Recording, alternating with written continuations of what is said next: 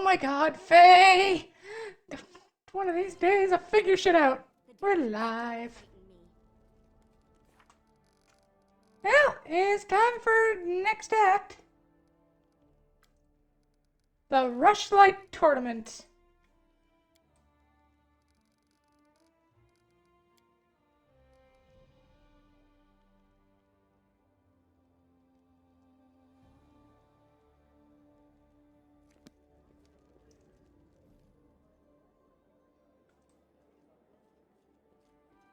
I'll share my pack. Moink! Nya nya to the tavern. I do love that I did accidentally put the brothel under the tavern. Good job, Faye. Districting!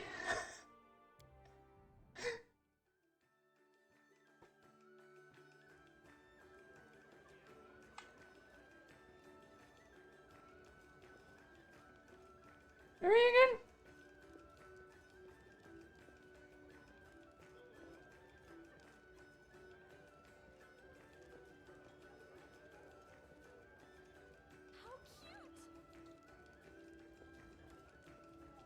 Oh, I figured out who she is.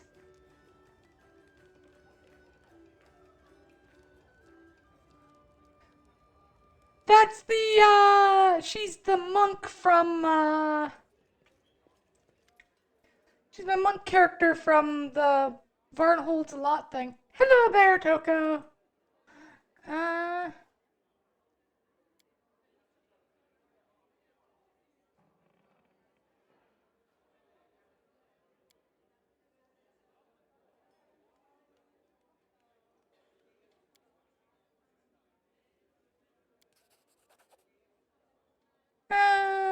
New event, Reforging the Sword.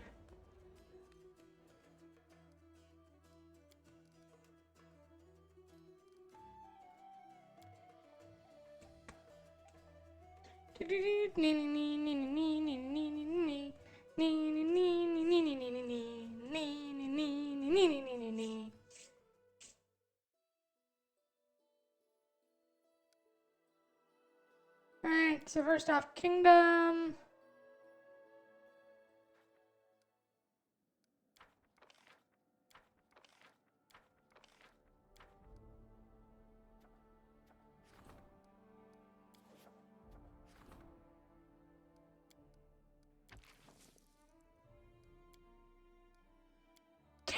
%, chance of success.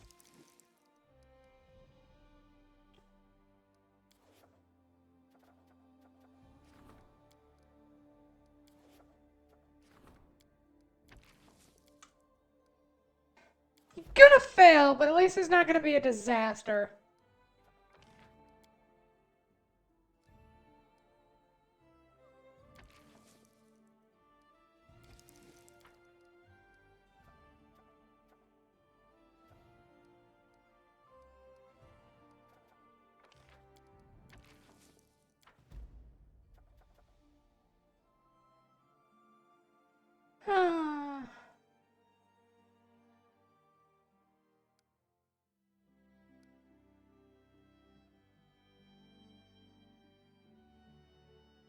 Alright, so we're heading down that way, so... I don't think I can teleport to Direfell, can I?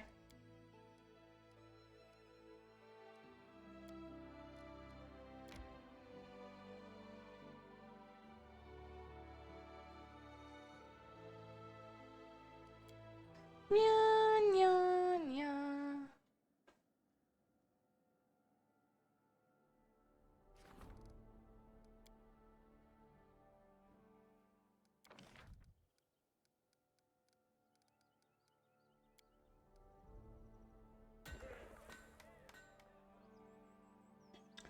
Having teleportation circles everywhere is quite useful. Do, do, do.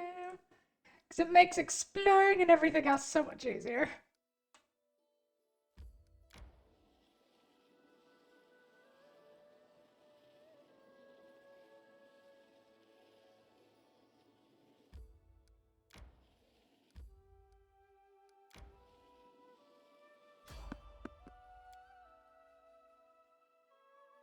La, la.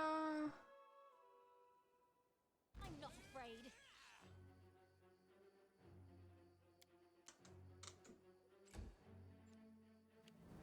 Oh, wait, that's not delay turn, that's end turn. Oops, oh well.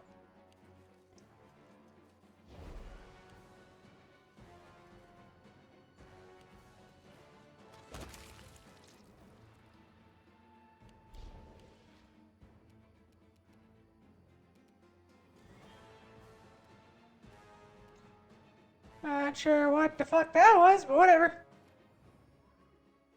When in doubt, cast Fireball.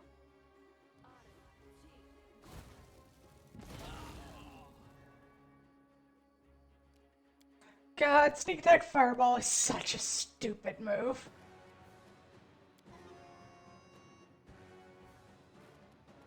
Serves you right.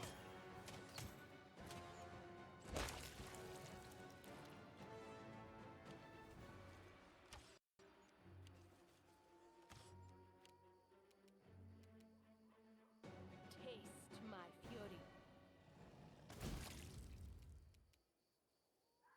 Damn, he took a Plasma Blast to the face and just honked it. Tear them apart!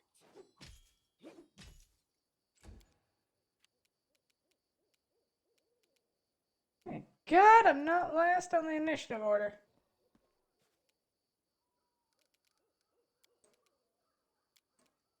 Summon the dire wolves!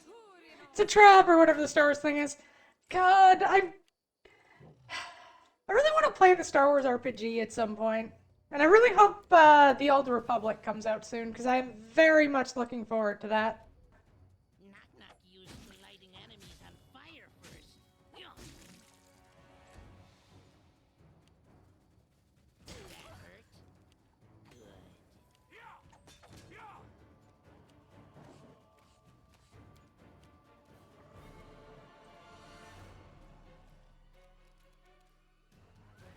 Consider me provoked.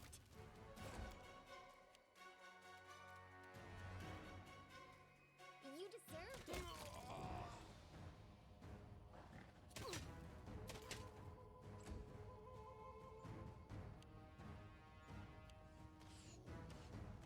This won't kill me.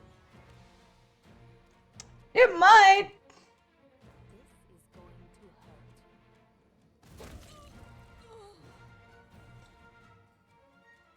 That Plasma Blast is very fun. They go down!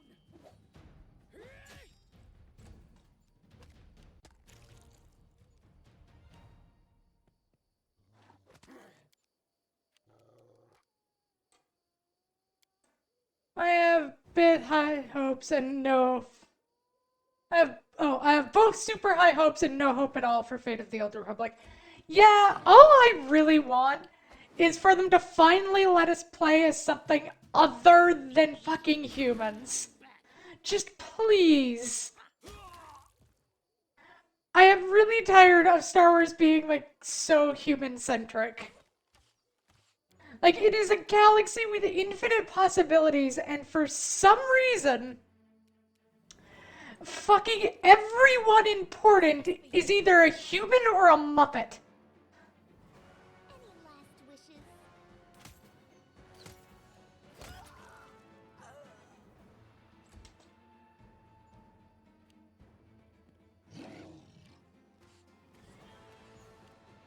Let me be a Wookiee Sith Lord. Yes!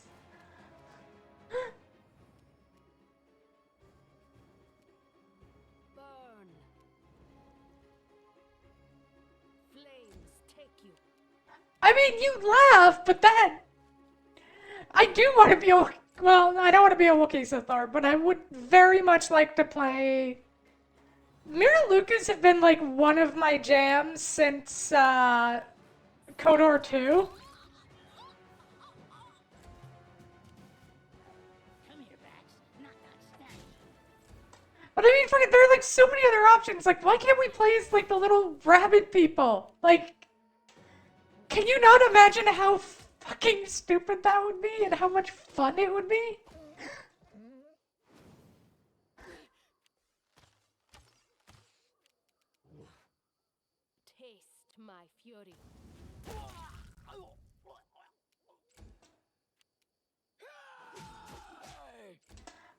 actually played both, but I've only ever finished two because one kept not working on my computer.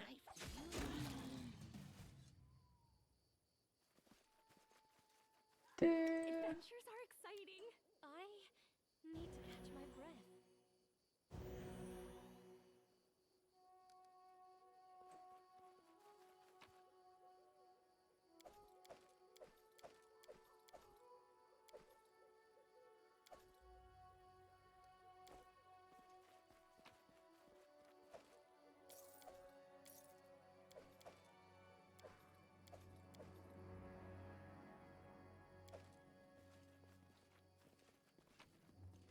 This is my time to shine.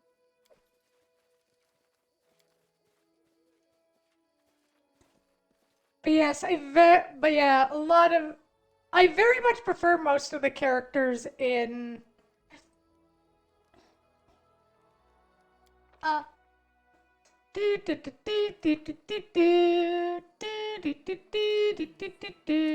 KOTOR 2 to KOTOR 1, I think. I don't care for Star Wars, but I love KOTOR. But if I can be thinky, they're called Jawas.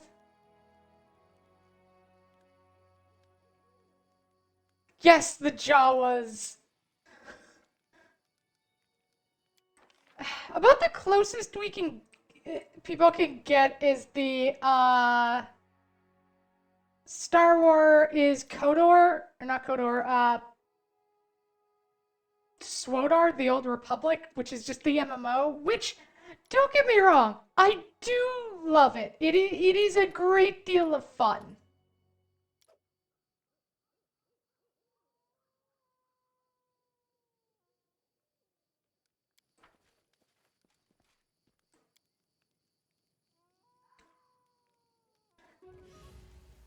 But it is also an MMO.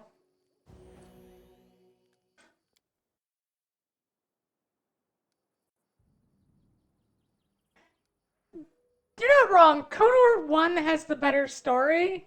KOTOR 2 is the better mechanics, but part of the problem is KOTOR 2A wasn't finished. That's part of the reason why the story gets so janky. And second, I fully think KOTOR 2 has the better characters, but that's just my opinion.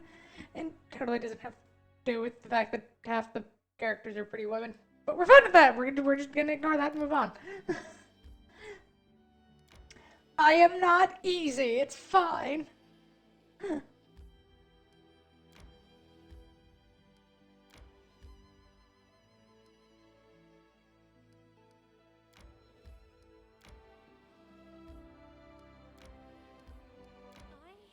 need to catch my breath. Nightmare, you can't own women! There's a whole fight about that!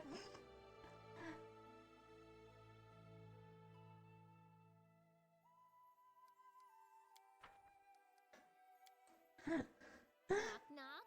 Why did you make that hissing sound? And why are your weapons out? Book. Lindsay's book. I see it looking at me like it's about to attack. But not. Can the women step on me though? Yes, I'm sure everyone wants to step on you, Nightmare. As they walk over you. Save or corrupt your allies. Yeah!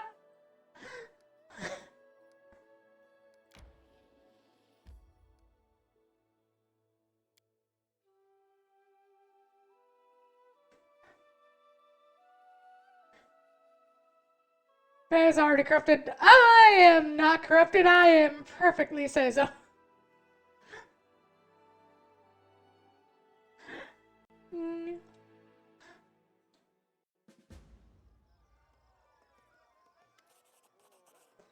King Energy greets you personally. He looks like discount Aragorn.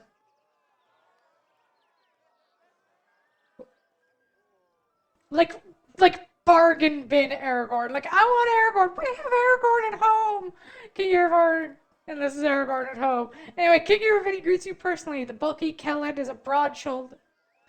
It looks to be somewhere around 50 years of age. His golden crown sits on top of long, greasy hair above a heavily powdered face covered in bristle, and his expensive doublet is stained with oily spots. He guffaws as he squeezes you in a bear hug, enveloping you in a mixed sense of sweat, wine, and expensive perfume. Eh. I like T3 and I do like HK47, but yeah, like Visas was just one of those characters I just adored. Honestly, about the same. I have a real thing for like girls who are bad and want to be good for some reason. Well, my crown-bearing sister, welcome to my home. Stuff yourself, drink, be my guest. You've proven yourself in combat as well as affairs of state. Let's see how you're having fun. Hey, if I'm virtual, that means I can get virtual women, and hell yeah. She was great, but I love my lover robots. I love how Seesaw. Sister? What? Why? Ah, it's the crown? Oh, love how she saw. Okay, that makes more sense.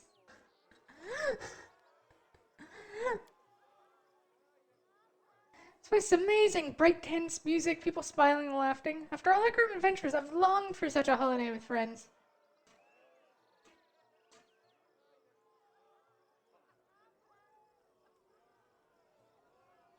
It's no good for kings and queens to stay in our palaces all the time. We need to meet, be friends with one another. It's all about keeping up neighborly relations, you know. The other character I kind of liked was Atten, just because Atten is such a scumbag that turns into such a golden boy. So here's the plan. First, And then gets horribly and brutally murdered canonically. a boasting contest. And in the evening, the best part, a drunken melee. In the interim, there'll be a buffet, a fair, jugglers, acrobats, all the usual entertainment. And after the melee, I'll announce the winner. And then we'll have a festive banquet and a fireworks show.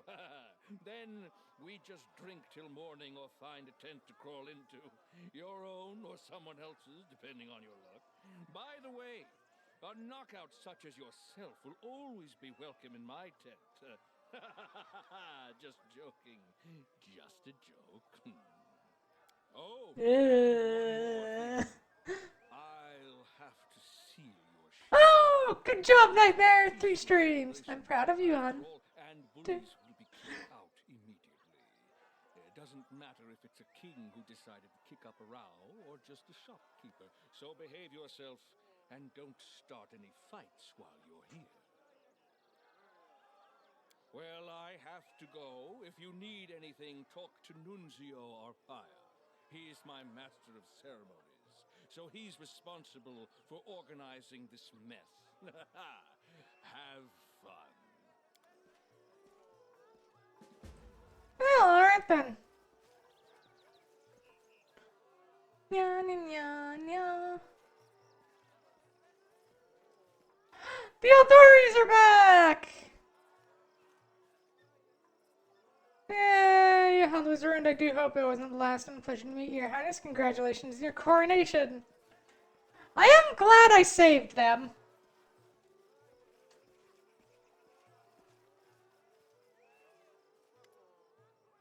The gnome's yellow, bloodshot eyes scan the faces of the room nervously. Noticing you, he grabs the sealed sheath. What? Who are you? Oh, it's your Royal Highness. Forgive me, I didn't I'm Karn Variel, a simple salesman. Who are you? I was... No, well, she wouldn't. What is it you sell? What do you... Alright.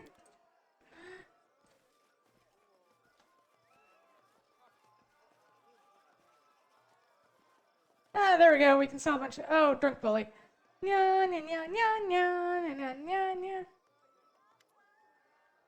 Now man stares towards you as he's spinning in a wine. As he passes, he brushes his shoulder and starts yelling, his breath running. Watch yourself! Who do you think you are, you pig? You trampled on my foot and ruined my doublet. I'm gonna eye down mad in satisfaction.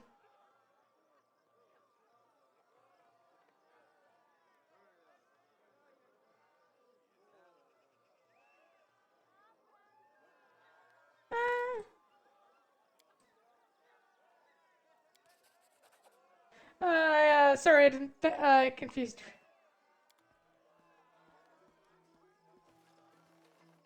Uh-huh, bullies will be removed immediately, huh?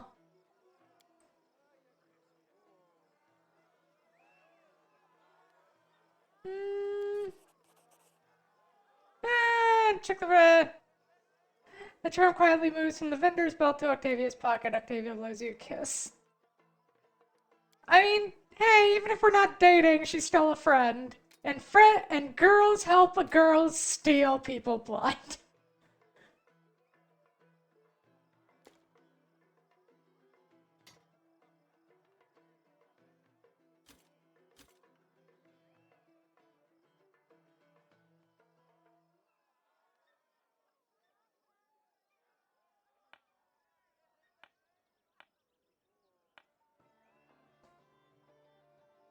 You mean rob people blind? Yes! That's what I said!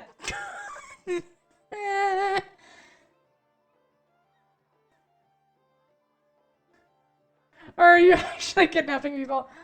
Oh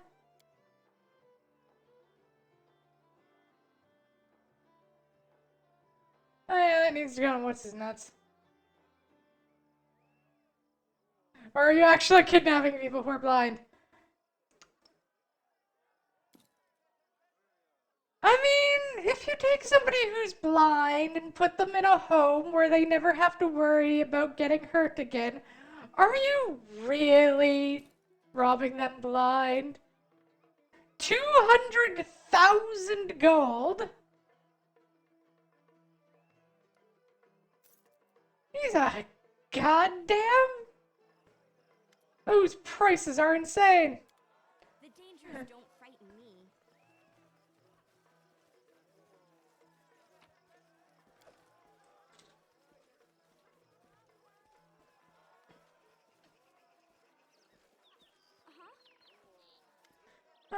Show me your wares. Just a bunch of +4 weapons. Do you have a star knife? It's about the only thing I care about.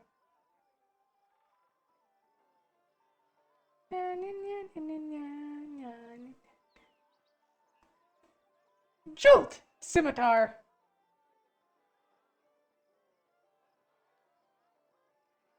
Man, if we had a, what are they called? Magus who uses scimitars, that would be a really good thing to get him. If only we had one of those.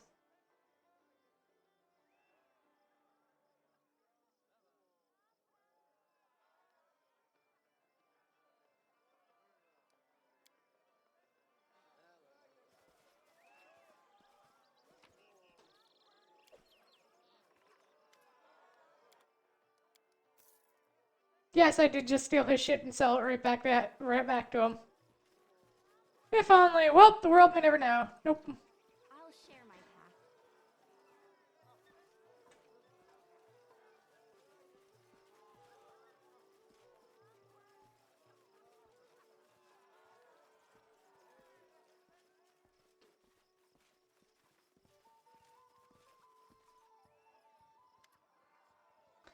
After the that's the two minority and having a heated and hushed discussion, one wears flashy clothing, entertainer, whereas the other wears steel armor and red cloak and attacks as guard.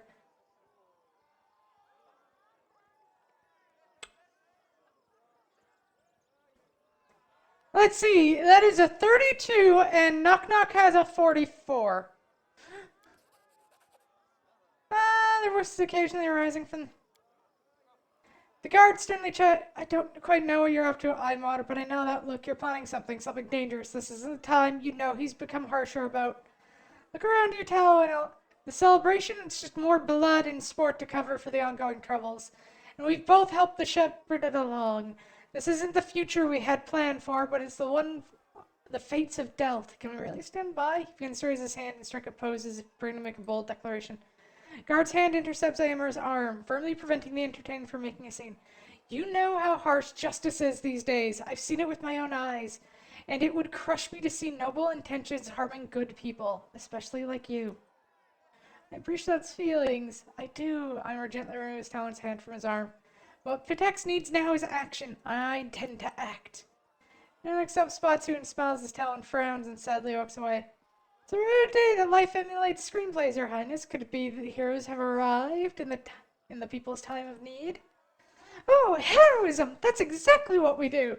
See that symbol on his clothing? That marks him as a member of the Red Crescent Theater in Pitax. A fellow artist! She eagerly imagine the stories we could write together.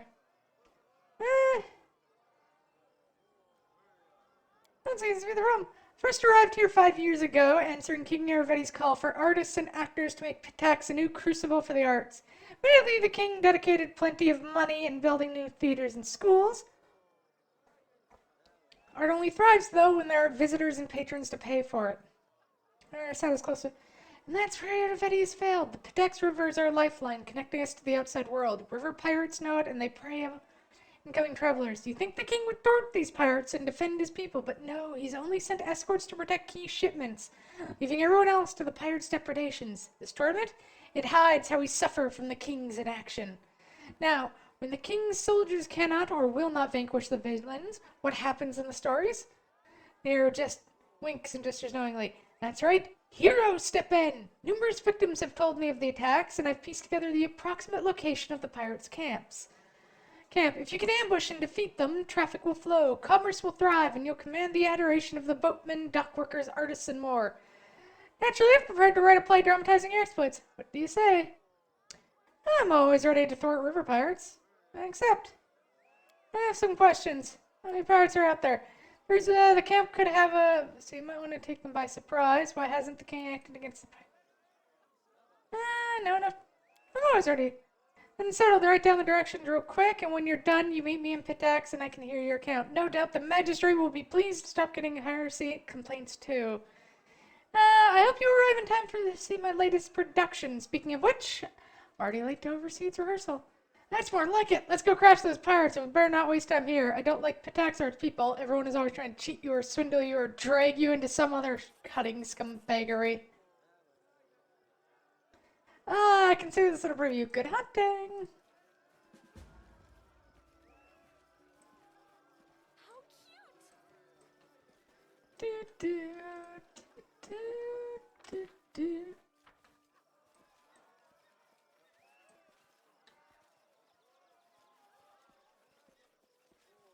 None. So when you beat this, are you going straight into Wrath of the Righteous? I kind of want to go straight into Wrath of the Righteous. But I am going to get some personalized art done for it, so it might be a bit late. Dwarven locks, no thief can break them. Best prices.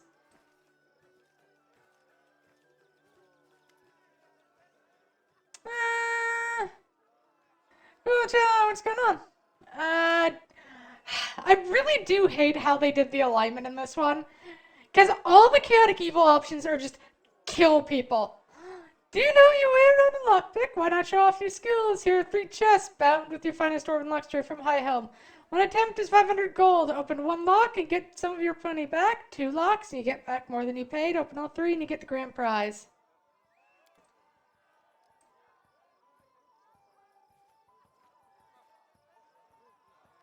Done and done.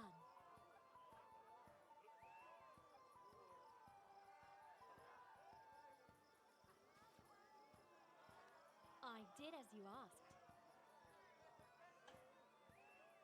Na, na, na, na, na.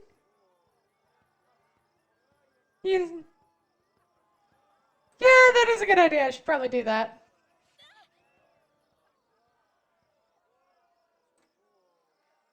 I did as you asked.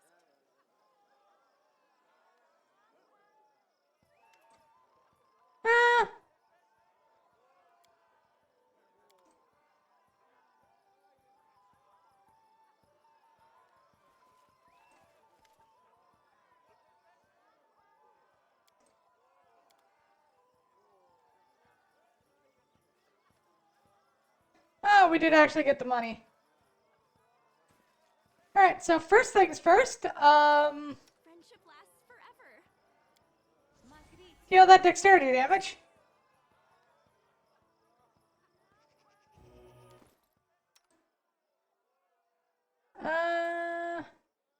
Plus 5 knowledge to Arcana and concentration checks.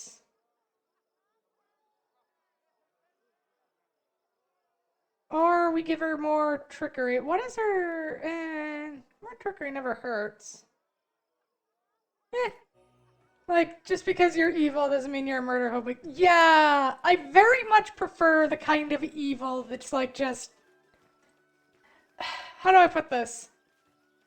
This is my A controlling monster is so much more entertaining than just somebody who, like, someone who will rule through fear, who controls through fear, and just does whatever the fuck he wants. But, because so much of what someone who is just a fucking chaotic evil bastard would do is just like, they just like, yeah, you just kill everyone. Because that's like the basic, simplest way to show how evil somebody is, to just have them kill. Because it's so much harder to write someone who is cruel and merciless and just controls shit through fear, like demons. Like, goddamn. Anyway, moving on. Telling you, third shipment in 2 months. They still. To be fair, I don't like a lot of the moral decisions they put in this because they're all linked in like really dumb ways, and sometimes you have to choose a moral alignment as a response to something to get anything out of it. And so if you're trying to keep to your alignment, it's nearly fucking impossible. Asked about the past before, and there's nothing changed. So the pirates have taken route along with Pitax over and Taxo. King, as he pauses, noticing you for the first time, he just postured. King Univetti shall address the problem soon. However, he will hear no formal complaints till after the Rushlade tournament. In the meantime, he advises the travelers down the road take care around Little Town. Until then, partake in the festivities and King's generosity. If anyone has further questions or concerns, I am at your disposal.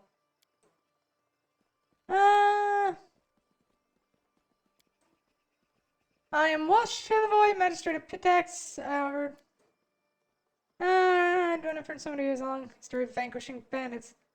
Armed forces entry. There's no need for would-be heroes this You were Judge once. She spent nights butchering her own kin, then went on to become a zombie. This game seems fine by comparison. The dangers don't frighten me.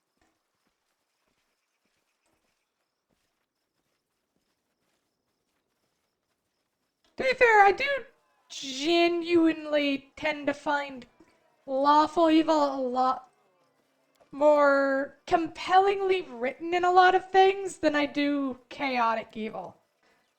Because, yeah, people really do just go, chaotic evil, kill everything!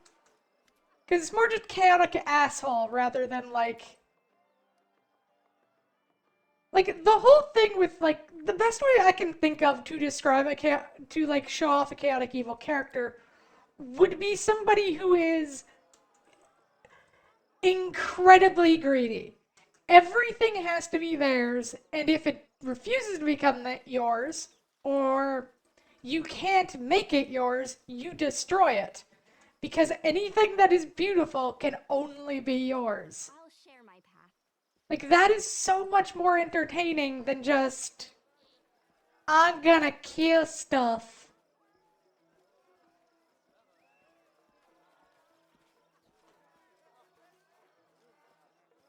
Done and done.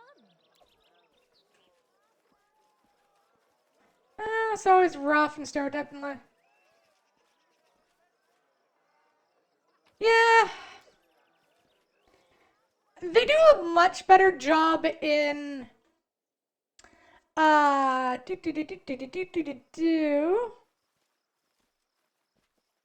of the Righteous, because the options are just like chaotic or good or neutral or evil or lawful. They're not lawful evil or chaotic good. So you can almost always find an option that matches your alignment somehow. It's much better. Okay, am I allowed to leave?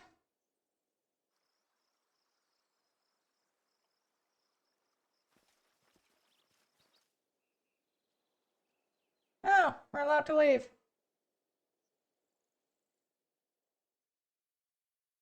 Do, do, do, do, do, do, do, do.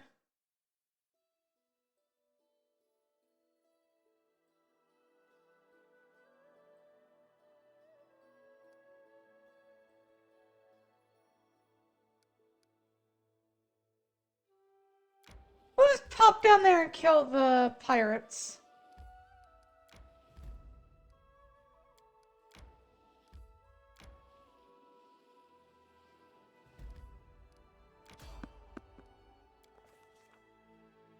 Our pursuit brought us to the little town surroundings, pursued dastardly. It would have been nice to march in, knock some skulls together, call it a day, but rumors suggested we were heavily outnumbered, even worse civilians.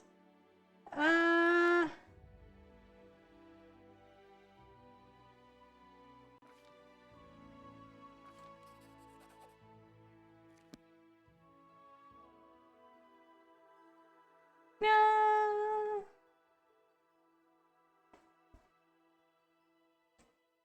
Hope it not fight back. Best kind of fight. Taste my fury.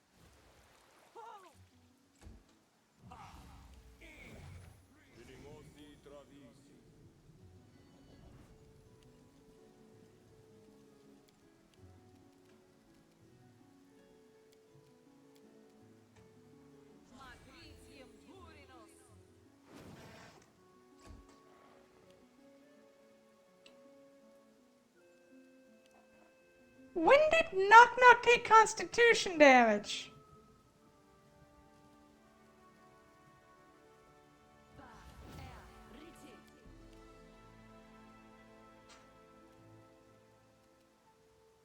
Knock Knock used to lighting enemies on fire first. Serves you right. Bring it!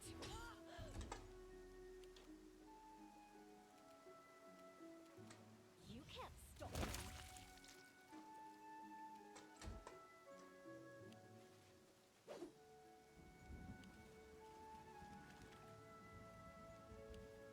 God, I love enemies that just like, I'm gonna run all the way to the back.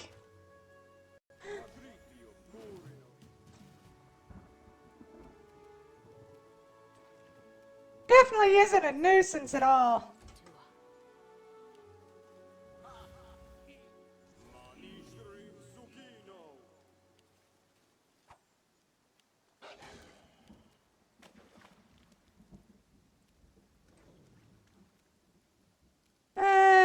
Fuck it, do the funny thing.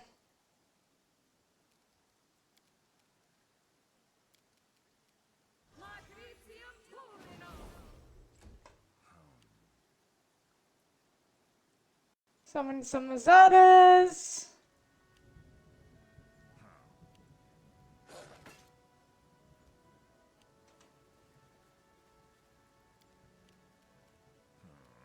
Be easier if you not fight back. Come here, Bax. Knock Knock stab you.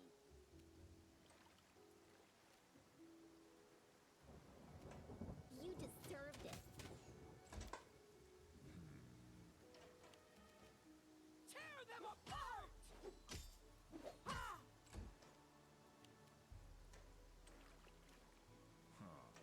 Consider me provoked. There we go.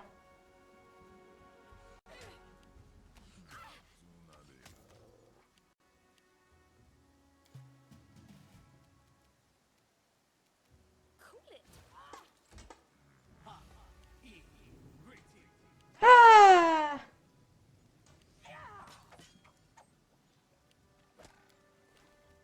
How did that? They caught the bubonic plague?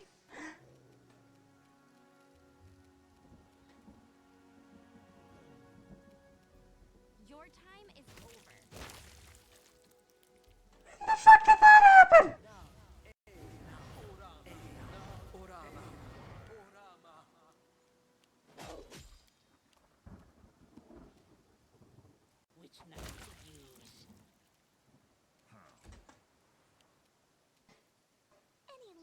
wishes?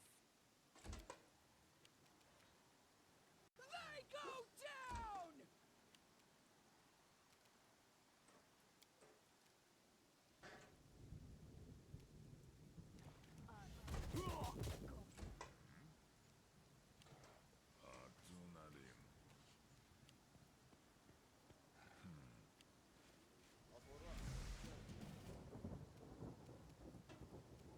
Cool off. Oh my god, fuck off with the slows! Away, you rascal!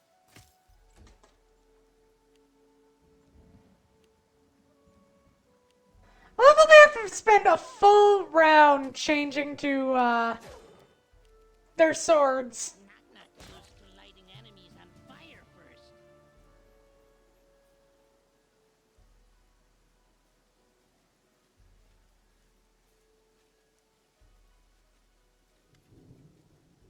Uh,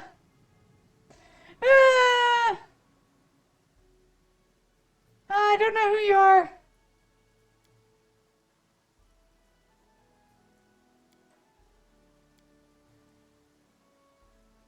Uh,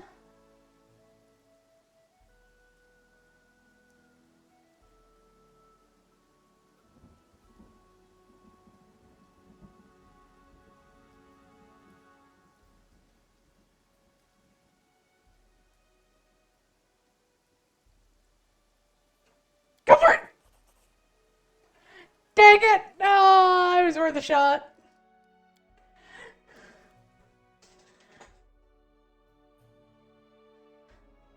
I mean, we had to get a 10 or better on that roll. We should have got it.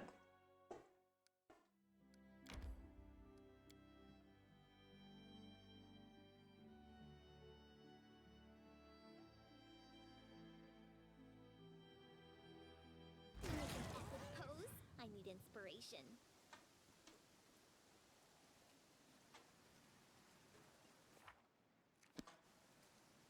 I really wish there was a way to change the map. Or to rotate the camera, but we don't get that until the next game.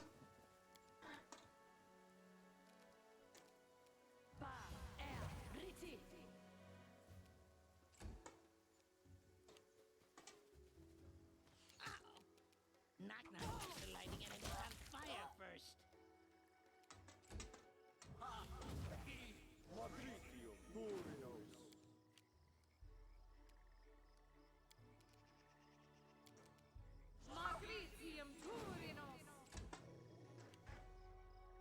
I love how I should be summoning on average about 3, but I consistently only summon like 2.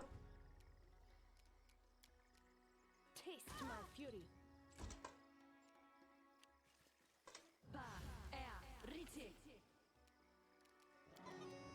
Serves you right.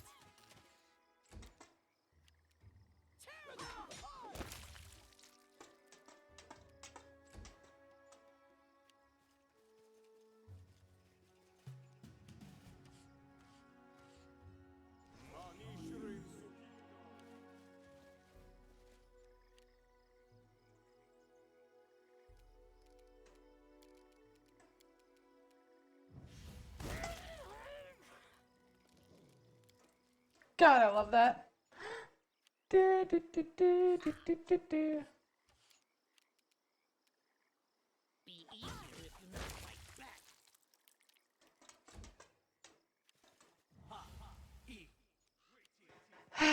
I hate that though. I really hate like when they start just throwing enemies out at you who just constantly sit there and cast like debuff spells at you. Like it is just the most annoying thing in the game.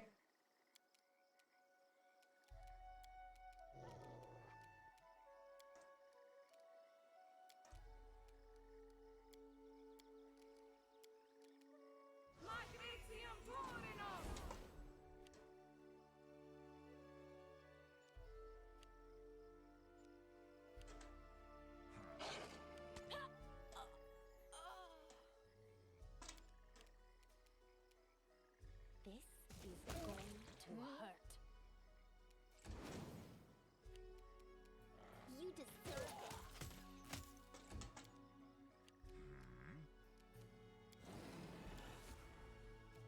They go down!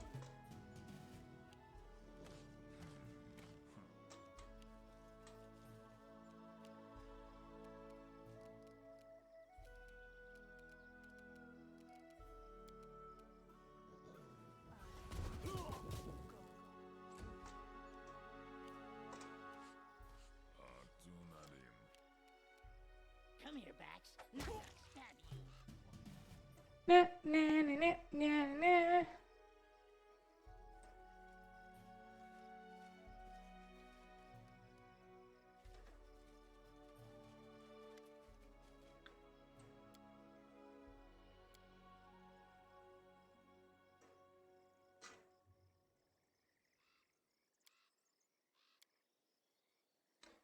I really want to do the chaotic neutral one just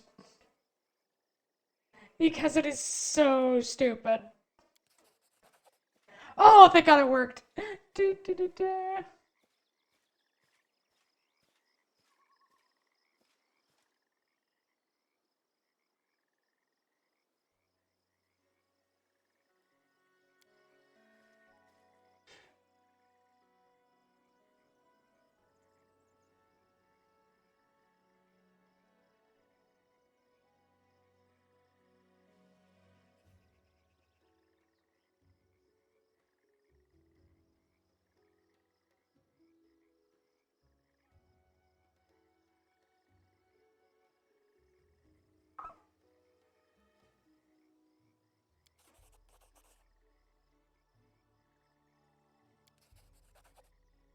Uh,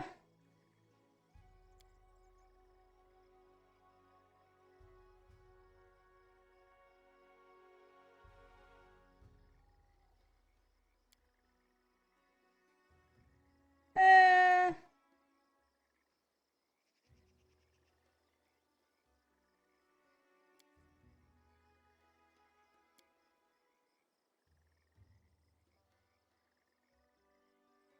uh, uh, turn to the city when you're ready to confirm.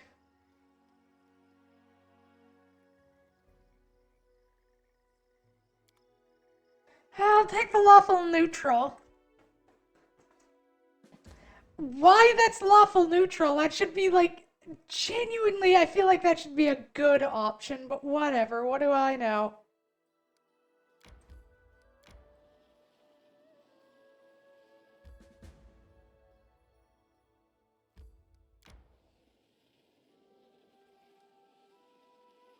I need to catch my breath.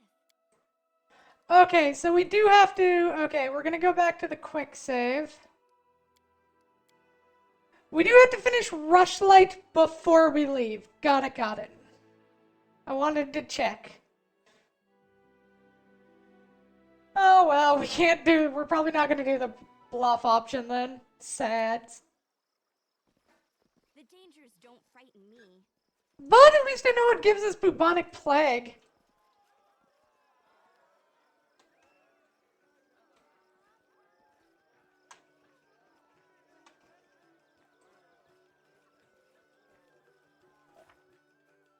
Also, I think the next thing I'm going to pick up is is to see if I can focus on persuasion. I feel like that's a good skill for a ruler to have. You know, just be able to persuade people out of murdering you. For some reason, whenever like I cannot think of a ruler character as someone who doesn't have either persuasion or is just absolutely fucking terrifying.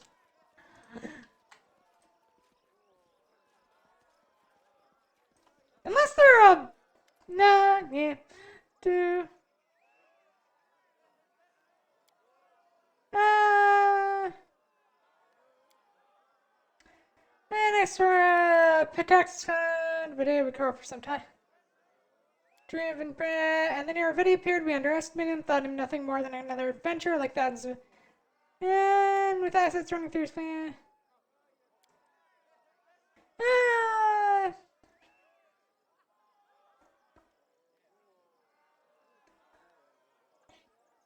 And then a wave of disappearances. Ah.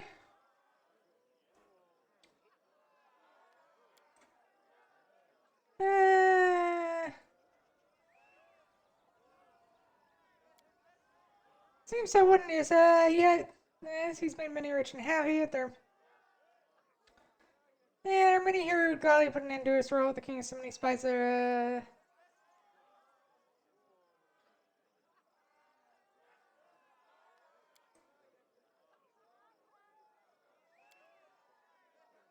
They came from Numeria shortly after. But before we were ready, those like Viril were driven from the city faster than you can say. First dose is free. The man's a drug pusher. He sells blood brush extract. They say it enhances all senses extraordinary and evokes vivid visions, but also finds it can be toxic in repeated doses. I saw those who overuse it.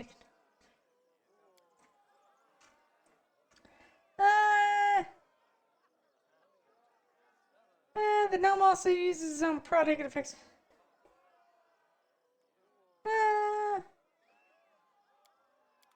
Oh, well, we know where he is. Let's go deal with that. I'll share my path. Oh, I missed something. I had a limited edition KFC sandwich today. There were two variants, garlic parmesan or spicy mayonnaise. I chose the garlic parmesan and I regretted it. It had way too much garlic parmesan stuff and it was permeating my mouth, dripping all over. Not for me. Need some sort of interpersonal skills? Nah. Oh, that's why I don't do sauce burgers. Yeah, I haven't had any like special burgers like that. I do tend to stay away. Then again, I am a stupid little fae, and I like my little creature comforts, and I don't move. I very rarely move outside my own comfort zone of food. Unless something like looks incredibly good.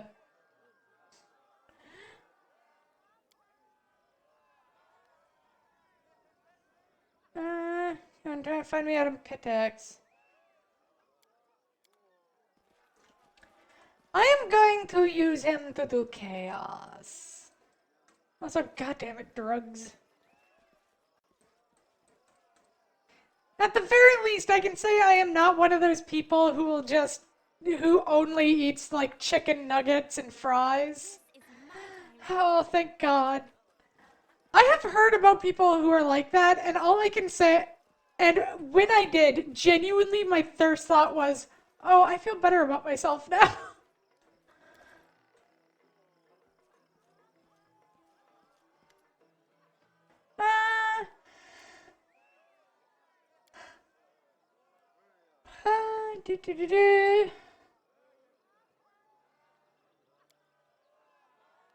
Both matter spiritual and political. Of course, it's not my place to say what people pray to the lady for, but you're at the many words. It's only benefited from it. Your Vetti isn't stingy with his donations. Himself, though, he's exorbitant pride is irritating. Calistria dislikes those who would place themselves above the gods, and I wouldn't be surprised if she teaches him a lesson sooner or later. That I could deal with, though. There's something else that I find harder and harder to tolerate. See, the goddess patronizes bodily love, but only that given voluntarily. It is sometimes difficult for me to protect our young priests and priestesses from his unsolicited attentions.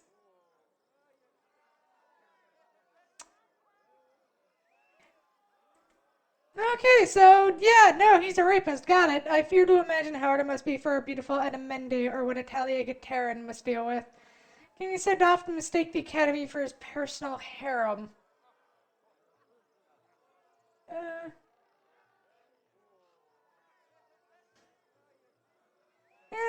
Worship Calistria.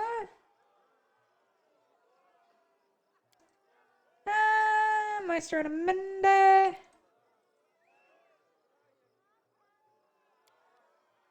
No, he's a...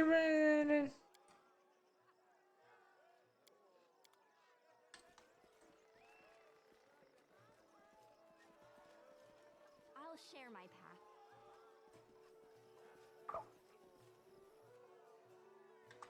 Okay, so as a side note, it does not matter what options we're giving.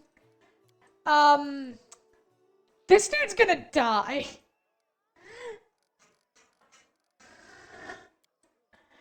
When I hear unsolicited attentions combined with she just, yeah, she encourages and glorifies bodily love, but only that given fucking willingly, and then just goes, but you know. Ugh.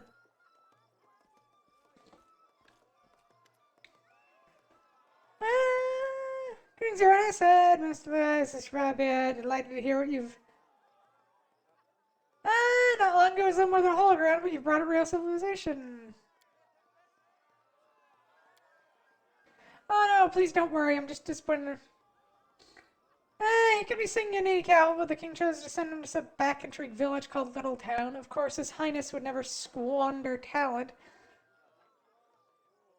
Still, I do worry. I hear you're not exactly thrilled by Aravetti's power.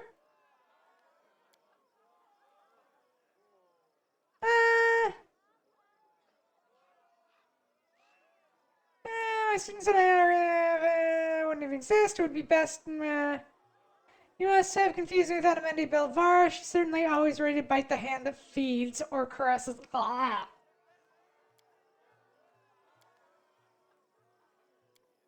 Yes, Professor Abel Fenrir. And you know what? He's writing memories of his times in the academy. I'm sure it'll be an entertaining read for everyone in Pitax. No, all of Avistan.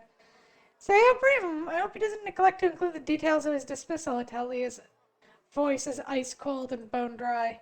What details? What do you mean? Irvetti kicked Professor Elbow out for just being too smart, didn't he?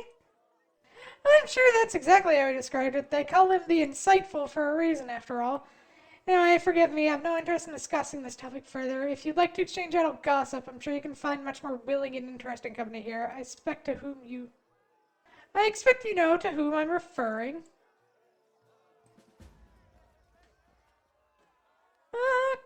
Okay.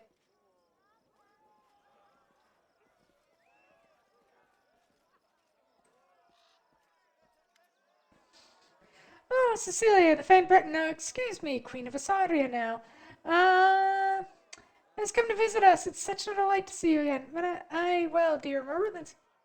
Oh, Lindsay, of course. You and your nonsense at the politics exams.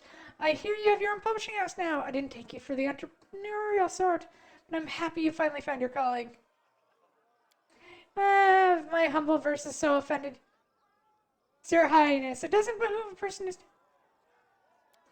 Tell me about yourself. You could have easily asked anybody. It'd be about 3/4 of tax, and the rest are all my haters. You don't get to be the best among the city of poets and musicians without gathering a few enemies along the way. Why should I concern myself with hacks and soreheads? What can you tell? Darkens for a moment, but you could love him or hate him, you can't deny he's a great man. Pitax was a boring place before him. Only pirates, fences, and other scum did any business in the area. But King Univetti came and turned it into the cultural capital of the region. With him in charge, the arts have flourished, and the city's been filled with songs, paintings, and statues.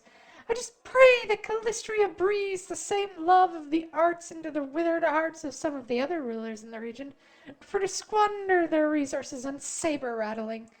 Some may say King Iravetti doesn't have any taste for the arts. Any successful person gets haters spreading dirty rumors about them.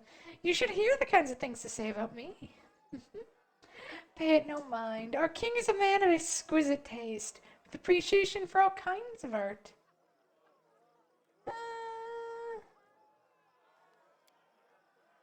Of course he has enemies, lots of them, just like anyone who's actually accomplished anything in life.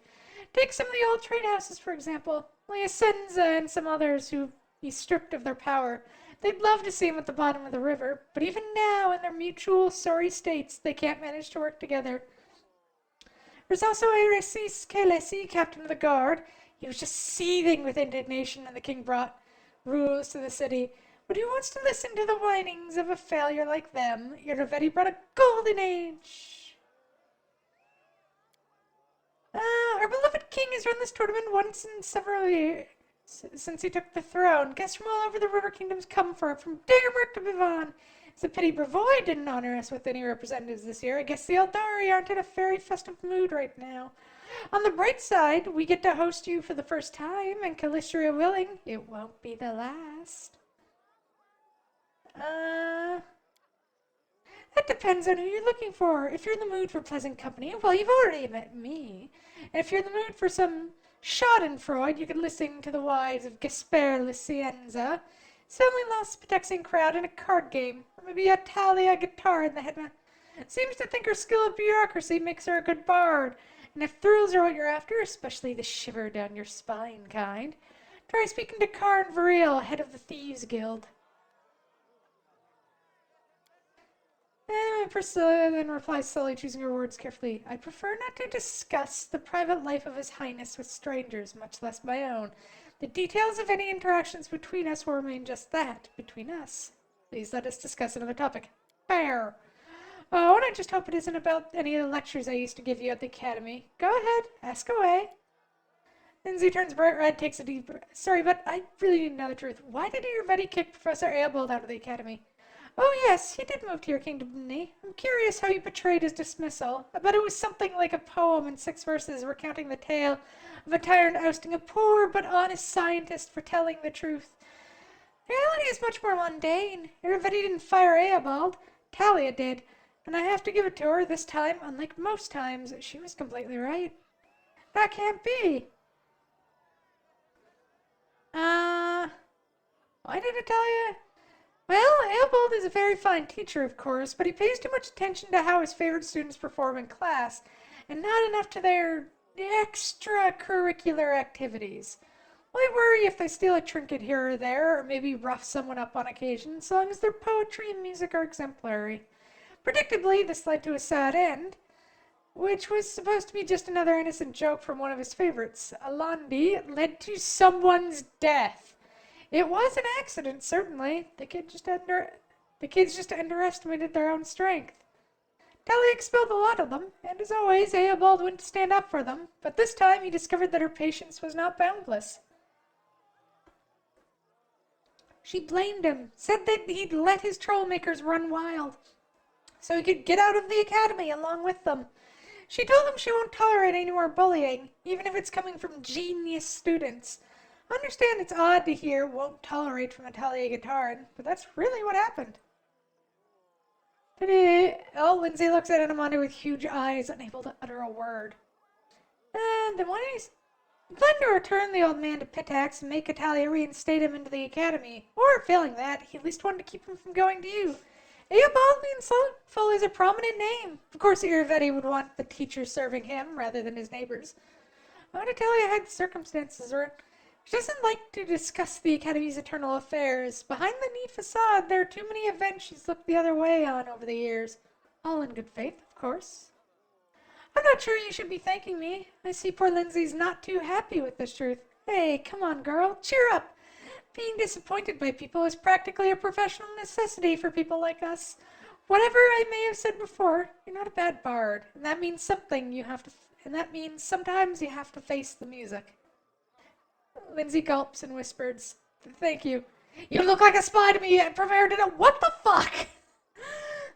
Bye! Why are there so many options to just attack people? Like, what is the point of that? Like, you know what? I don't care about the story. I just want to kill people. You know, that's entirely what that's for.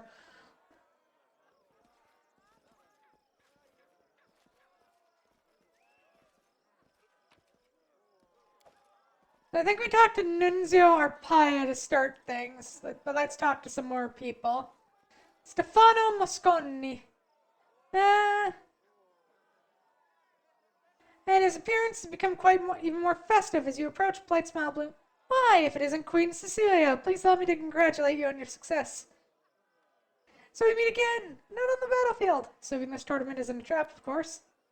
Of course it's not. It may be hard to believe, but King Irvedi's intentions are quite honest this time. Trust me, he'll make a move sooner or later, but for now he's invited you a chance to see a new rival with his own eyes.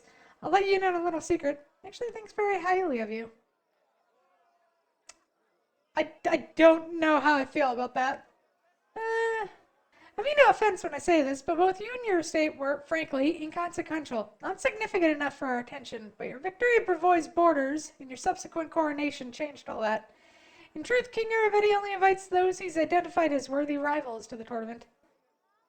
I don't think I'd give him cause for feud. That's an unfortunate reality in that existence, along with the strength of your kingdom has acquired, is cause enough. What would happen were you to join with Navan against Pitax? Or perhaps you might seek to extend your lands west and not stop at the border. What if merchants from Bavoy began traveling through your lands, bypassing Pitax entirely? And, of course, the most important question. Skirn, do you sit securely on your throne, or does Pitax stand a chance of expanding east? At least you're honest with me. I appreciate the warning. Nothing of it. I have a great interest in seeing how events will unfold. I actually kind of like him. Because he's unabashedly just... He's just a guy. He is unabashedly kind of a scumbag, and I like that.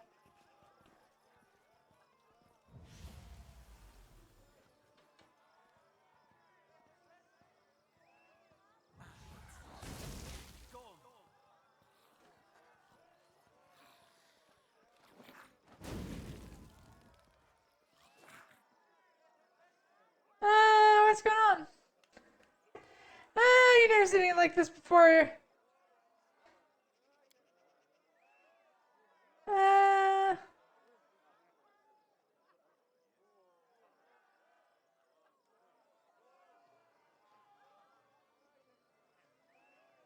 Good idea, go for it!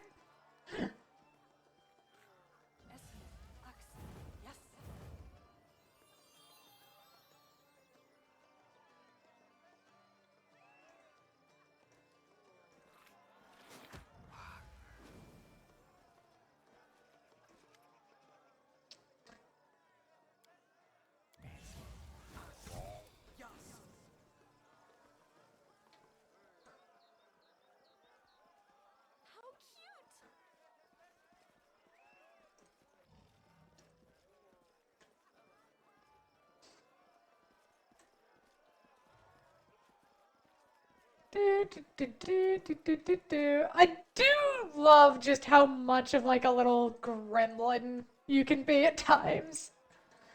Like this is why I do like chaotic runs in the Pathfinder games, is because you just get to be a little gremlin. As opposed to when you're playing like a lawful good character where it's just kind of boring after a while. And often with our armor scan, he seems to be the only one that's not participating. He's also the only one besides guards whose weapon isn't sealed. Your Highness, what kind of Pitax, or Captain of the City Guard at your service? You know, this motion is for you. For the City Guards, it's their work day, and right now our work is preventing disruption of the facilities. Even pirates and smugglers have laws of a kind, and they need someone to keep their order. The City Guard was created by the trading houses not long after the city was founded. We're paid by the citizens, not all of them. Like us, but they all understand things are better with us than without us. Oh yes, the trading houses hate him, of course, but well, first and foremost, he has hostages. Second, each of the families is afraid to act alone, but they're all incapable of acting together. Gaspard Liacinza tried to unite them, but to no avail, and probably for the best, frankly. The last thing we need is combat in the streets. Everybody can be blamed for many things, but at least he took power quickly and without carnage. Now everybody's enemies have nothing to do but sit around like Hypebeast Yarnis, praying for Callisto to send her giant holy wasp down to take him away. It depends on the purpose of your visit. If you're with business, well, you already know King Aravetti, of course. Worth your time to speak to Gaspard Liacinza, too. The trading houses may have lost much of their foreign power, but they're still capable of many things. If you'd like to partake in our blah blah blah, and Italia blah blah blah, just take care, they can't stand one another. That's so loud. Aravetti has eyes everywhere, but if your highness must know it, my fellows and I serve the city, not the crown. Not the trading houses, not whoever has the biggest purse. The city. This dump we call Pitax and all the poor fools who swarm around it. Former kings understood this. They're the ones who arranged it in the first place. But when Aravetti took charge, he thought the city guard would be his personal personal cutthroats, and once he realized that wasn't the case, he started doing everything in his power to make our jobs harder. Now he has this personal guard he formed. We're above the law and following the orders of a barbarian. And then there's Karn Varia with his so-called Thieves Guild. Scumbags flooded the entire city with a Numerian drug, bloodbrush extract. The poison that turns people into mindless sheep. Our former kings understood that even Pitax needed some bare minimum of order to avoid falling to pieces and floating down the river. But everybody seems on track to burn the city to the ground.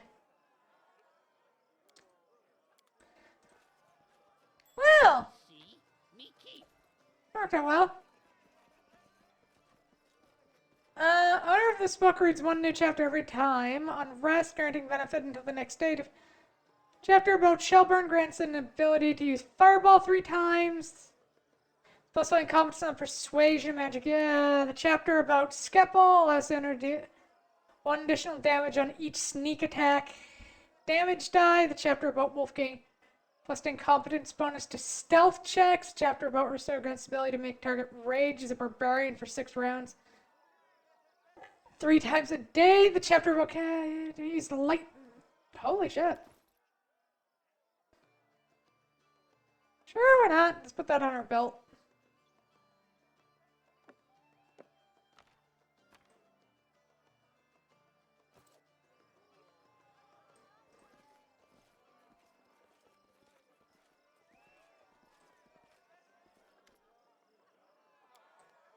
The dangers don't frighten me. Yes, I do love people. I'm almost exclusively chaotic neutral in the video games and tabletop. I like to be good because I like pretending to be a good person. God, that sounds like such a statement.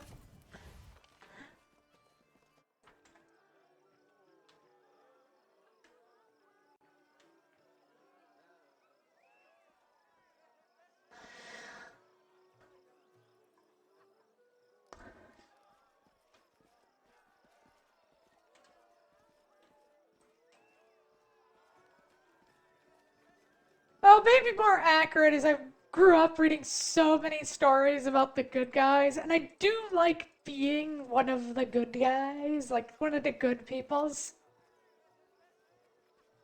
How cute! The thing is, I tend to like heroes who face adversity before facing, like, shit. It's a I'll share my path. is a complicated thing. I think, as you can tell from my writing, where every single time I have my poor characters go through the most horrific shit in the world. The dangers don't frighten me. Like, yes, you have to be good, but you must also suffer. Don't ask me why that's how my brain works. It just is.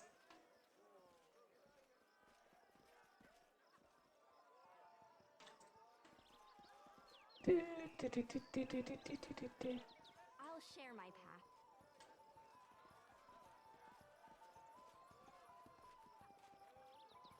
Done and done. He's just trauma and nothing else. Yeah.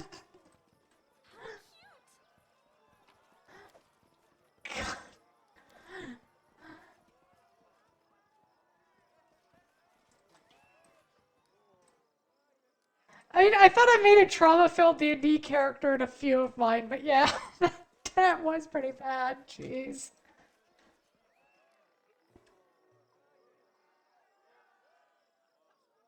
Frighten me.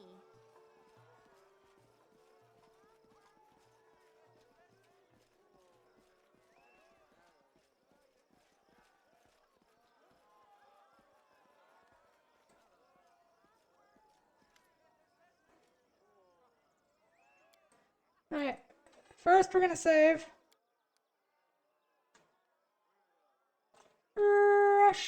Light.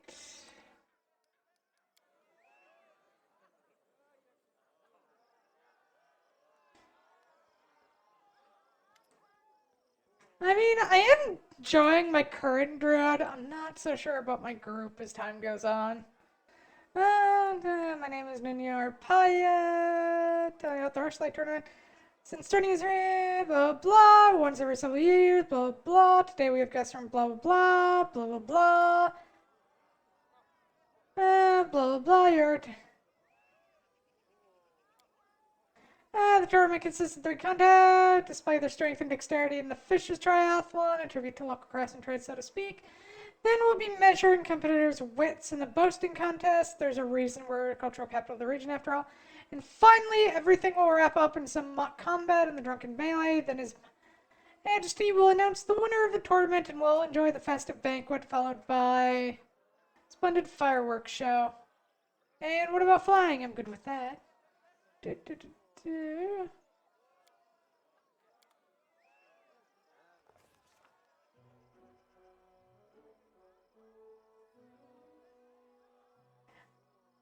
Trumpet sounded over the arena announcing the commencement of the Fishes Triathlon. We were to distinguish ourselves in 3 sports. You could call them such. You can be judge, dear reader. The first round was fish carrying, if you can believe it. They built narrow bridges over pits of mud and placed barrels on either end. On one side filled with fish, the other side empty.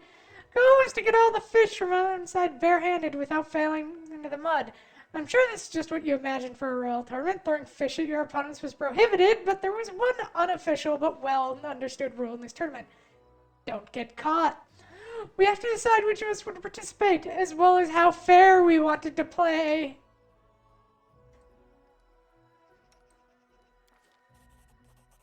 Competing honestly among such company would be more embarrassing than losing. As Knock Knock ran across the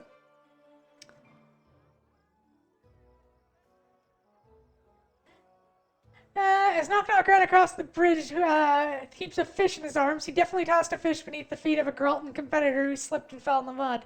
Another fish found its way right into Daggermark competitor's forehead, setting him down, alongside the Graltoner. Judges didn't notice a thing. We won the first round. The second round was untying knots. Competitors would be tied up on poles resembling ship masts, and they had to escape the ropes. Once again, had a choice to make.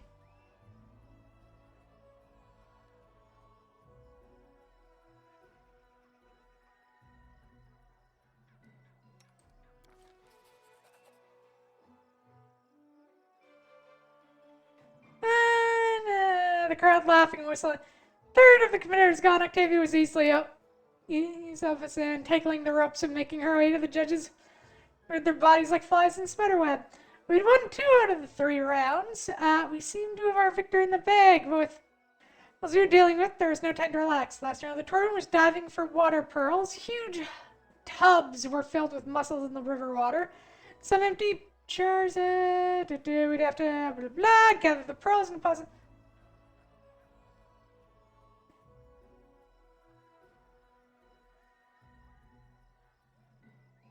Okay, so 32, we'd need an 18 or a better.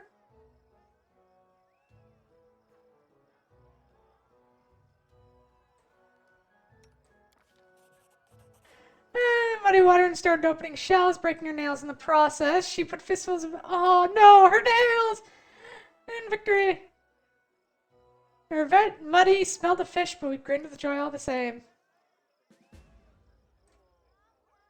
Poor Octavia.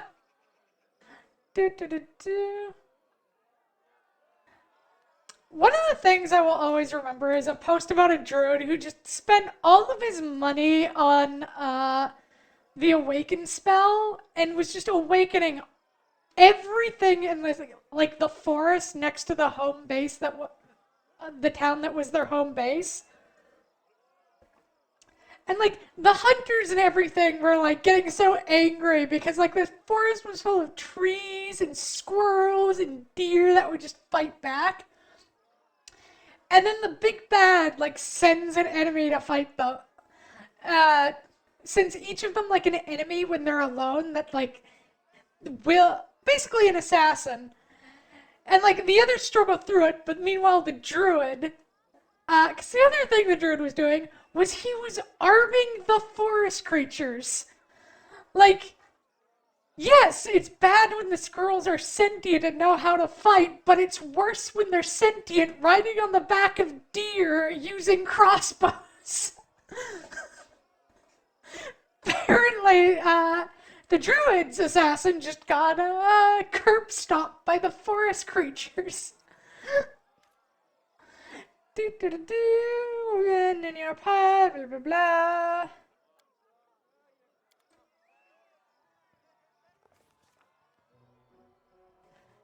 Uh,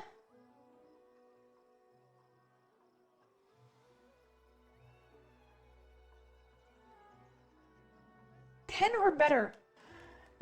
Sneaking into the Temple of Callisto and seducing priestesses, including the High Priestess, in a single night. The crowd was particularly amused by this gist of glances he kept casting to. Yes, from time on, she simply smiled, Mr. As a guest from Geralton, who told a completely implausible tale. He was having a story to tell her about. You'd be lucky to get a see.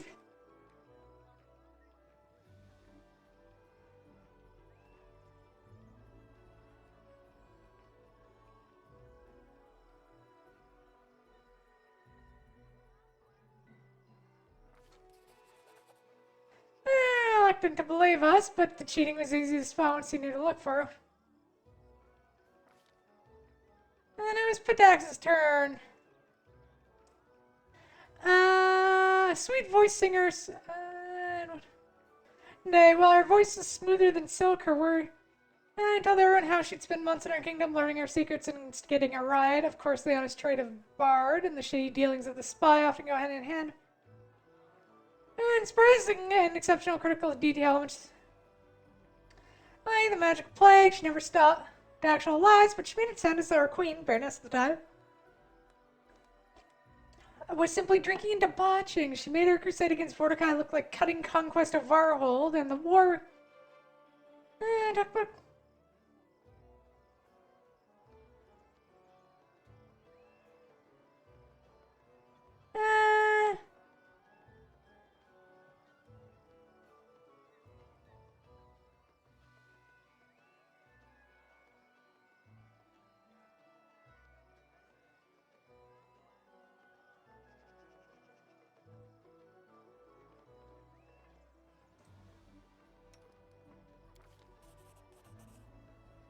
I love how it's supposed to be Lindsay, but I have a higher diplomacy stat than she does. Poor Lindsay. It wasn't easy getting the crowd excited for the story. They were all glorious feats, of course.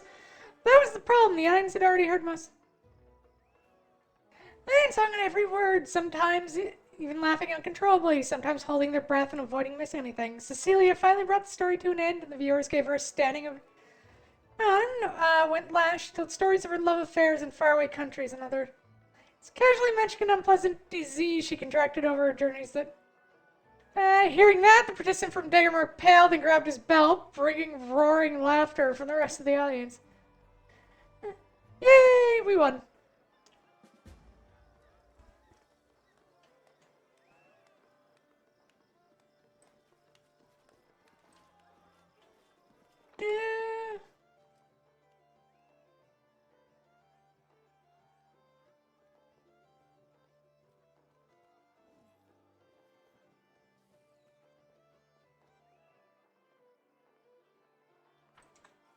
Loot!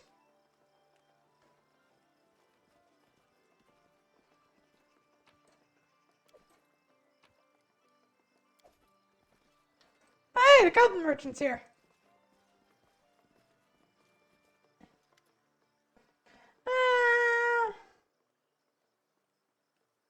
Casters, because they still manages. No, sellers beware fair be. No.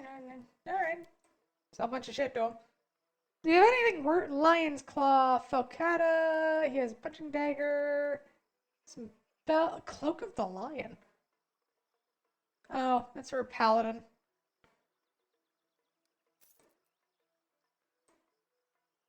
It has been so long since I have played a paladin in Pathfinder. I tried one time to play a paladin in this, and I just got bored.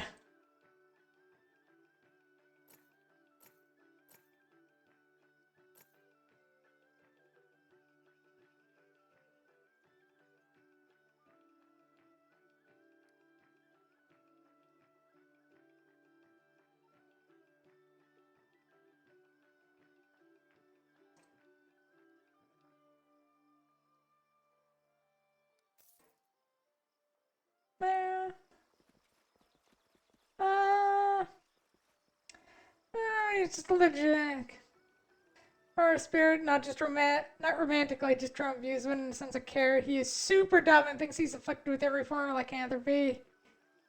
Oh yeah!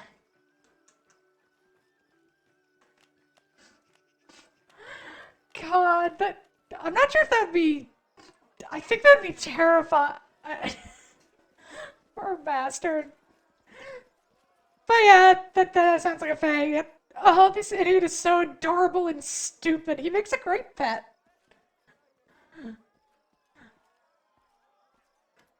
Duh.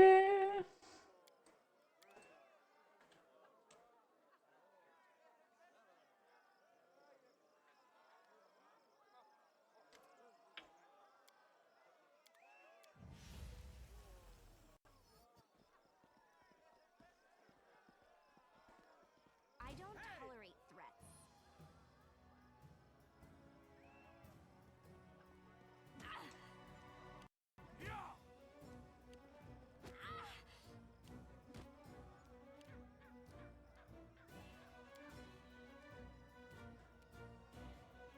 Yeah, I'm gonna lose this because there's no way in hell I can do a brawl. I'm a cleric, and why are they all attacking me?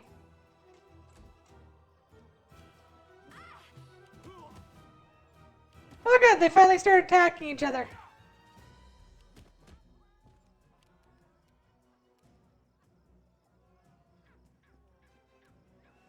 You offend me.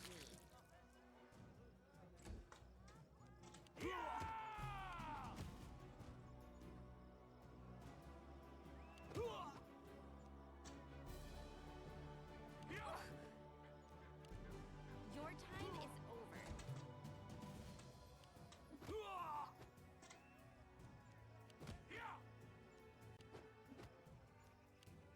Away, you rascal. If I managed to win this just by being smart positioning, that's so stupid.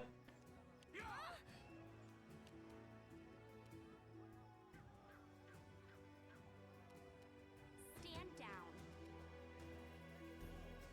Yoink.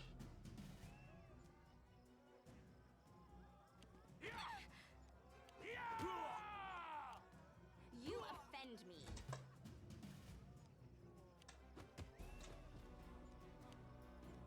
Alright, now I just have to beat the last one somehow. I don't think I'm going to, but I can try. Away, you rascal.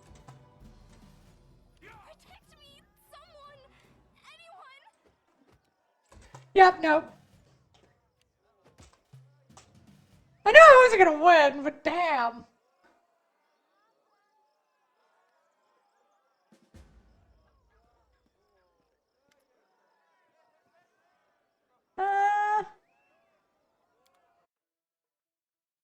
Lords and ladies, another Rustlight tournament has come to an end. I'd like to thank all of you who honored this event with your presence. My friends, I'm happy to see all of you, but I'd like to give a special welcome to one guest who found themselves invited here for the first time. Today we had the Baroness, no, excuse me, it's Queen now, isn't it? Of a majority of what was once the stolen lands. Thank you for coming, my darling. Ah! I can call you that, right? I thank you with all my heart. I first learned of her from my friend Stefano Mosconi. To be honest, his report was less than flattering. Impassable swamps, monsters galloping about, and a complete absence of any valuable resources. Nothing more than a dirty Oh my bauble God. by another bandit lord, hardly worthy of your attention. That's what he wrote back then. I'm so happy he was wrong. One of the characters I've really want to play for a while now has been this bard who's basically somewhat based off of one of the characters from League of Legends, at least design-wise. She's basically just a centaur bard, except she looks like a deer instead of like normal horse. Whole thing is, her dad's a fae, her mom's a normal centaur. She was born a bit weird, got kicked out, ended up getting raised by an Eladrin who basically was just like, good God, you are going to live for a stupidly long time, just like I did. I am going to teach you everything I can so that you don't end up like me. And she's just like this really sweet, nice, caring person who also would not bat an eye if anyone around her dies because she just goes, I mean, now or in 100 years, they're gonna die anyway. But I need to find the right group for her. Especially one that's not gonna make innuendos at her. For some reason, that is a thing that always happens. Truth be told, even now, traveling that domain is a less than pleasurable experience. Some roads have appeared, but their safety leaves much to be desired. Take the sad story of a poor Toman Henvaki from Gralton. He set off to those lands and hasn't been seen since. His brother Edrist went to find the poor fellow, and what happened? The Baroness found the body in the blink of an eye. Almost as though, and the hunt the Baroness put on, clearly imitating my tournament, it was beyond description. While guests were out hunting hydras and owl bears, the latter came from behind and ate at the banquet table, along with all the servants. Some celebration, right?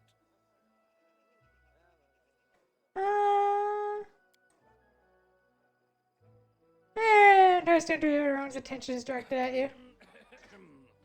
A most amusing story indeed. Unfortunately, it has little to do with me. True, that rascal Tartuccio was spending my money, but he was acting entirely of his own volition.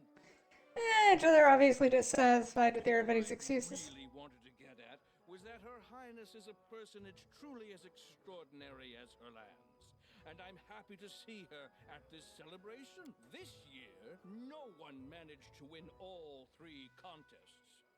Since the victories all belong to our neighbors here and Pitax, as the chief judge, I'll be rewarding the prize to Pitax for their grace and skill. A joke! I was joking. You won 2 contests of the 3. The prize, let's hear it for the winner. Your Highness, if you please. Lesser Ring of Ultimate Protection. A master of ceremonies, but please try to say something articulate to my guests.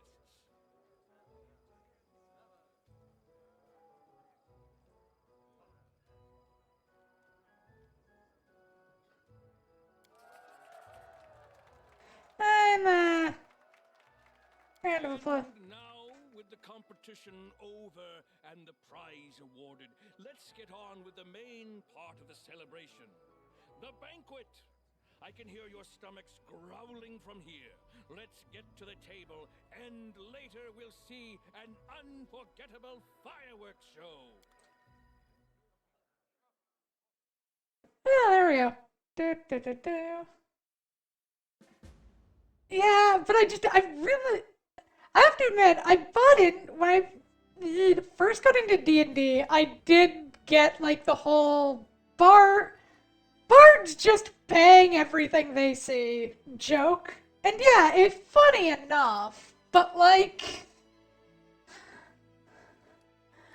after a while, the joke just starts to get old. So when people keep just going, oh yeah, you're playing a bard, that means your character's just like basically a slut. You're just kind of like sitting there like, no, what the fuck? I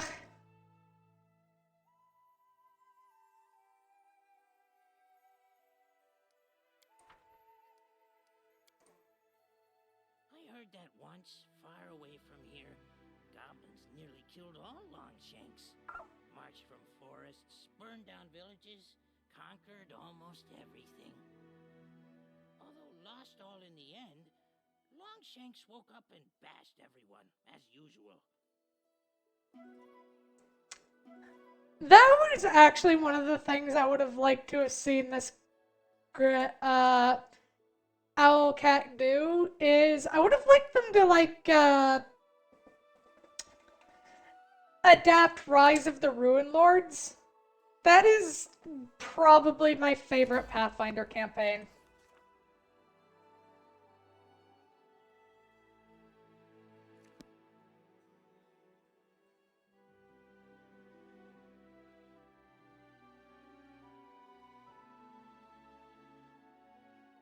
What for Gorum?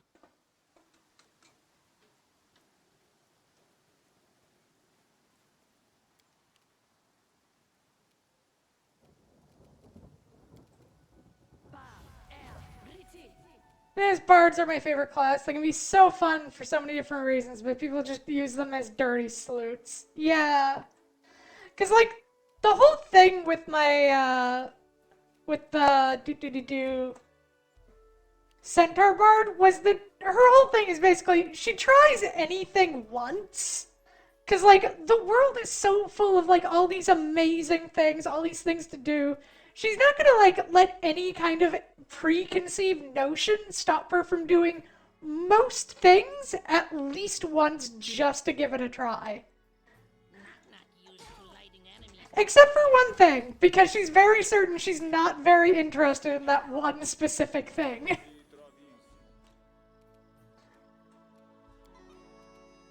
Serves you right. I'm writing you out of our story.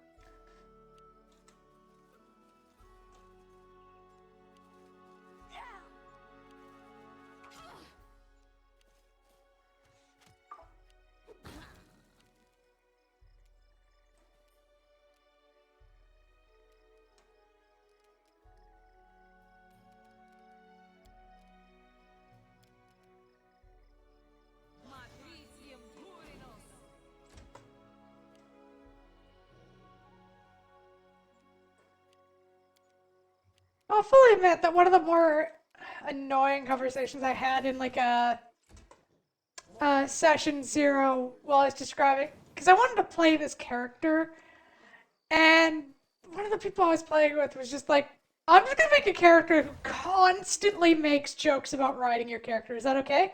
No. Well, if you make that character, that's what I'm gonna do. Ah!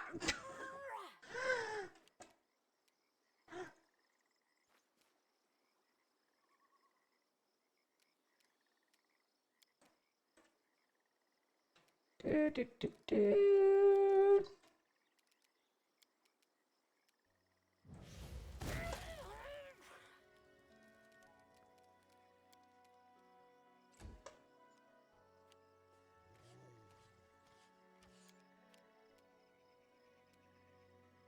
Be easier if you not fight back.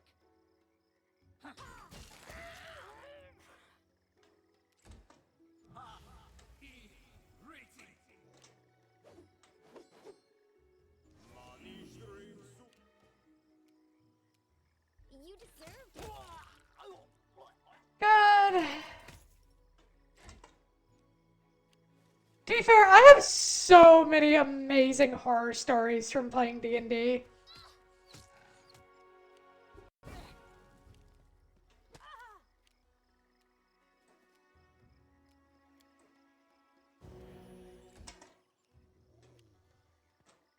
Some of them are amazingly fun, others are... Oh my god. That's a kick from the table offense right there. Yeah.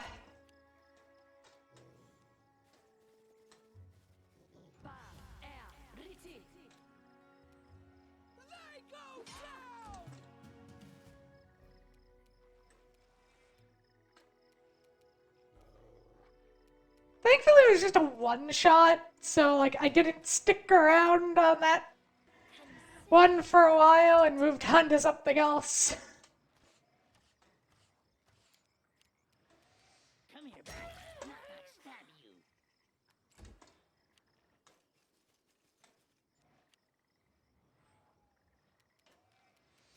Oh god, and then I have the stories from when I ran a drop-in game. Dear God. Some of the people I got there were just, they were some animals.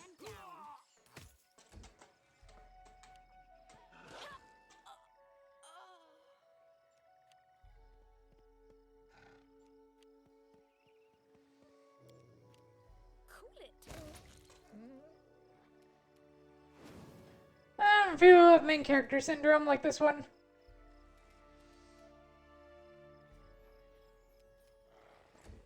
To be honest, I end up with main character syndrome on occasion. And I feel bad about it. Like, I have to actively, like, I very much do the effort to just not interrupt other things.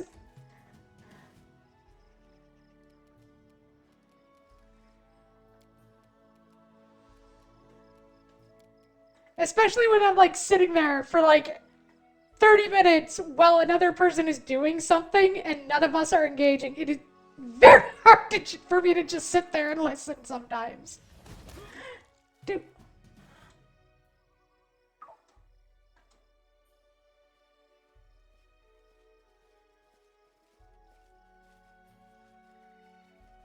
I think it's more just the ADD stuff again than anything else.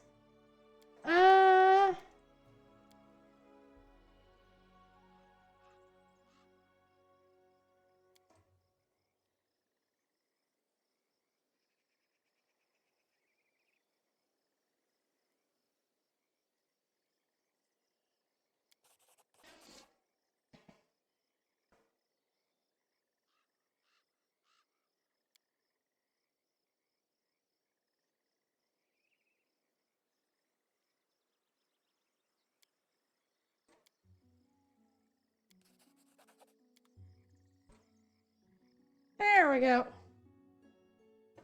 But yeah, I did have one character like that who is very much, not one character, one player, the person I played with who is very much like that. Very much the kind of guy who just took over the tape. And it wasn't just like main character as in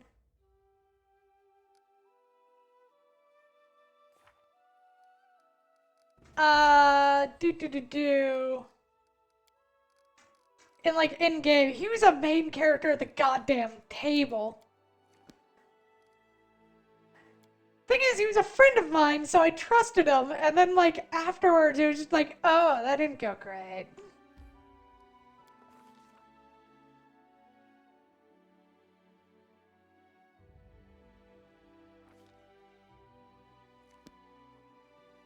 Okay, so we can't enter Patax yet. Let's go home.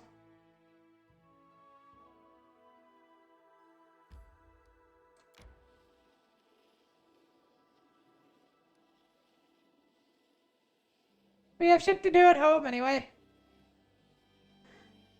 Though I do remember one character, and looking back, or not one character, one player, goddammit, that I remember really well in a very stupidly funny way, which is, I remember finding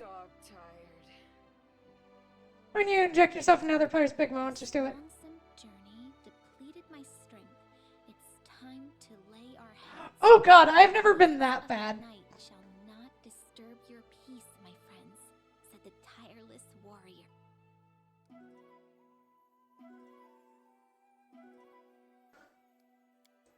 No, I just usually end up playing the face of the party, especially in my current group. Because only like 3 of the players are, including myself, are like active role players.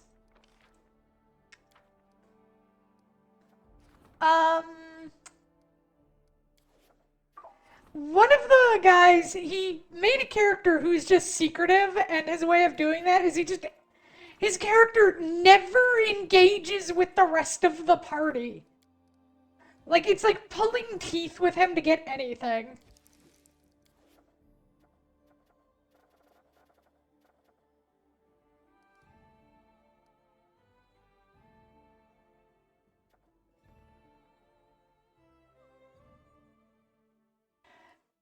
So I am actually that sounds boring enough, and it is not. On the other hand, two of the others are quite a bit of fun. We have on one side, a barbarian who's essentially RoboCop mixed with like the Terminator. He's a lawful neutral dick. That does not mesh well with the neutral good, druid I have running who leans more towards chaotic good, but she's very much, her standards of justice and fairness and everything else are a bit weirdly skewed. For example, her definition of repentance is you're suffering in an eternal hell for as long as it takes to burn away your sins. That's her being nice. My name is a himbo. I love making himbo characters because it's fun to be dumb. No, he's like an ex-cop who is finally figuring out that like all of the shit he did, that he was kind of a fascist. Meanwhile, on the other hand, we have a Dampier who is being hit on by Strahd and Strahd is being hit on by Strahd, is also being hit on by my character because my character just flirts with anything because she's kind of an idiot in the sense of so long as it's not serious, she isn't. She fucks around. She's a party girl at heart, but she can get serious, and unfortunately our situation right now is serious, and she's sitting there like, okay, if worse comes to worse, I'm gonna have to kill myself because I can't get captured alive or things are gonna get way fucking worse. Don't try to deny it.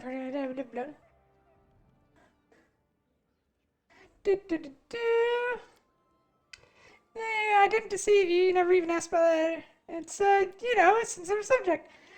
I may not have been good enough student to be one of your favorites like Alandi, but I do remember the basics, like the 7 types of lies, and I definitely remember your lecture on lies while mission. You wanted me to write a book about all the atrocities going on within the walls of the academy, and you left out a pretty big one. You never told me a student died because of you. What other sensitive subjects have you been avoiding?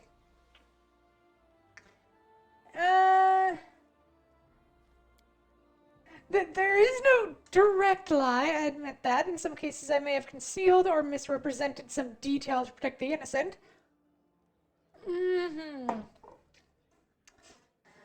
But yeah, but the other thing is, I am a party girl druid. I am the face of the party along with the cleric. Meanwhile, the sorcerer isn't. He's the guy who's being all secretive and will not talk to anyone, or who's only like, who's like very much, like he has his own little thing going on and does not engage with much outside of it.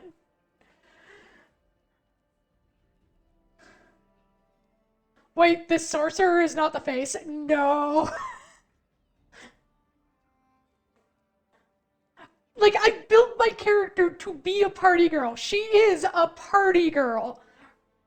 She does not care about much. She cares about her friends. She cares about her duties. Anything else? Fuck it, she's gonna get drunk. And she has been forced to step up and be the face of the party because, like I said, we either have an over-aggressive cop bastard who resorts to police violence at the earliest opportunity. Case in point, he murdered an old man by throwing him off a crane into a fucking barrels of wine. A sorcerer who will not talk to anyone, who is meant to be casting acid spells, but pretty much exclusively casts Firebolt and Fireball, and not a fucking thing else. Or uses his breath weapon. He does nothing else unless we're like, hey, by the way, don't you have this spell? Oh, yeah. And then we have a cleric who is fine, except she's a Dhampir, so, you know, like, a lot of major people in the story kind of want to fucking kill her. So yeah, things are fun. But I cannot allow the Academy of Para.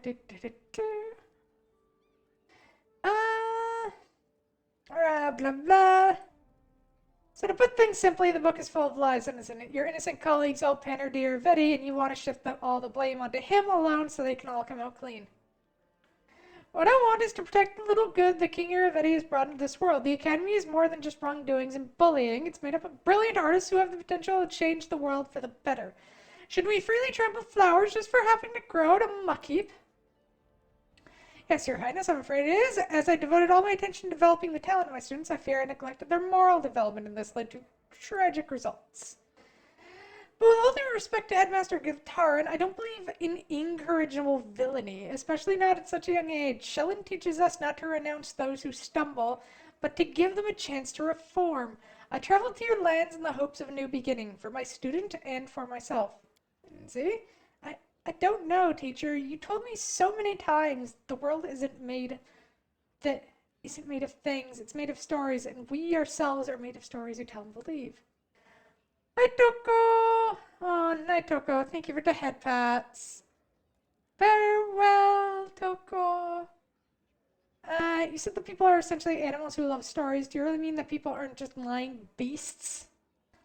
Well, what is the truth then? A precise statement of past events? We're not news hawks. Or historians bound to precision for the sake of precision.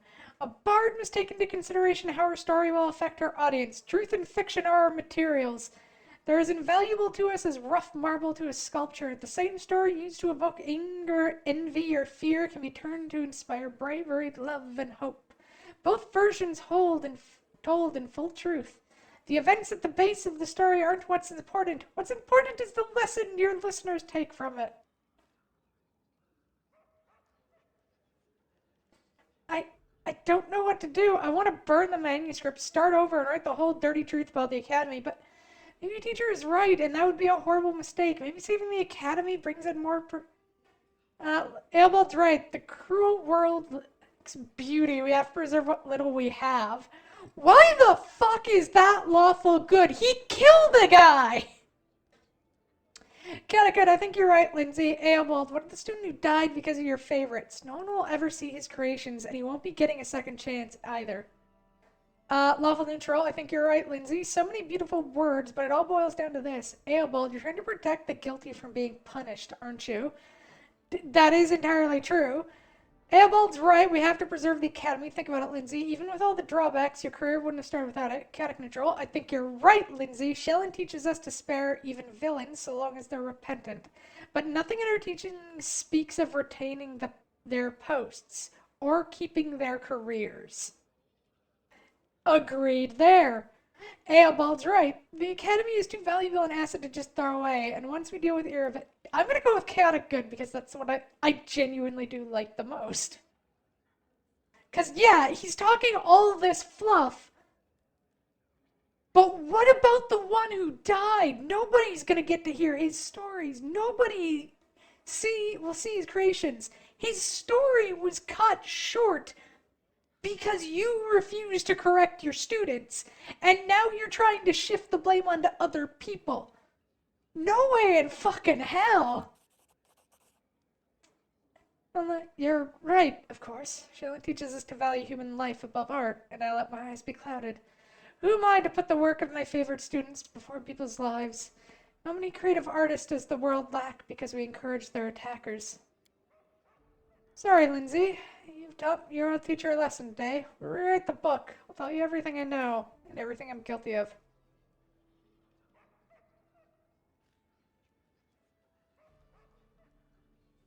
I hope the new manuscript will take a less poetic license, Eobald. I don't want to be disappointed again. In Shellen's name, I'll conceal nothing. If truth must see the light, then I'm sure it does. If the truth about the Academy destroys it, then there wasn't really anything to save. Let's go, teacher. We have work to do. Lindsay turns to Alandi. And you? Pack and leave. No, don't say a single word. I have no interest in your excuses or apologies. I just never want to see you again. Shuts his mouth, swallowing his response before it started. Single nod, he leaves without saying a word.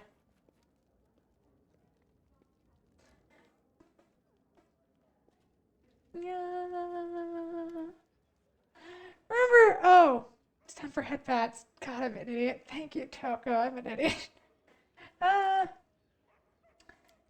You actually found something, but it's a sensitive conversation. Wait for you in the palace garden near the viewing point.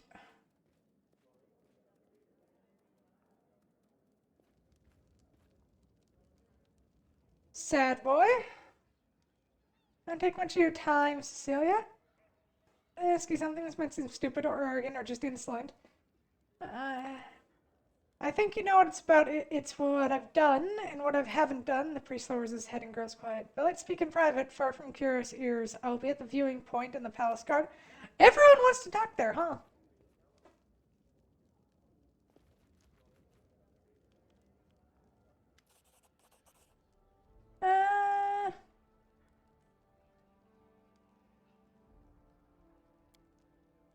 In any case, it won't be long.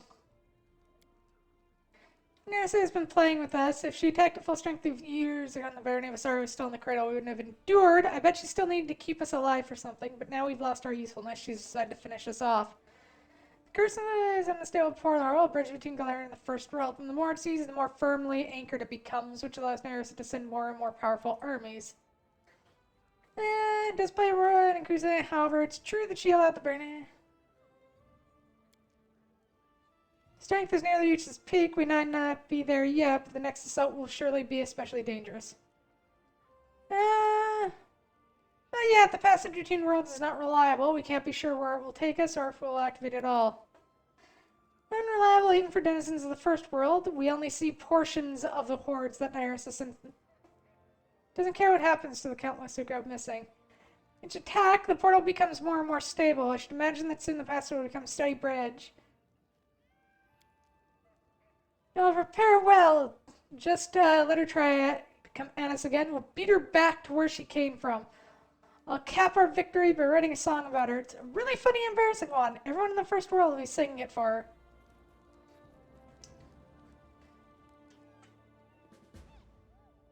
To be honest, I also kind of like Nerissa's romance in this, but I've just never gotten to it because I've always gotten sidetracked by the others.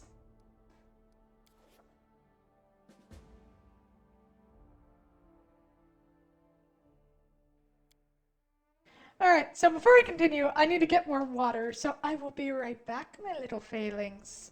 Wait here.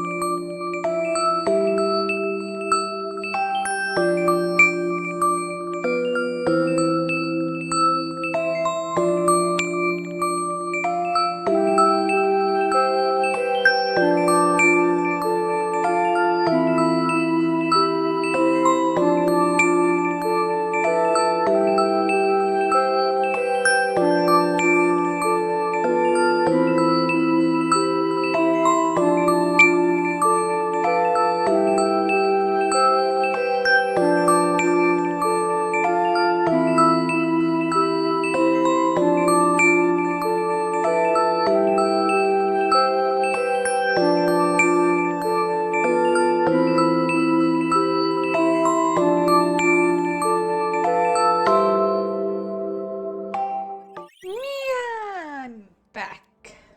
Alright. Go talk to my weirdos.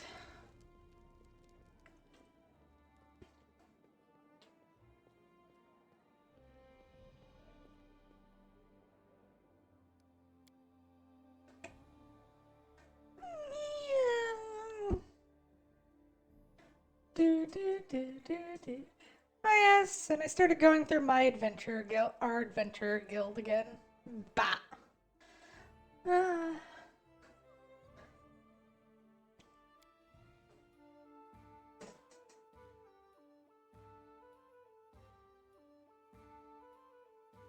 For some reason, I really do like games like that where, like, you get to see the bonds develop between, like, the characters you create and stuff. Like, that is something I always find entertaining.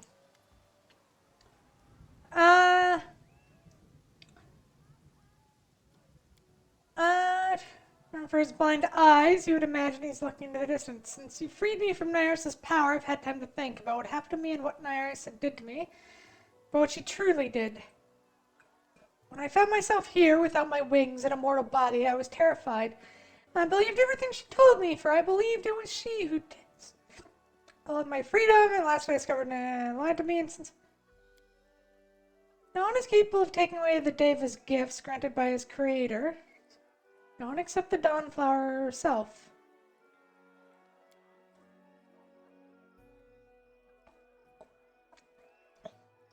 I have found no other explanation for what happened to me. Nyarus' power is great, but not so great as to turn angels into mortals. I wanted to know if the way back to Sarenrae is open for me. I spent endless hours in prayer, asking for but one thing. A sign, a vision, a portent, a single word, and all I got in return was silence.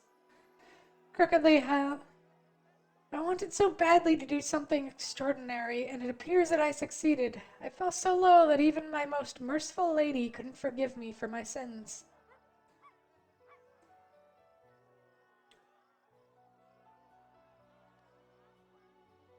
I could forgive you, and in case you haven't noticed, I'm no goddess of mercy. Sarenrae herself couldn't have simply abandoned you.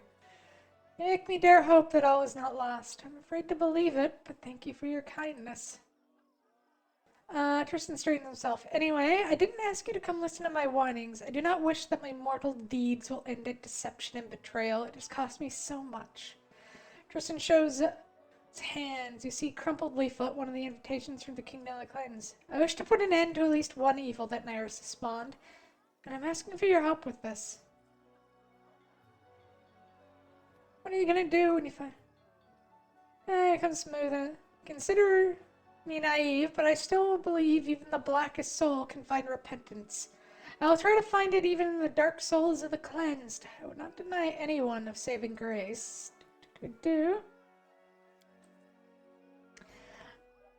I only know what I overhear, what Nyarus boasted to me. The one called the First Faithful is a former priest of Aristel named Ruthberg, blah blah.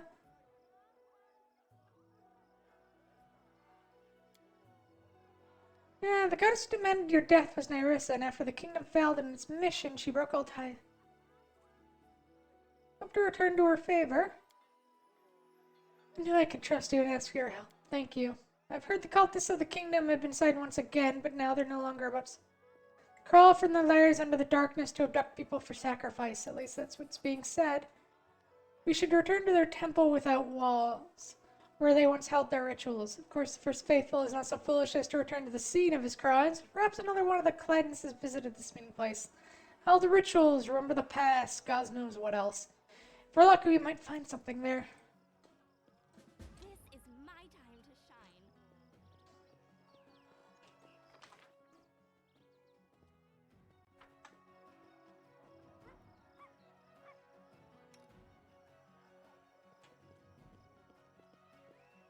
Oh yeah, we technically do have a garden.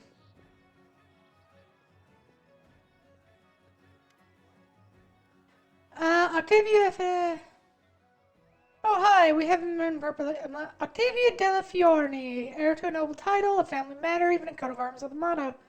That smile Octavia shows you the trinket she was playing with. It's fibula, decorated with a coat of arms, a butterfly and an arrow. At the bottom you see the motto, serve solely my conscience. Yes, but he'll tell you everything himself. So you're from a noble family. I can hardly believe it myself, but there's no doubt I'm the missing daughter of Marchioness Della Fiorni. Missing, that's what they're calling it. It took a lot of work after going through the Janicia's ledgers. Not only did we find information about our own purchase, we found a wealth of other data as well. Connections, suppliers, meeting places, but tracking it all down ourselves would have required crossing half of the river kingdoms. So we did the boring practical thing, like kings. We hired a team of sleuths to follow the trail, and they found everything. Who bought us? And Saltuna. Finding my family was relatively easy. The Marchioness was already looking for me herself. They just needed to put a few pieces together to realize I was the missing heir of... On the other hand, Rig's tribe has, had to be found with a looking glass, but it's no matter. We certainly paid them well for the trouble. There isn't one, really. The Delphins was waiting. My mother's the last one. She's living in Pitax in a small townhouse. As you wish, Your Excellency. It would be an honor to serve you on this excursion. Bent over with laughter. Excellency, I can't. My Excellency, a highborn Marchioness of the highest rank. Don't make me laugh so hard. Just look at me. Devils take me. What kind of Marchioness am I? You don't think I'm going to Pitax to inherit a title, do you? Thank you, anyway. The title's not important. I just want to see my mother. No, I'm shutting up. This. How did you figure? Not sure what I want yet, more. Might not. Sewer rats. Wait, no, that's not. The crab lice. Man, I just can't say. Oh, right, the dung pigs. Fine. They call themselves sharp fangs, and for good reason. Smaller than orcs, but still large and sharp. They have kids with orcs to strengthen their blood. Not bad, huh? They breed themselves like pedigree cattle. So I've been sold twice. First by my orc salve mother, who took some gold to push me out. And my brother out, never to see us again. Then my father chose which of us to keep and which to sell to slavers. Tria. Surprised I'm not barking on all floors.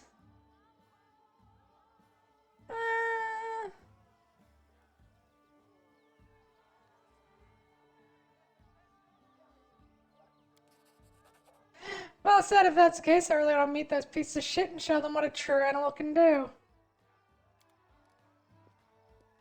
Okay, we have to go with Gungar to do his thing. Boring.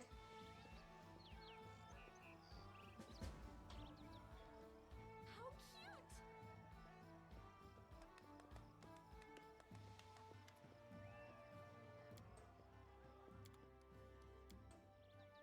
It really is quite stupid, though, that, like, they give you a chance to form a, like, they give you, like, yeah, if you, like, romance both for Gungar and Octavia, like, you should be able to form a polycule, but no, eventually you're forced to choose one, as always. Because no, monogamy must be enforced. Like, the only one you actually truly get, like, a relationship with multiple people is the twins, which sort of makes sense. They can't exactly, you know, they're kinda stuck.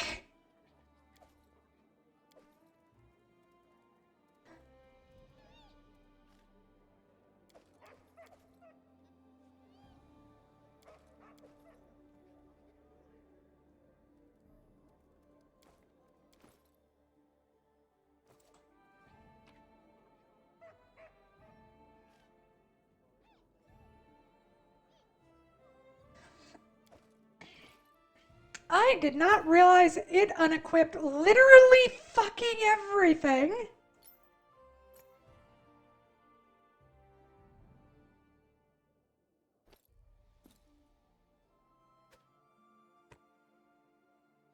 Uh...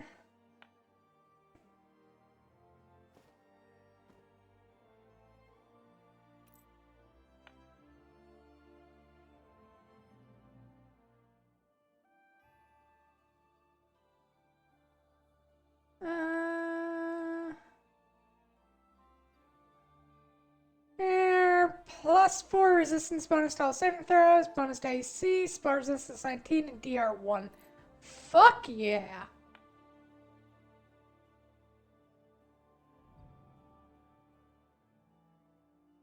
Okay, now I need gloves and boots. Uh...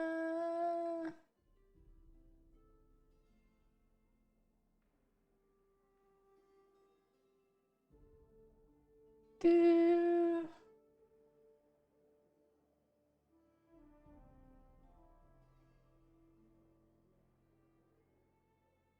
Uh...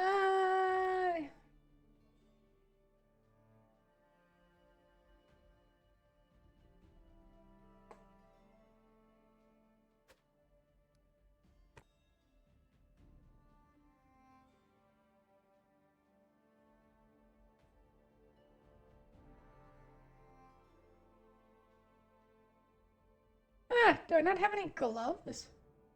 Apparently not. I'll have to dig for that later. Oh, and it unequipped everything on my belt! Son of a...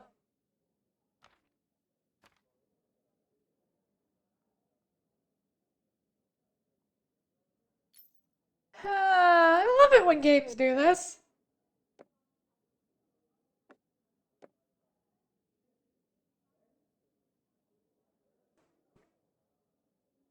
Also, I'm gonna have to pick up, I'm gonna have to do the boring thing eventually.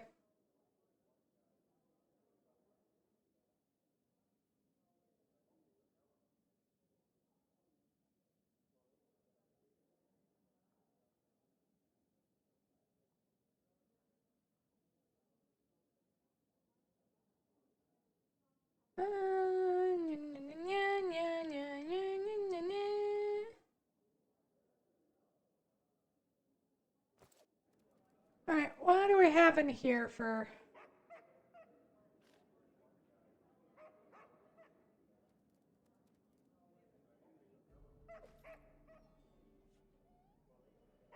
The Ring of Security. Where did that even come from?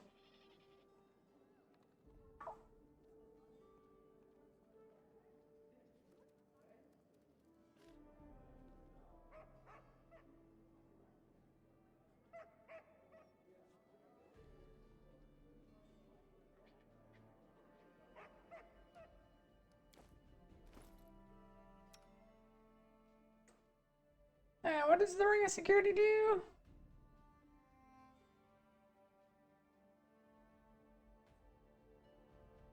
Okay, deflection bonus to AC, saving throws and spell resistance 14. Hell yeah. Put that on our wizard.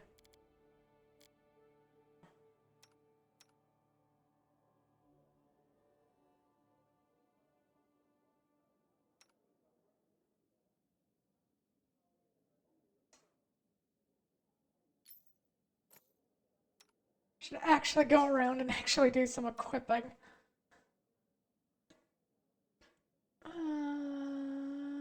Do, do, do, do, do.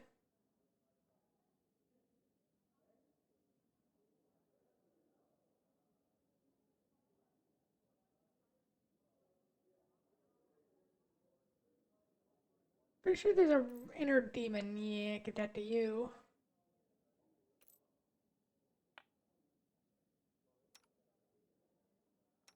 Lindsay. Ring of protection.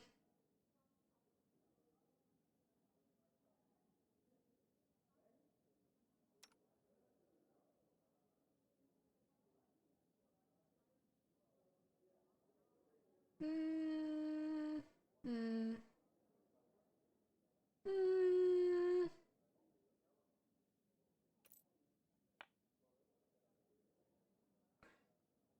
I did just realize she has an goddamn 28 AC. I did just realize that. She is actually somewhat tanky. I'm kind of impressed by that. Uh,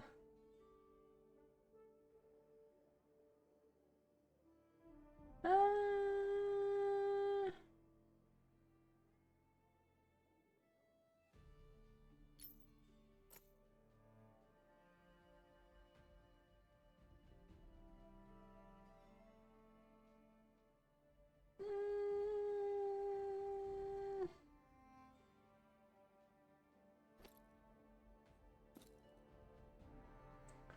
Anya, Anya, Anya.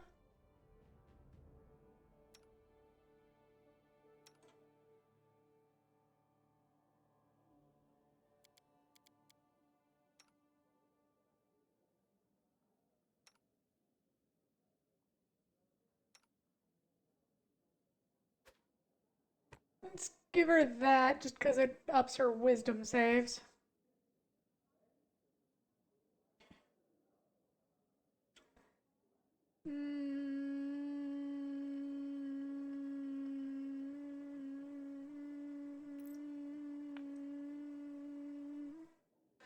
Do do do do do do do do do do do do do do do.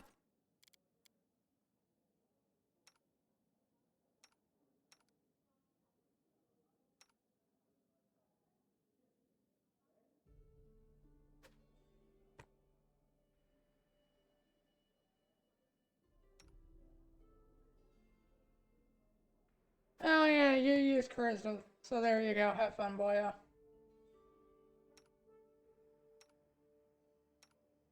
And you're a dog.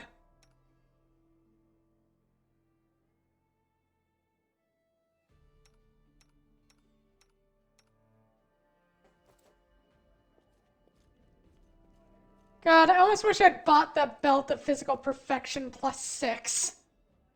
I should have bought that. That would have turned me into a little bit of a powerhouse.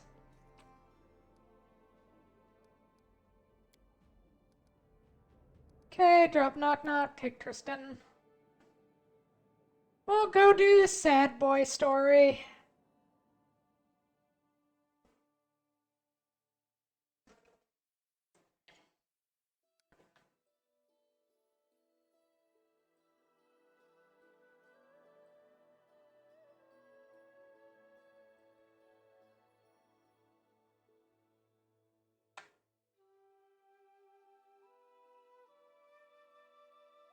And then we head over there to...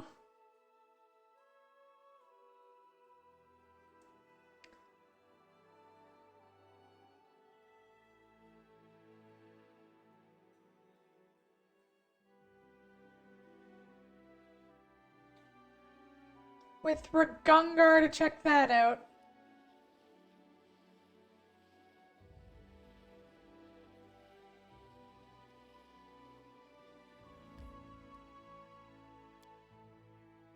Meow, meow.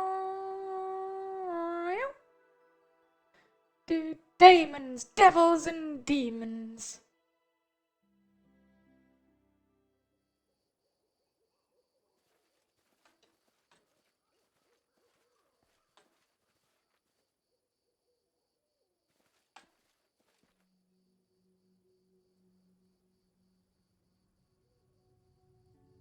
Great goddess, receive your servant. He may not have been cleansed in life, but he served you loyally and faithful unto his dying breath.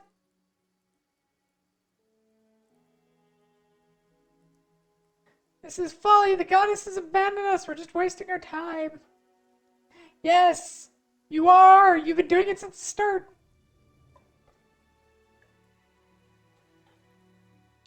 And you will rekindle the grace of the goddess and save us. Where? Dunsword, what about us? What about these lands?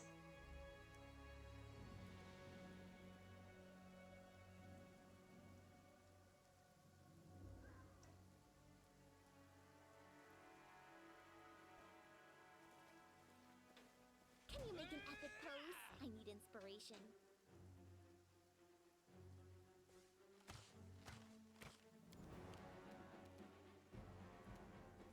Taste my fury.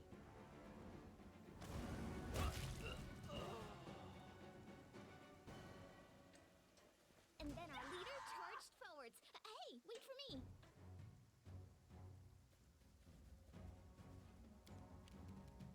This is for you. Bring it! This is going to. Please, do tell. You're but a footnote in our story. I love how they, like, this feels like a fucking one of those action games where they just come at you one at a time.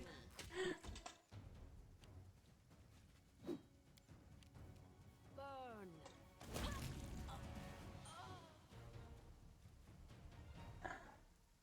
Canera, you are terrifying.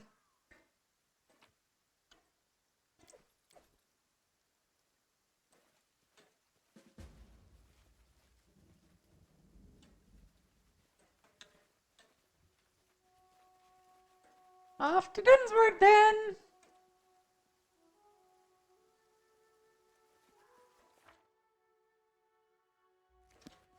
We're so close to level 15. Bow, na na, ba na na na na na, meow now, na na, na na na na na na, na na, na na na na na na na. I need to catch my breath. I do find it funny how, like, Canera and Kalik are supposed to switch, but it, like, always defaults to Canera.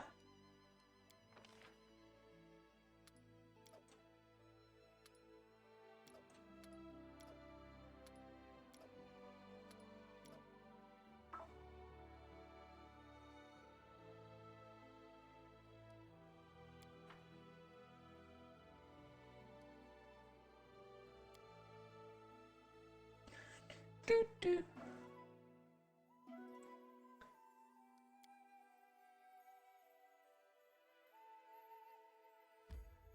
Right, teleport! To Vernhold!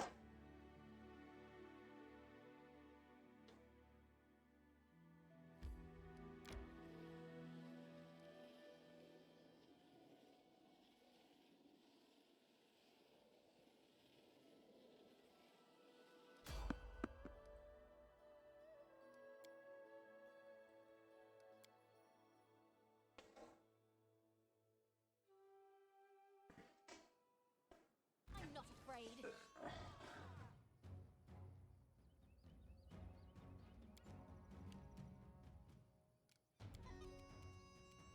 This is where I step in. Strike worth a legend.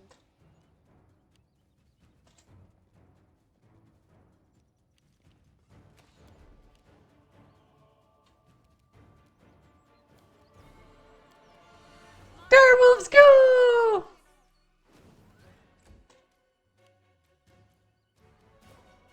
Oh, we summoned 4 this time. That should be fun.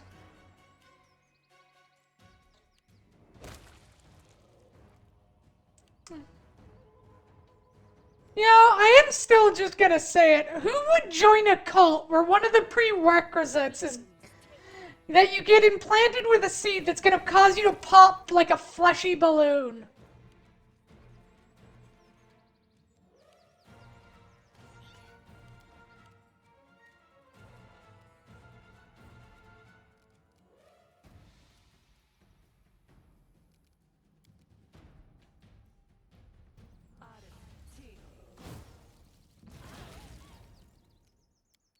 God, sneak attack on a fireball is disgusting.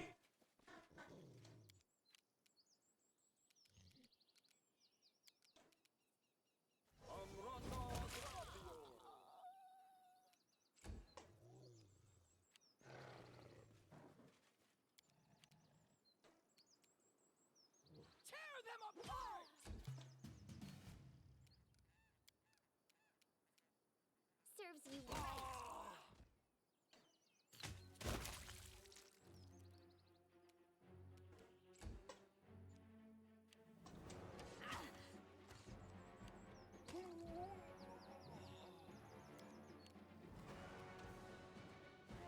These archers need to fuck off. And now the bet. And now the rest of my wolves eat people. Eat them. Good wolf. Taste my fury. Now he tries to stand up and gets absolutely ganked. I'll fight if I have to.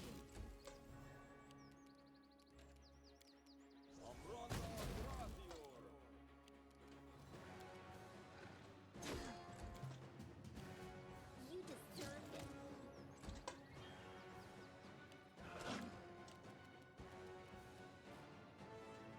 Helm of Shelburne, go fireball! That is so stupid. I can do fireballs now. This is going to hurt.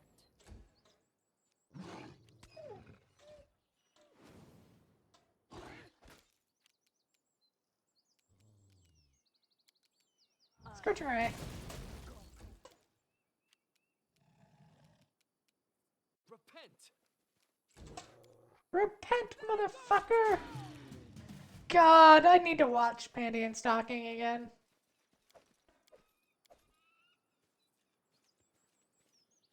Don't disease shame people. I'm not disease. Actually, you know what? Fuck it. Yeah, I will. It is the same. If you are actively going out and getting a disease just so you can join a cult, I feel perfectly justified disease shaming people. Because that is a level of stupidity that I can own. You know what? Fuck it. That's just an American thing to do.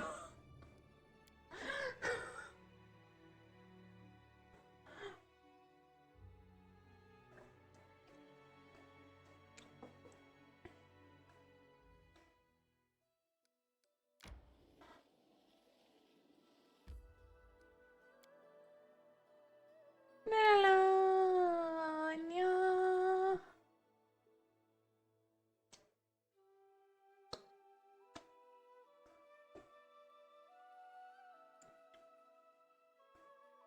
No, no, no.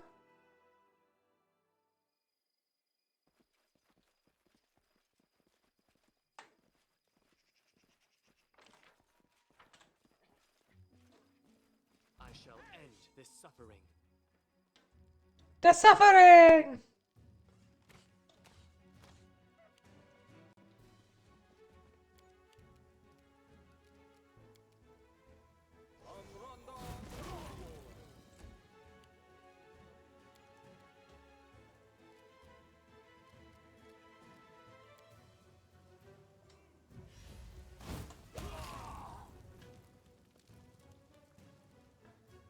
Again, sneak attack on a fireball is just disgusting. Burn.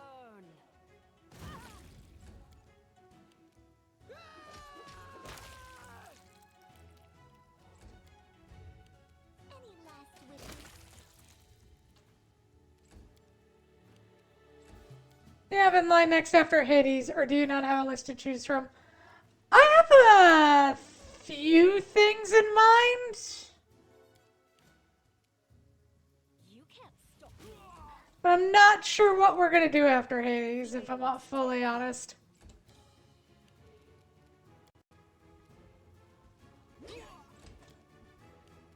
I think it's gonna depend on what's in my library, what I want to play, and what, how much spare moonies I have on hand. Because there are a few games I want to play, not the least of which is, Anime Dark Souls. Because even if the reviews of it sound poor, I still want to try it. I did as you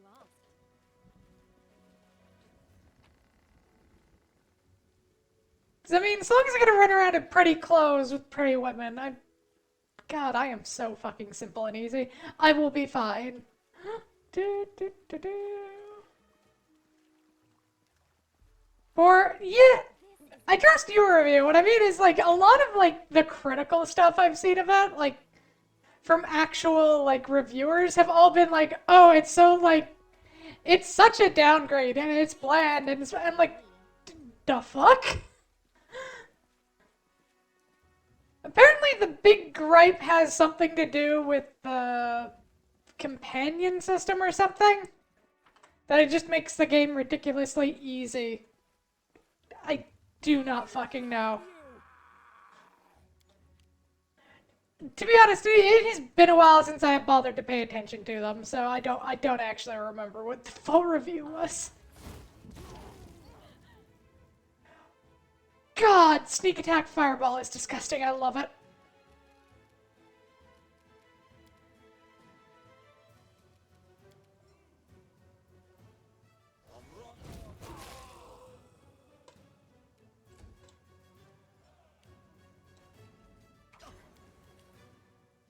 I am fully capable of liking characters other than women. Just doesn't happen that often. Serves you right. Good.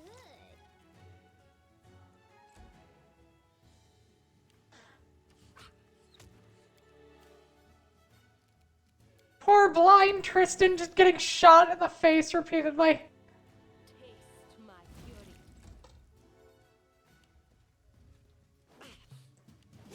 Dawnflower, grant me strength. Jeez, it's almost like having a blind guy in the as part of our team is an active detriment.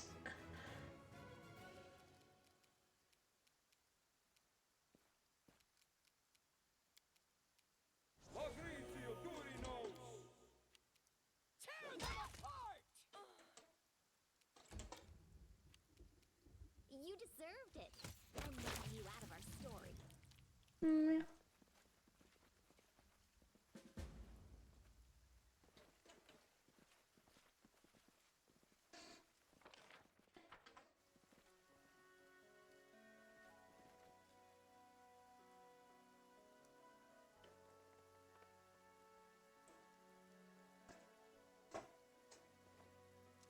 Goddess, receive the most innocent of your children! The fuck are you doing? Ah, despite his face being cast in shadow, you see deep wrinkles neither. Again, the voice of the and he cost several times. Damn it, I lost my voice because of endless prayers to my stern goddess. Whatever you have in mind, your cursed highness. You won't stop us. I shall return these people to grace. Please, my queen. I have to die in praise of the kingdom. I am the last hope. Poor lost souls, you've been fooled, deceived. Stay your hand, Ruthgard, while you can.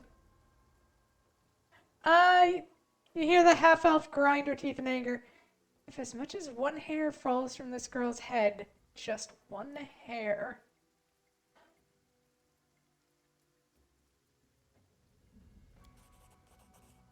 The beast spreads his lip. You are wrong, my queen. I know how to fix everything. I can return the grace of the goddess. I know what hurts to shake. My congregation is depending on me. I failed once to beg salvation from Aristel. Now I beg it from the goddess. Enough, Ruthgard. It's only your pride and despair talking. The goddess will not return. She used the kingdom, then abandoned it to the mercy of fate. The same way she used and abandoned me. Put down the blade. Stop this madness. And you're so happy in your ignorance. Do you have any idea what it felt like to lose the grace of the deity you served all your life? The priest closes his eyes and groans softly. I'm so tired. One final sacrifice. Faithful? We're doomed! It's dead! Run!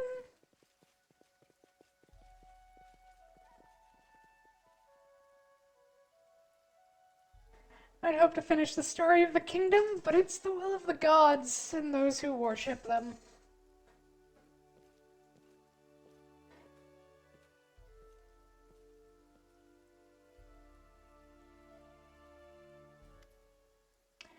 His entire figure is enveloped in a vibrant golden haze. He moves his lips as if speaking with someone.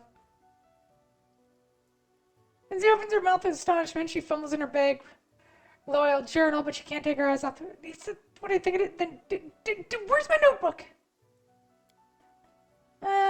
Tristan opens his eyes wide, and there's and molten gold under his eyelids amidst a warm light. Tristan's voice roars as if a whole host of divine creatures speaks through him. "Cecilia? I am here, and with me the light of my goddess. What's going on? So please, I have drained the cup of retribution to the dregs, and turning away from her will, I set in motion events that hurt the lives of many mortals. In her wrath, she took away what once she had granted until I cleansed myself of pride and cowardice. She has decided to return me to her. She agreed to spare me my mortal chains. They may spread my wings once more," Tristan laughs happily, and the unseen choir turns his laughter into a symphony.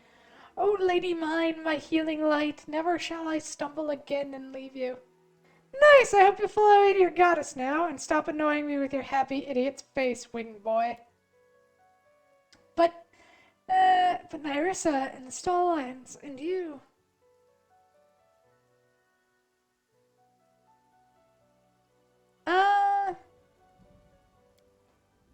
Freezes, and the golden light lips are moving, and then they cease, and the inaudible conversation has come to an end. "My goddess sees a darkness upon the stolen lands. Such evil must not cast its shadow on Galarian. It must be turned to nothingness by mercy or deliverance. I am Sarah's warrior, and will do my duty, and then I will be returned to her light." As the vine go fade and disappear, Tristan slumps to the ground and sighs and opens his blind eyes. She's gone. It's so cold without her glow. Tristan stands tall and turns to you. There's an infinite, but her light is with me again, here. He touches his chest and smiles, not at you, but at that which only his blind eyes can see. I'm glad that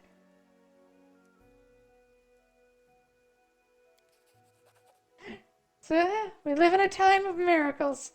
Don't mind, let us go home. I'll plenty discuss what happened. Share your troubles.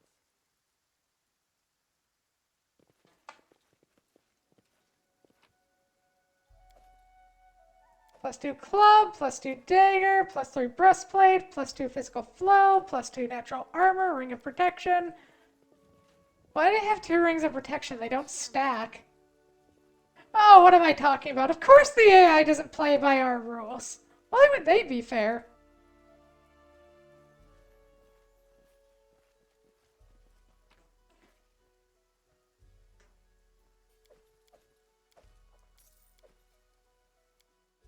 Nya, nya, nya, nya. Akun. I do actually like Ekun as a character. It's just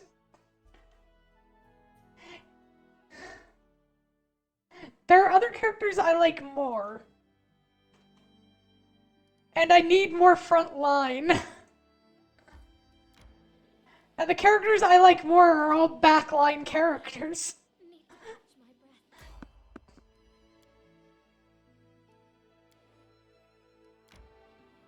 Resting would be nice, don't you think? The Stolen Lands are a very strange place. There is so much injustice and pain here. But then there is honor, pride, valor, forgiveness, and atonement. Everything twisted up in a tight ball.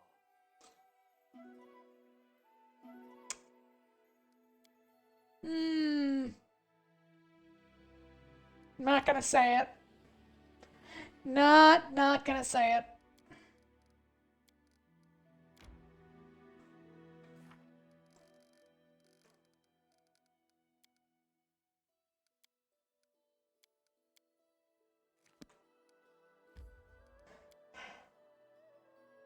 I guess he really likes it when things are tight. Moving on.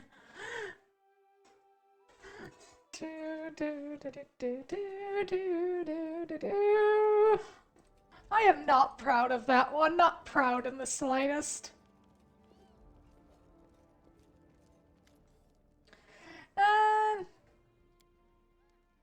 Yeah, moves his shoulders just one way or another. I walk in Sunrise Light once more. There may be many hardships. I know.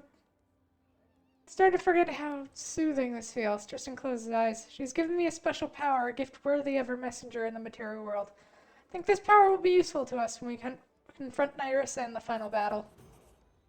None of this would have been possible were it not for you. I owe my life and my salvation. Tristan pauses. The story that'll stay by your side until I repay your kindness. Now I promise I won't back down until Nyrissa is finished.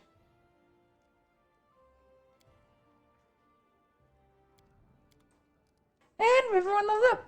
Poor Faye always caves in when people say something along the lines of Sam, and she says she won't finish that. Yeah. I am very easy to peer pressure, it is true.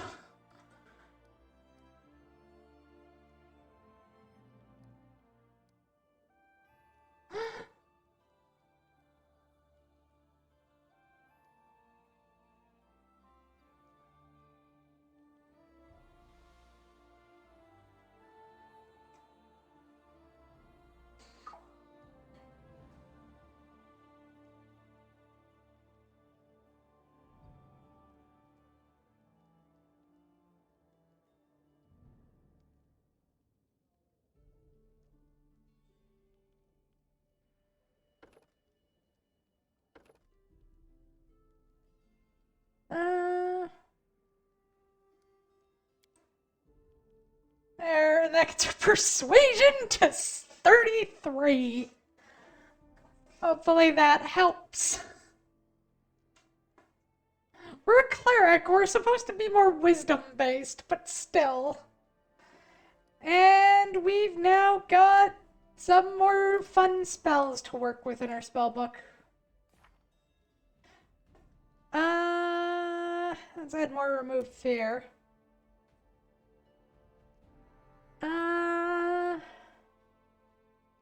Resist energy communal is always useful. As is protection from energy communal.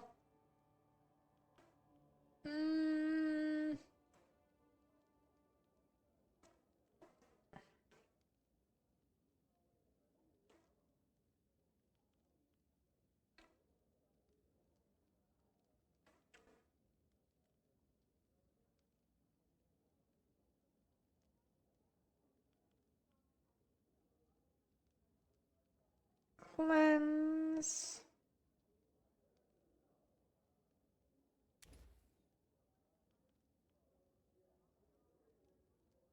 Yeah, why not? 6, nothing new. 7, we get new.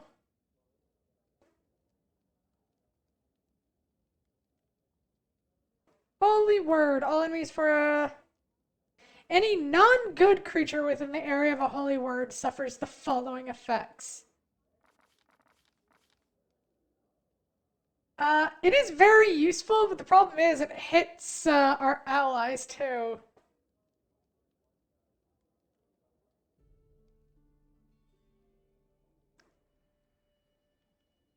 You channel the power of good and law into your target, temporarily giving its powers to the target gains immunity to disease, immunity to fear. It adds charisma bonus to all its saving throws.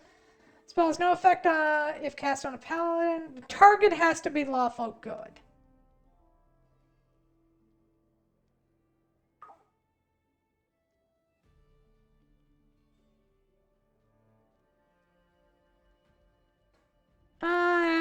Pleasure that cause all targets to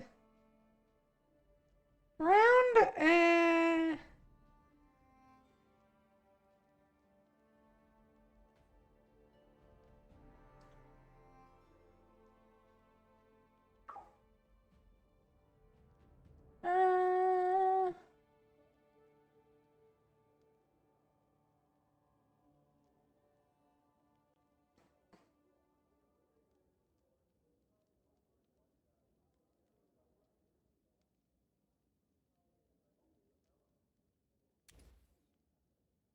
What do we get for 8? We get Mind Blank as our domain slot.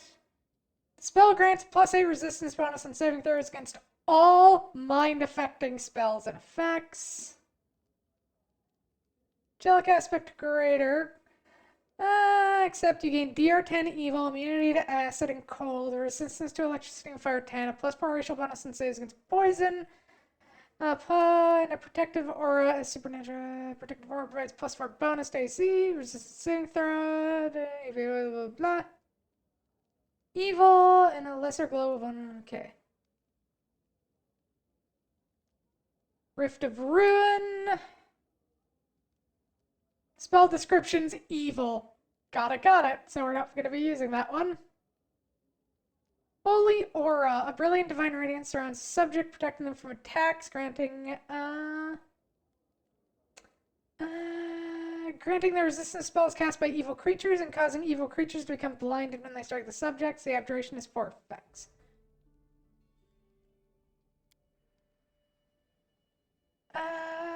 Second, each ward creature spell resistance 25 against evil spells and spells cast by evil creatures. Third, mind affecting spells and effects. Finally,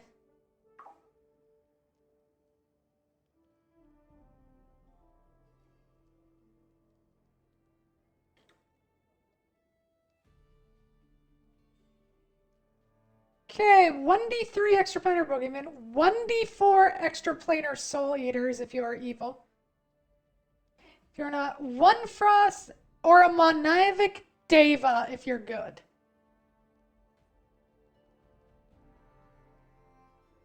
We can summon Boogeyman. Why don't we grab that and Holy Aura? Let's Click of Chaos do that. Random pattern. Oh, that's kind of useless considering I don't think anything we face is lawful. Okay, I guess we do Tristan now. Boring boy.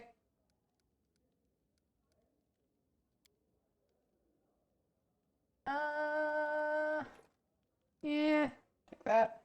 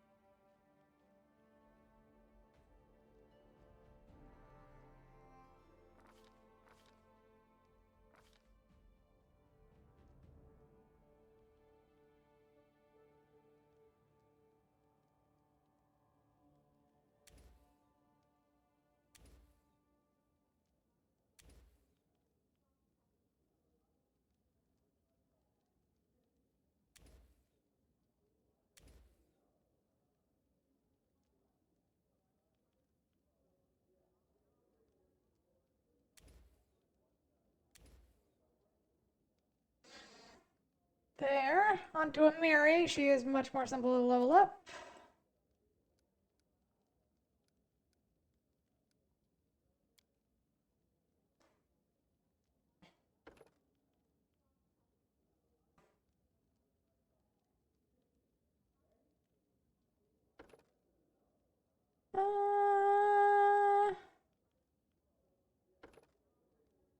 I kind of like giving her a critical focus because that just makes it so she crits more.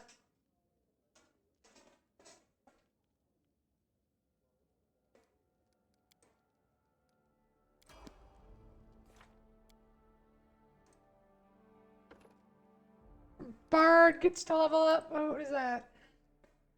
Inspire heroics can inspire tremendous heroism in all allies. Inspire creatures gain +4 morale bonus on saving throws, +4 dodge bonus to AC. The effect will. Hell yeah. Boo doo boo doo boo doo doo doo.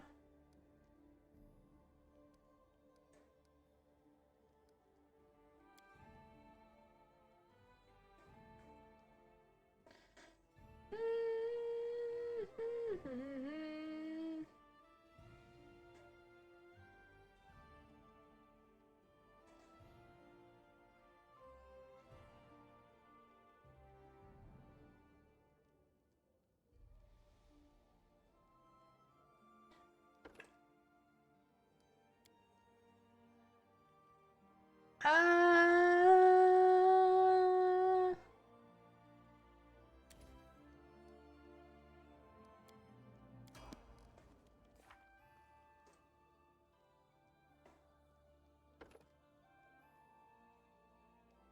So now we just level up Wizard to level 6, I think. 10, level 9.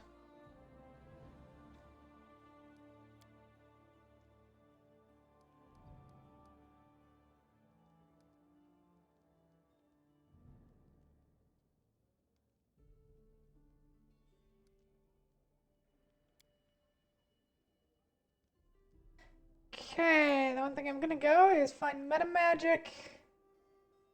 Uh,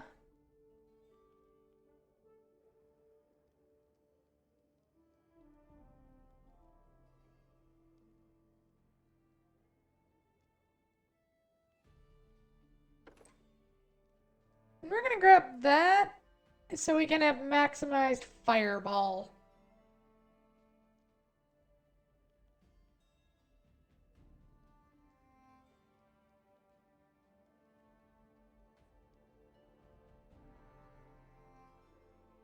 Hey, I don't suppose I've ever checked, but do you have protection from arrows as a spell?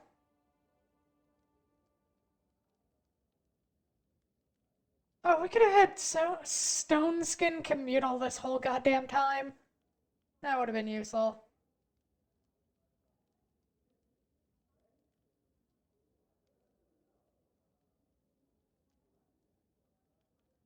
Oh, I think they only add that in the next Wrath of the Righteous. That's sad. I am, however, still gonna pick up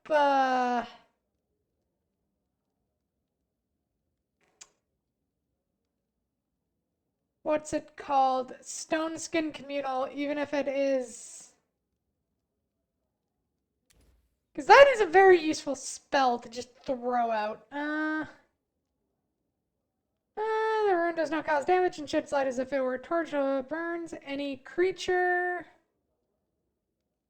Fire spell you cast. All the target's weapons, both natural and manufactured, inflict 1d6 fire damage on hit. Spell's duration, a creature bearing the firebrand can that be a fire.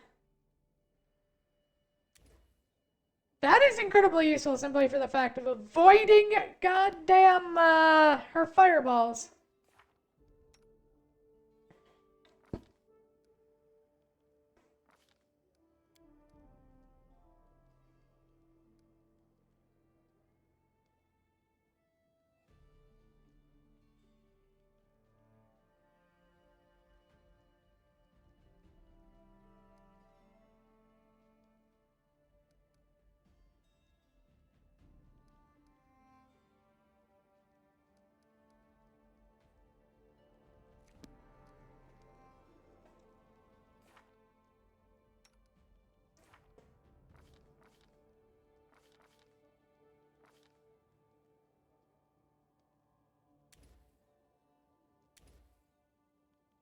I replace Dragonkind with that.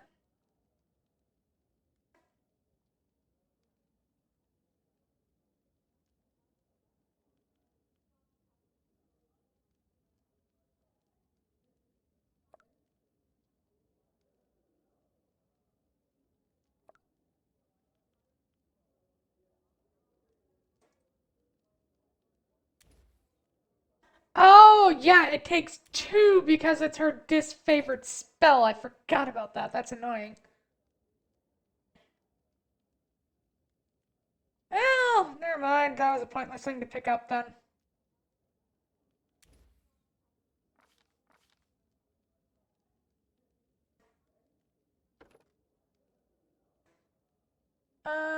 Expanded element, use to learn another element or expands blah, blah, blah, blah. Yeah. I'm very guilty of this, but I also don't regret it. Meh. Never regret a thing. Regret is for the poor. That sounded weird. What the fuck thing?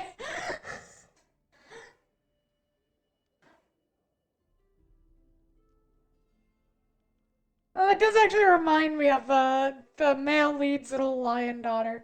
Like, don't they say like, money doesn't buy happiness? And it's just that's just what poor people say to cope. Yeesh. How am I leveling up again? Ah, right.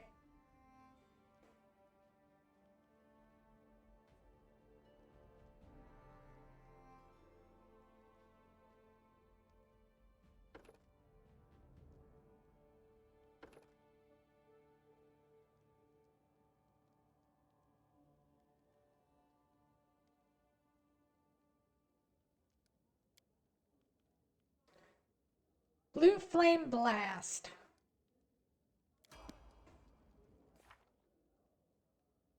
Well, I mean, it's not entirely wrong.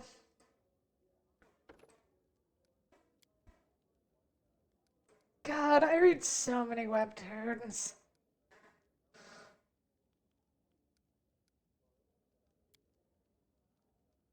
Grade 2 up in fighting, yes.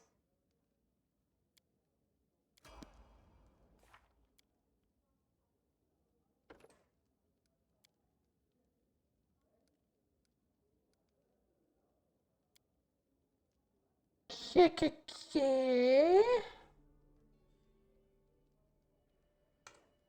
agree with improved precise shot.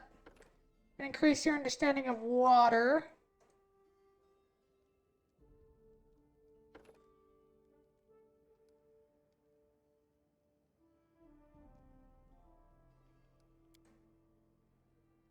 It's Ice Blast, Cold Blast, and the Ice Blade. Okay, the Boring Cleric, we level up. I barely do anything with him. I have never liked this dwarf.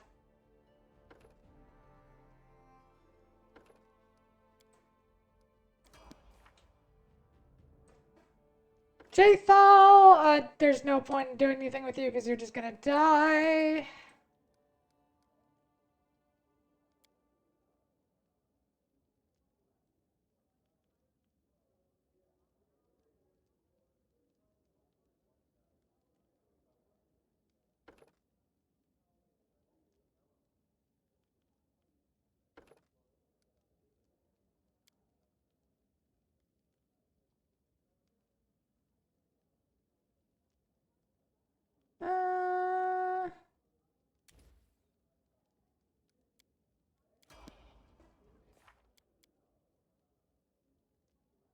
Yeah, because every time I get an ad for it, it sounds so yeah, I don't entirely blame you.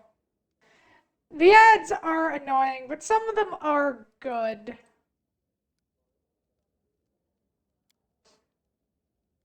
Well, not the ads, but like the webtoons. If you ever want like a really good one that is really hard to get into, but is also, I think, very worth it, there's a webtoon called My Beloved Oppressor, which I know, the name sounds like a whole thing.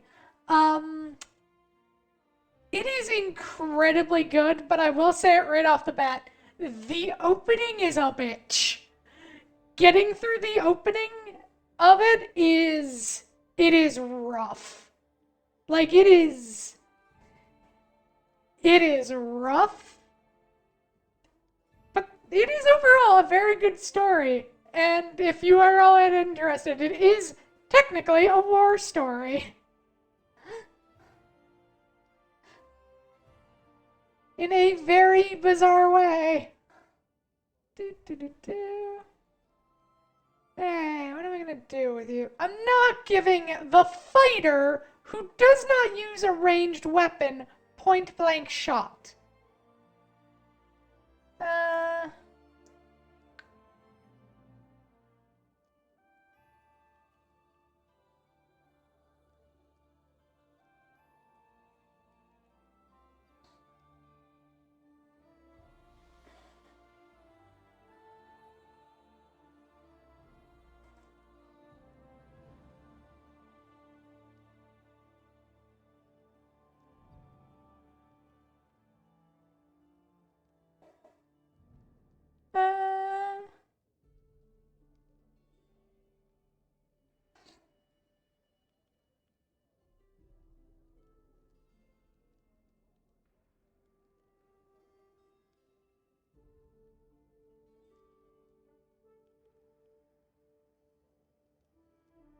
I'm just gonna give her Die Hard because that's funny. Do.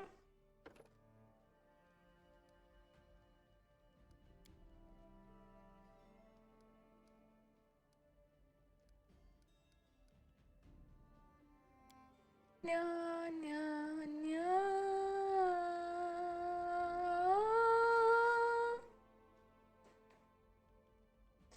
Okay, so what do we have for favorite enemies? So far we have Magical Beast, Giant Humanoid, Fae. Nah.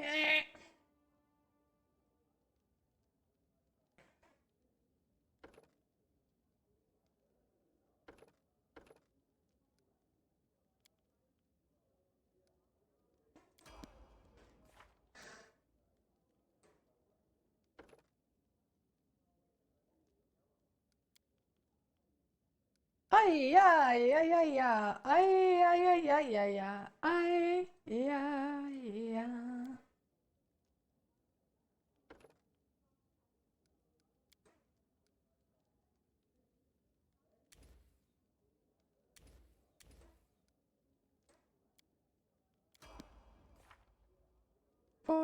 Boo.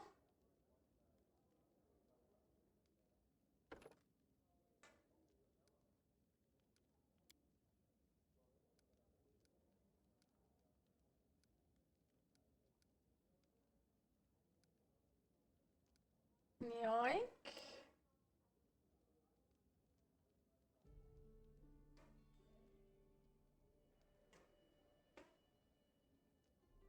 Uh,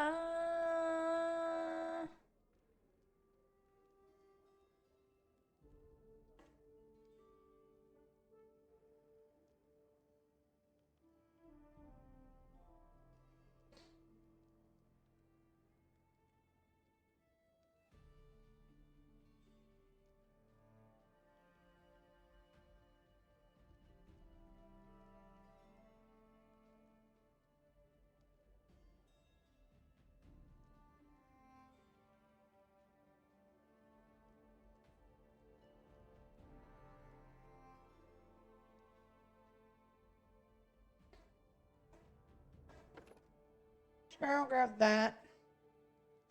Uh,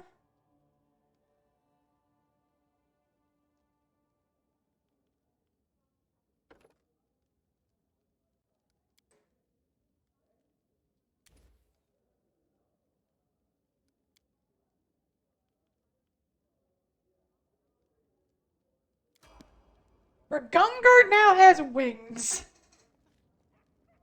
Ermagerd, Faye is going crazy. Why am I going crazy? Where?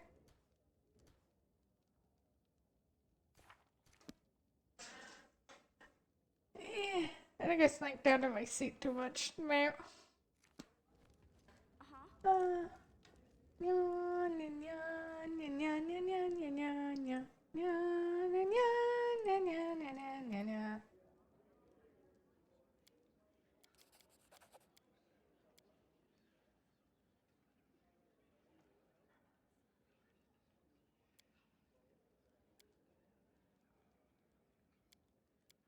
You were stuck on one verbal step. Nah. Do.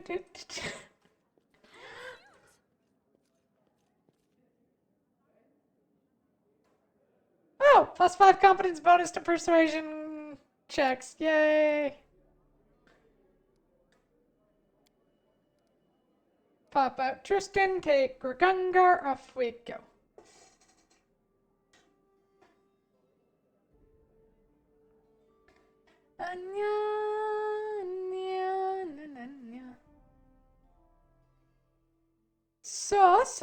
So. Oh, there's another webtoon that I also fully recommend just because it's stupid funny, which is just, I wanna be an anime girl. It's like, and in case it's not very obvious, it is very red and pink flag coded, or blue and pink blue and pink flag coded. Oh my god, brain, what the fuck is wrong with you today? Anyway, no, my life's fine. My brain isn't mush. It's fine.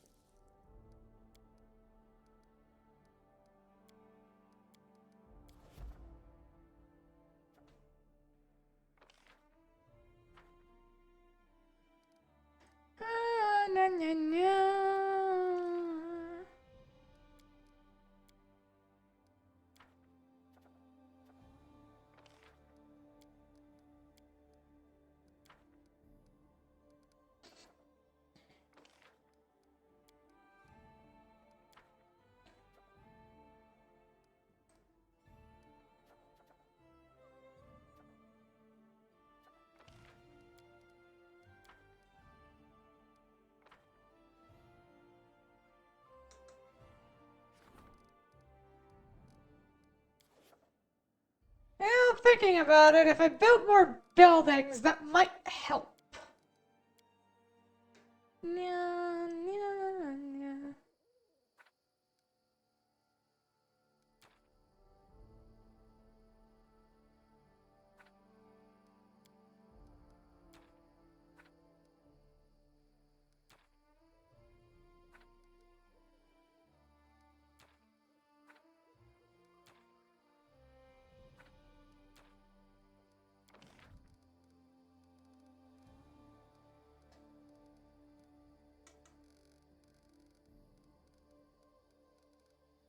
Build a fort here.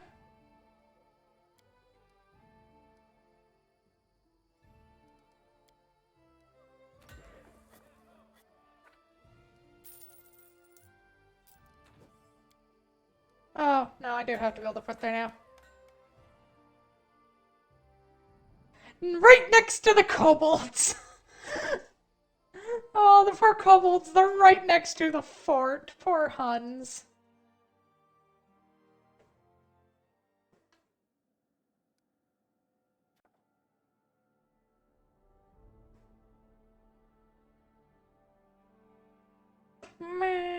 Alright.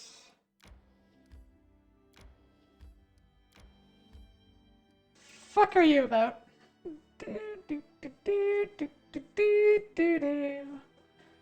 Na. Think today I might have smoothie for supper.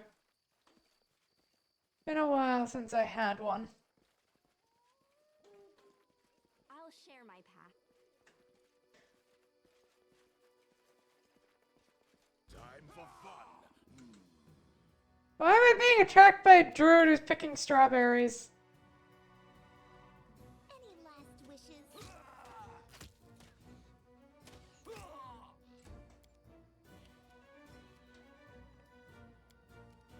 Sir! We don't want to actually fight! Please just leave!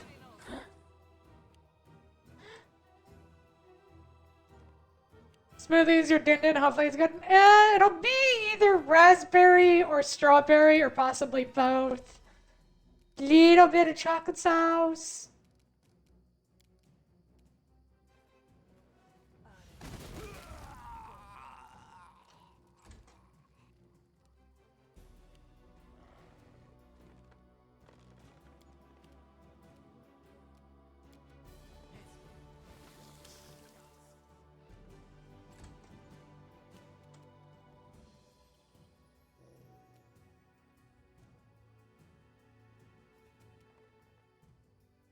This is going to hurt. Burn!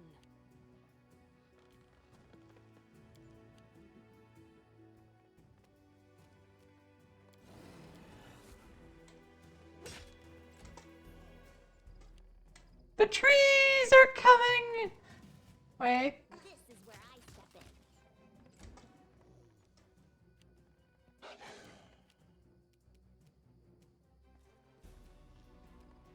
Stand down.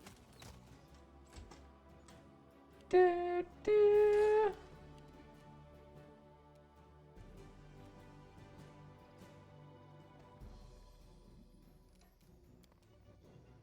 This spell's not supposed to work.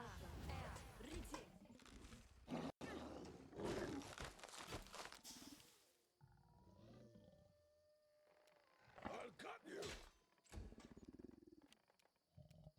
Flames take you. What kind of damage is it immune? It's immune to fire? The fuck you mean you're immune to fire? You're a tree!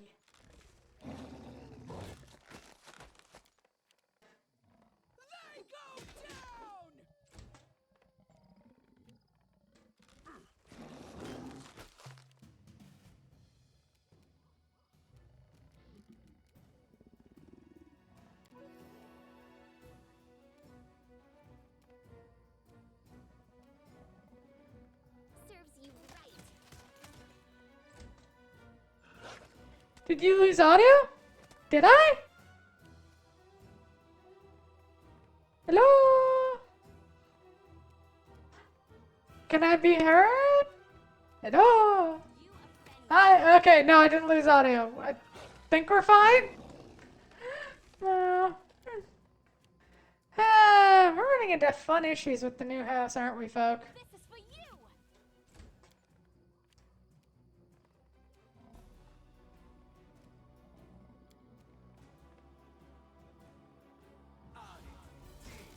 Die for me. Let's see what your entrails look like. Taste my fury. Yeah, it's immune to fire. What? It's a tree, bitch! What's that? How can it be immune to fire? It's a tree!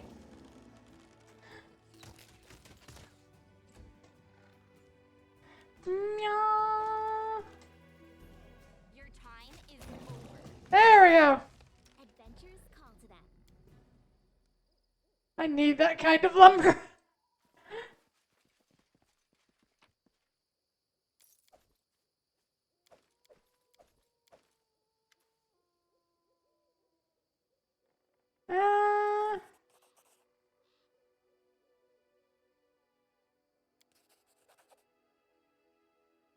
Uh, we'll erect any attempt either.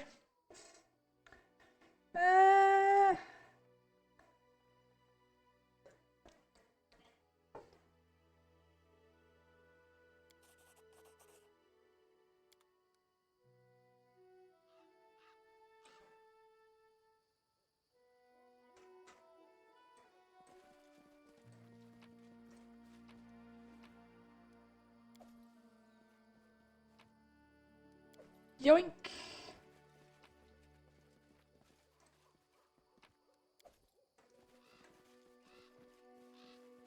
So there's just a druid living in a cave. Cool.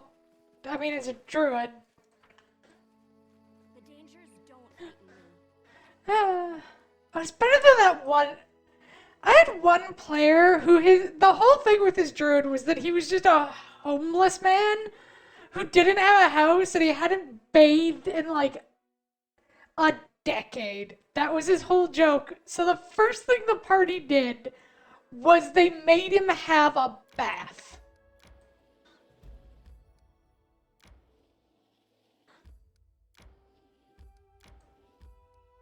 And the thing is, his character didn't want to have a bath, so they basically held him under and made him have a bath. They fucking waterboarded him. Because every time they walked into a new destination, the player was like, oh yeah, he stinks. Like, people would be like shying away from him, like he stinks that bad. And it's like, oh my god.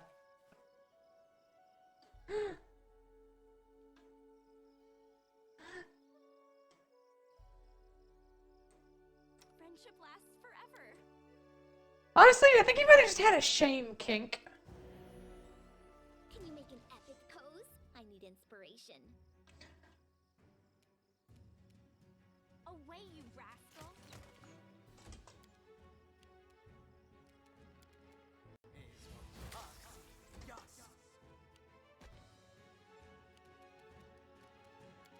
Any last wishes? That sounds kind of familiar. What are you talking about?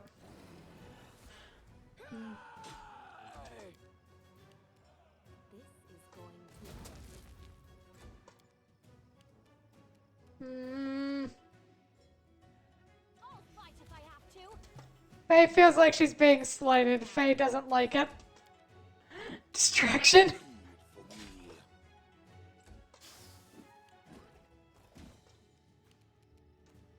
This is where I step in.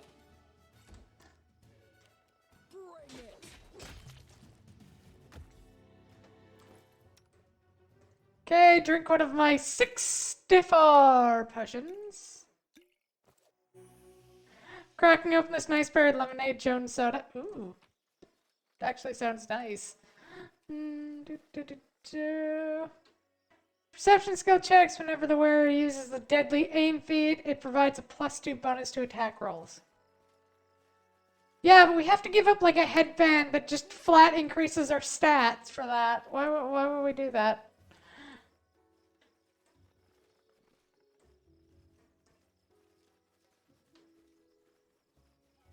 I'll share my path.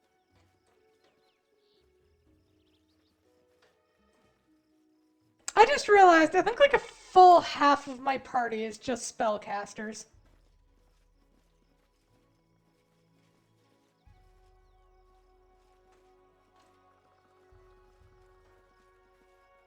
They see me casting, and I be rolling. Dude. It's only the best Jones player. I need to get more Jones. I might see if I can buy some the next time I go to the city, because I'm not gonna find any near me. I need to catch my breath.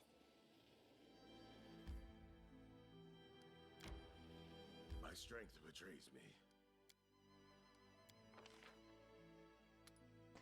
Okay, hunt. Watch.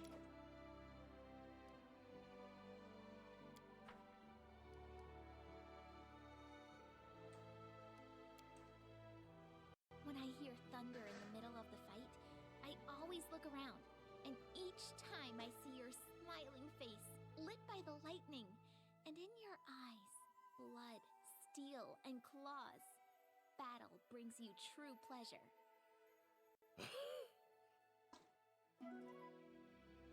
Oh, and I still feel sorry for Hiyori. He got buried in a fucking mountain.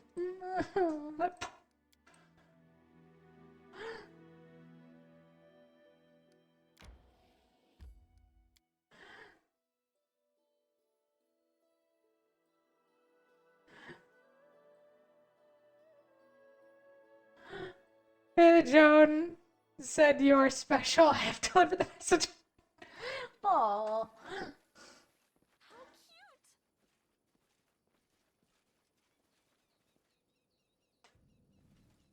Let's see what they're made of. It's werewolves.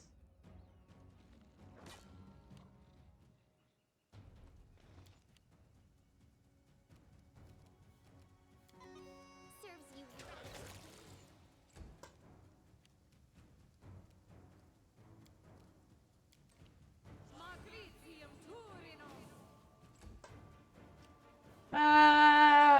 wolves, huh?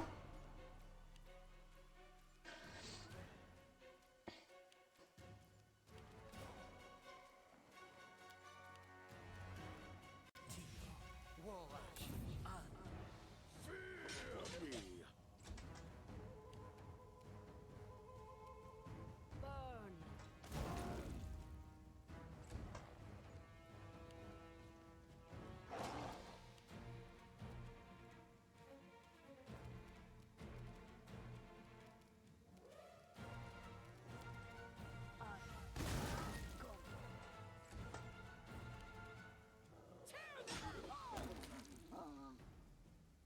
It's one werewolf down.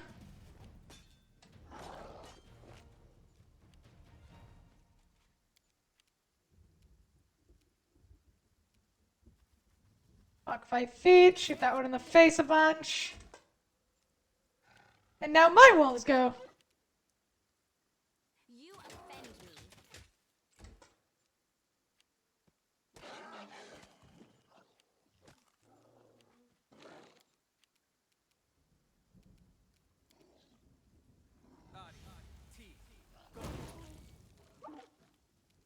I'll cut you.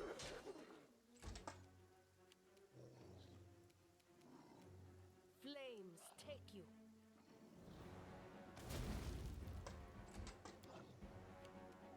You can't stop me. She missed on. She rolls a nat 1. Good job.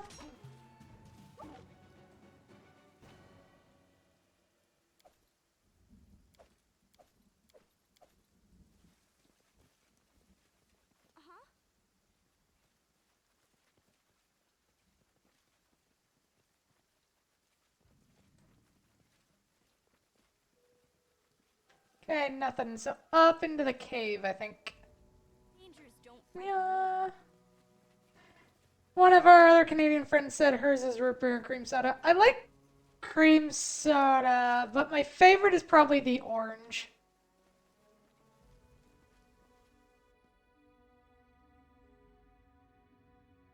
Adventures are exciting. And Lindsay was called forth. Come at me, I dare you. Oh, they noticed us.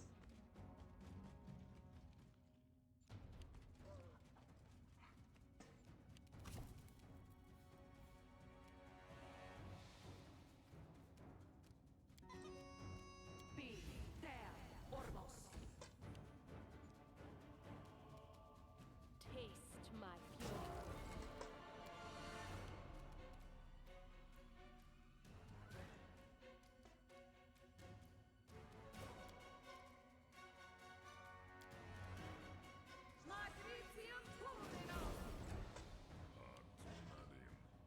I summon the Azata. I do find it very funny that if I get enough setup time, I just get to summon an army and just be like, nah, I win.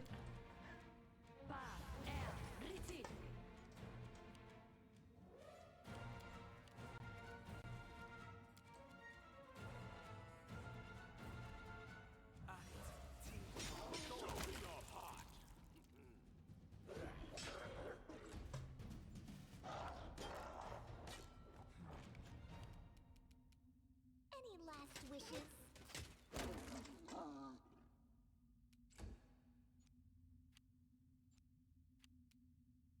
This is going to hurt.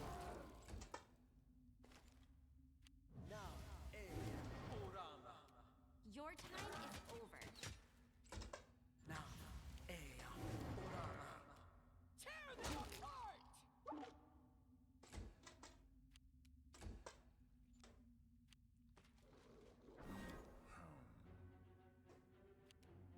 Die for me. This is where I Bonk, bonk, bonk, bonk, bonk.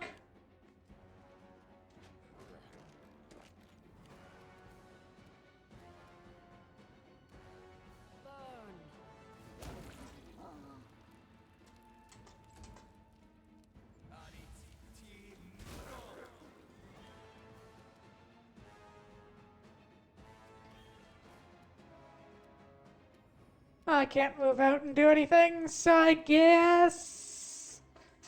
Adunadin.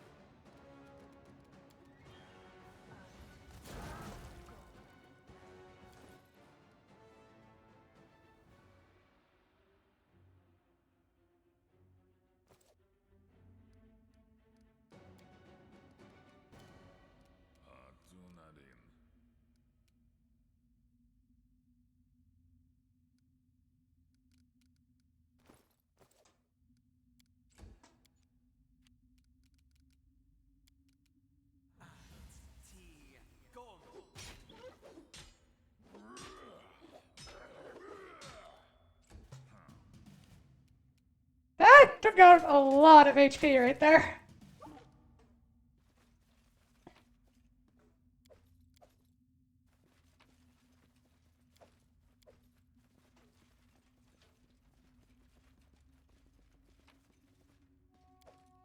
Still not as much as Knock Knock, but still a fair bit. We learned how to make White Rose oysters. Something I could never actually make without being accused of attempted murder. I'll share my path. Do, do, do, do, do, do, do, do. I like them all except that birthday cake flavor. I think the birthday cake flavor needs to retire. I hate birthday cake flavor anywhere. Like it always is just way too sweet that it makes me gag. And it's hard for me to find something too sweet. The only other thing that like I can consistently find to be too sweet is some Dairy Queen blizzards where they can just be some absolutely disgusting like disgustingly sweet. Down the cliff I saw maybe winds among the rocks in the city.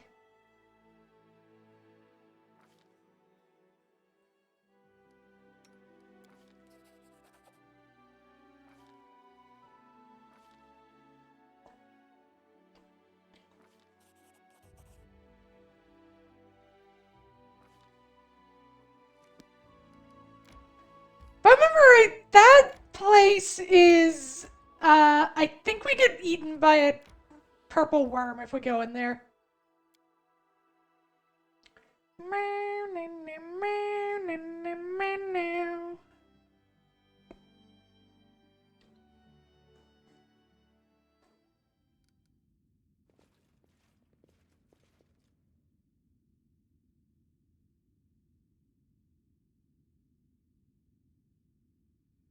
A simple smile goes a long way.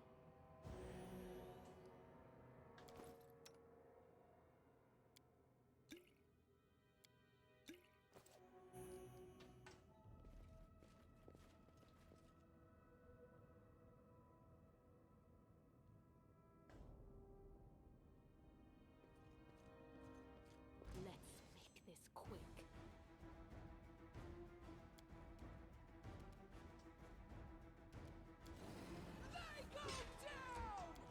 Bitch, I was nice to you. I talked to you. I wasn't gonna steal anything if you didn't want me to, but no.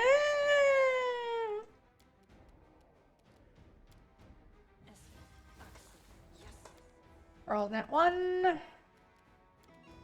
You deserve it.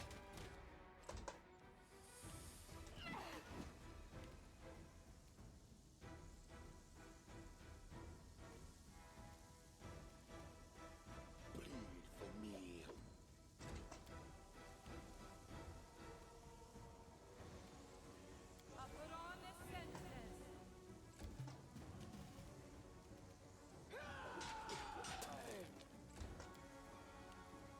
Taste my good. This is my time to shine. The world is full of wonder.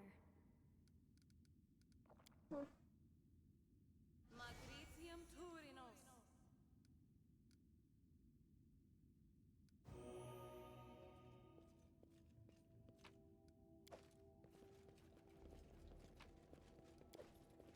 Sash of Slash. The grants us were +6 enhancement to dexterity and DR5 slashing. How cute! I feel like we should give that to Knock Knock.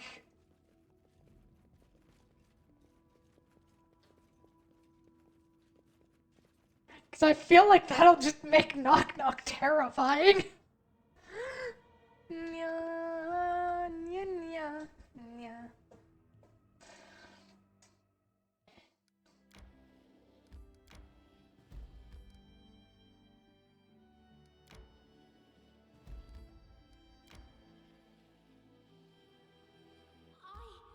I need to catch my breath.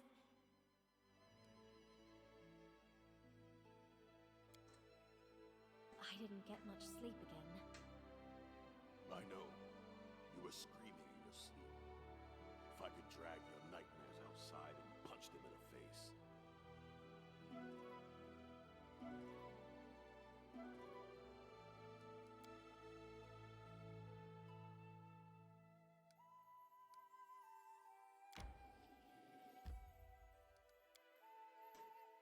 Stretch! Nya, nya, meh.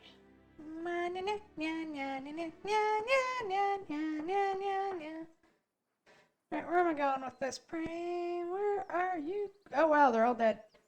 Ah, right. Taking so long. I've had you out for a while, so let's bring out your sis.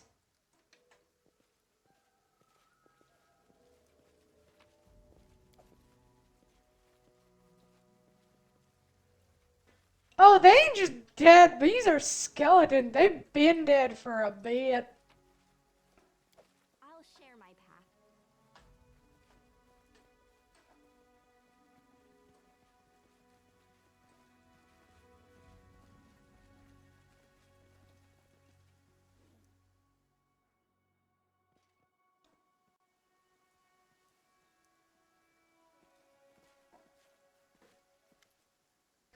And the dark grass, you can barely make out signs of people once lived here. Burned bits of tin, rusty swords, rain-washed bones, and a old half-orc is the only living soul among the desolation. Wrapped in charred mantle, he sits on the ground, devouring a raw rabbit and tossing the bones to a dog lying at his feet. He squints at you as you approach, but he doesn't reach for any weapons. Who's there? No one comes by here anymore. I'm Ragungar, son of the Sharpfang tribe. They sold me into slavery. Where are the Sharpfangs? You're looking at them. The man points to the bones scattered along the ground.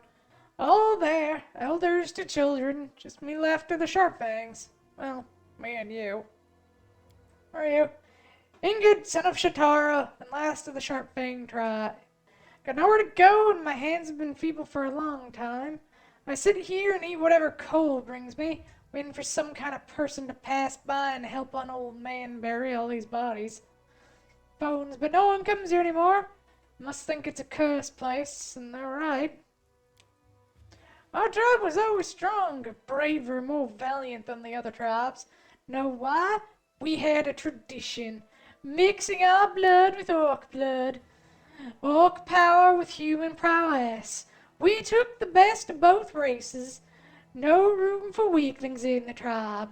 Weak children were either left in the field or sold to someone from the city. Say you were sold? Must have been sickly. What good would that do the tribe? Don't blame us for your own weakness. I don't know why I've decided this is his voice. As Ragungar clenches his fist, Octavia places a hand on his shoulder. Easy now. Let him finish. Dead. All dead. Chieftain's son destroyed him. See, Chieftain Agdan, may he feast eternally with Gorm, he didn't want anyone else's kid to become chieftain after him, so he needed an heir with incredible power. That's why he chose Gra, the Dragonite, to bear his children. She was a mighty orc warrior, scourged her enemies with lightning, boasted of having dragons in her family. She demanded a lot of gold for it, but she delivered more than she promised. She had not one child but twins. I was about to ask why you got all southern. Agden thought a while what to do and wisely decided the tribe doesn't need 2 chieftains. So the weaker one is someone from the city. Get back some of the gold he spent. Started raising the second one. Struck up it'll be our new chieftain. Boy was all right. Deft, cunning, strong. And he knew how to use dragon charms. Could strike an elk with lightning from his hands when he was knee-high. But there must have been too much orc and dragon blood in him. Too little human. Older he got, the more. Well, you know. Man knocks his head with a bony knuckle. Had a temper like a dragon. Something went wrong, he'd start fighting right off. Couldn't tell his tribesfolk from strangers, and shoot lightning at the tiniest provocation. Was always cocky with his father, too. Called them names, screaming about how the chieftain sold his brother, saying he'd look for him and return him to the tribe. In a word, crazy. Anyone else would have been happy that the chieftain's mantle, the one I wear now. Anyone else would be happy to be getting the mantle, especially with no rival for it. He was stubborn. Wanted his brother back no matter what. Then one time Agden grew tired of Stagnar's whims. Decided to teach him a lesson as a father does. Knocked him a couple times with the long rod. And that was it. Boy screamed like the hells and his eyes flared blue. Started shooting lightning all around. Terrifying. I still see it in my sleep. Flame, smoke, lightning everywhere, tents burning one after another. I was too old to fight, so I hid behind a hillock to stay out of the way. Some of the others, they went at it with swords, and they all died. No one survived, even the little ones were burnt alive. He took as good as it gave, though. Died of wound soon after. And that was the end of the sharp fangs. Why did I decide on this voice? Gregor looks at the bones scattered in the grass, baffled. Brother? Sounds like a nice guy. Best in his tribe. A lot like you. I wish I could have met him.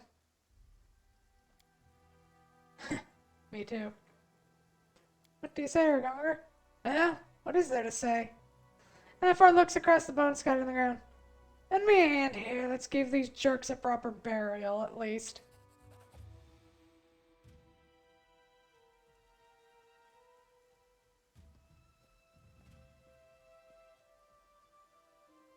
Lad, you're Strikeout's brother? The chieftain's second son? This is yours, then. Old man drops the charred mantle from his shoulders, holding it out to Ergonger. Drop might be gone. The chieftain's mantle is yours by right. After a moment of hesitation, Ergonger accepts the mantle. Thanks, old man. May the gods grant their souls peace. Ergonger looks at you. Let's go. Nothing left to do here. Fork turns and walks away from the charred settlement, from the burned settlement without looking at anyone.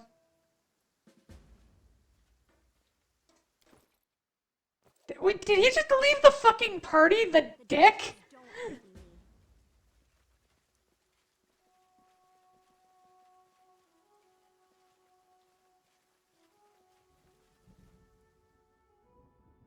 We have to walk back carrying all our shit on our own, dick.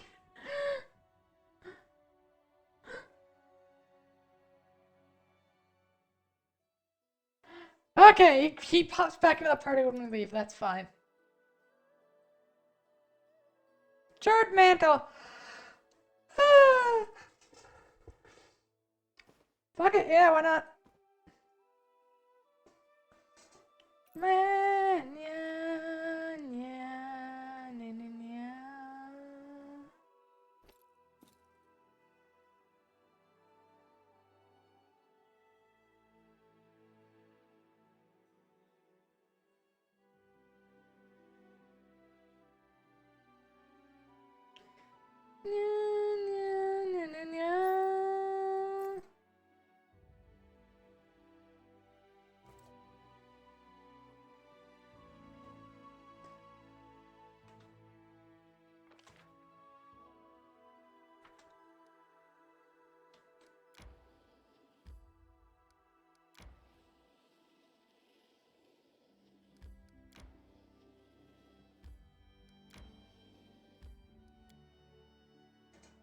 Ba-na-na, na-na-na. I have no idea why I decided to go southern there. This is not what the opener image showed.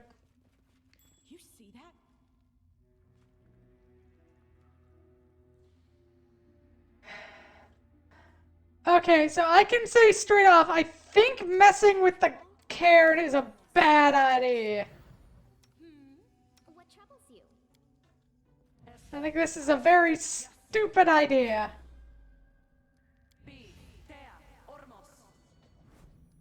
Together we are unstoppable. Ready and willing.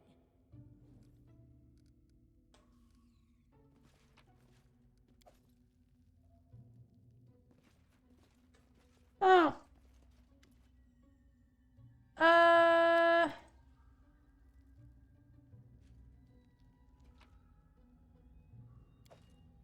Okay, gnome hooked hammer. Just take it I'll all. share my path.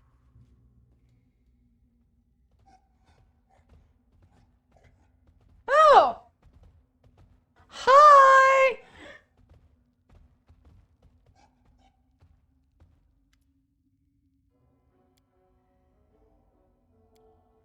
Shut up, Brooke. Third gen. Figure out what's going on. Who are you? How about that? Since I got bored not fighting, fight. Fight.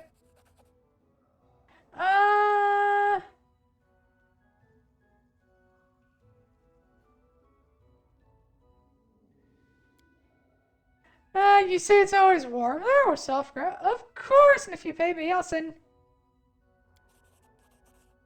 Grug, come on. Don't even start. Remember when I let you have that juicy lab? You said you'd owe me one if I gave it to you. You promised! Leans into Grug's ear with the giant's whisper echoes throughout the cave. After he shows us the way, we can do with this gun whatever we like. Damn you. Fine, here's your money, little one. Great. I'm going home now. Some stranger to you. He'll arrive tomorrow morning. How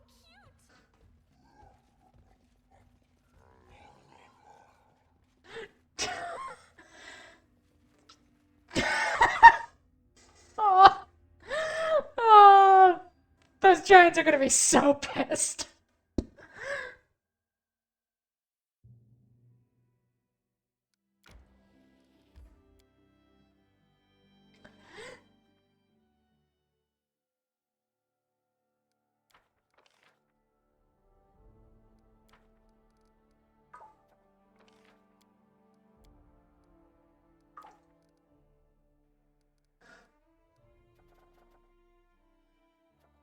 I mean, they weren't going to eat us, so, like, I don't feel too bad about the whole damn thing.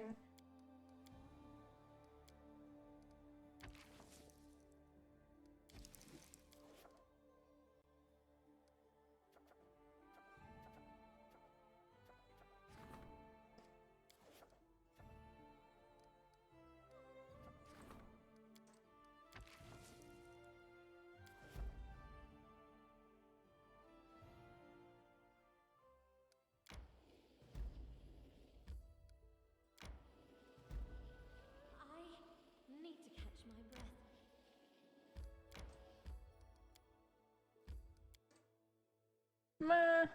Nah, you would have been fine. I mean, yeah, but I'd prefer they be.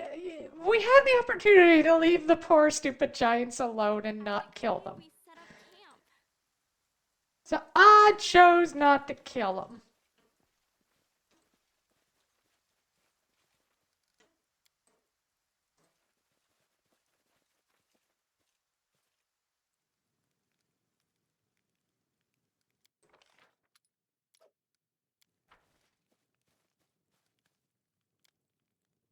You lazy bones. You didn't even try at all during the last battle. Are you feeling all right? Hey, I'm just giving you a chance to get at least one kill for yourself.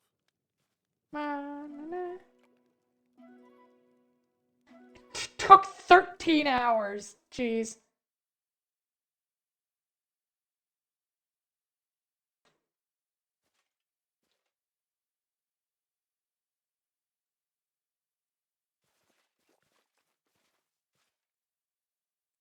Oh, okay. I remember you're supposed to put these in a certain order, and I don't remember if I don't think I ever bothered to.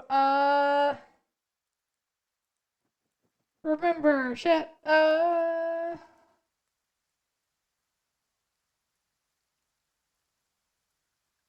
Well, when in doubt, cheat. Uh,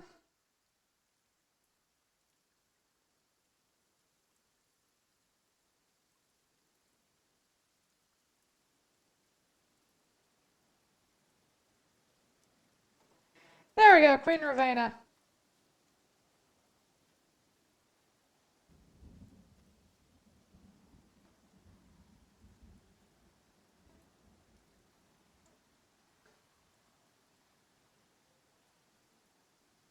There we go, the Ravenous Queen. Alright.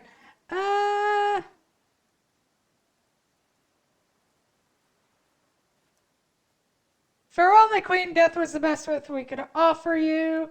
Column 3 is movable, and the obelisk goes in row 2, column 3.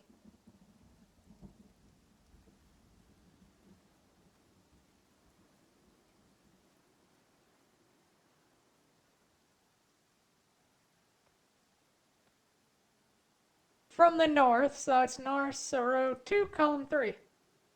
There we go. I'm spoiling myself with another Jones because certain puppy spelled the other one, and this one is sew buttons on your underwear. I mean, depending on how often you lose your underwear, that might not be a bad idea.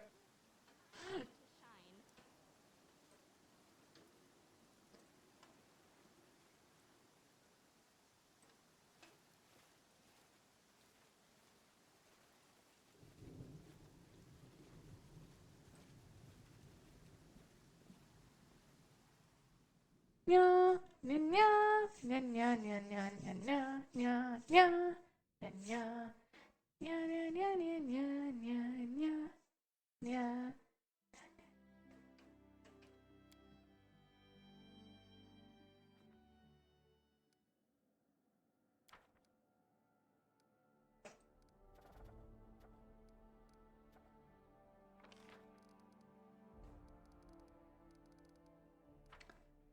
Oh god, I just remembered something incredibly stupid. It was a thing of like, it was from like the subreddit of like, r/found Satan, and it was like, if you could give everybody in the world a message at the same time and only do it once, what would the message be? And somebody just went, that's easy. I am your god. Everything you believe is right. Everyone else is wrong. And then I'd sit back and watch the world burn. The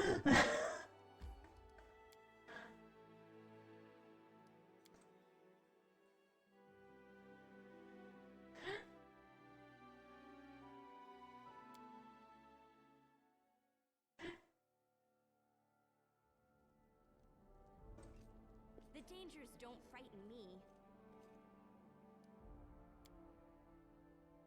Nya, nya, nya, nya, nya. I've actually seen that one too. Yay!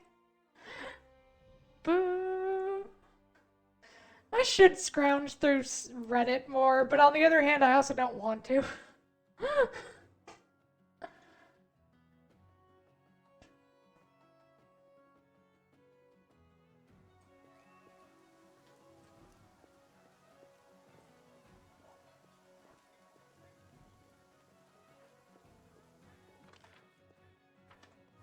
Oh, they moved!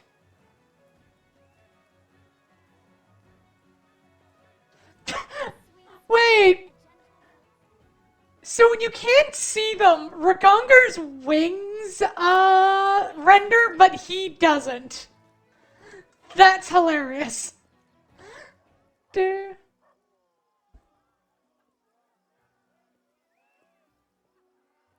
Alex in the city below dazed. Well, it's over. No accusations, no spitting in their faces, no big fights, just a pile of scorched bones and some stupid story from an old fart.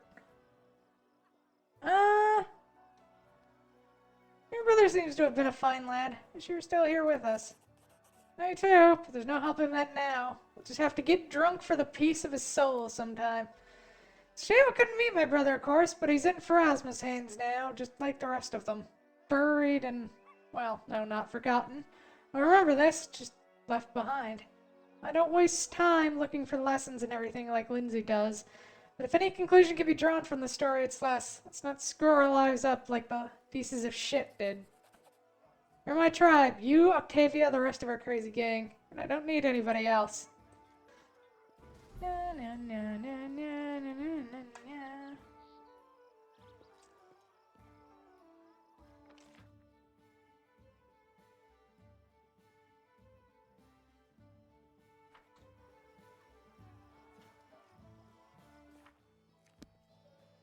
VR!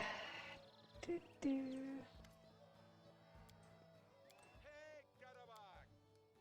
Hey, get it back!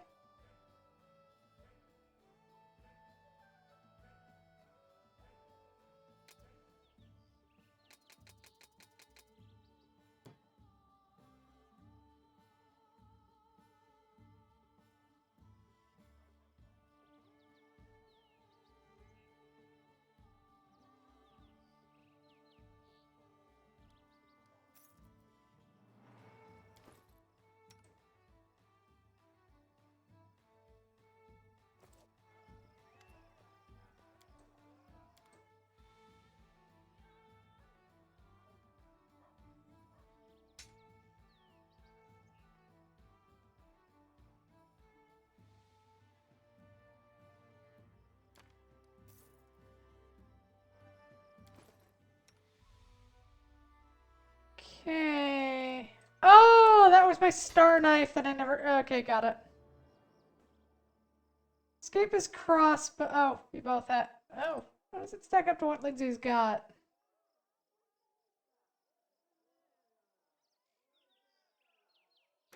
I mean, why not? It's better than what she's got.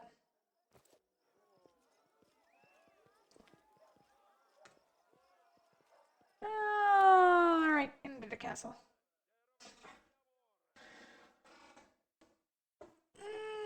Stretch.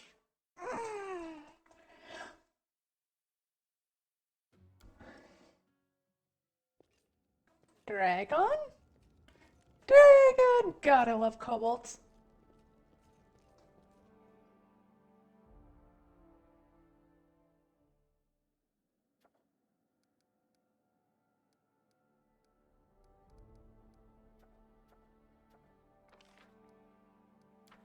Yeah, I don't know if this is your shtick, Christ, but there is, you know EU4? There's a mod for it called Anbanar, which is basically D&D. Yeah, free stretch. Meh. Anyway, there's a mod for it called Anbanar, which is basically, it's just EU4, but it's a D&D world. Apparently the kobold questline in it is absolutely nuts.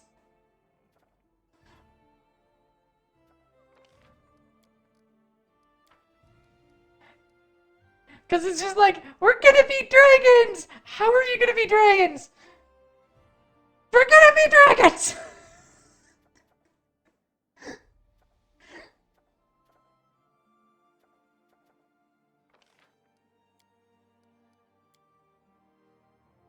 I'll buy... How much is 1,000?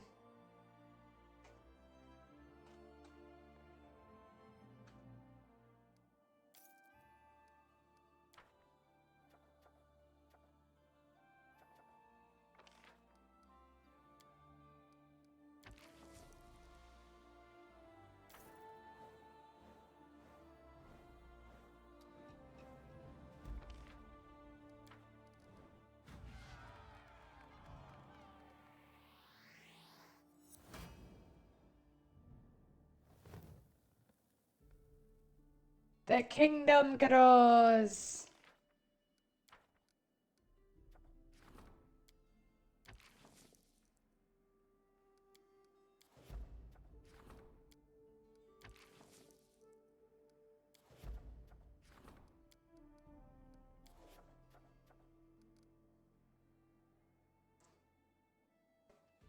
Okay. Okay, now we have Glenboron.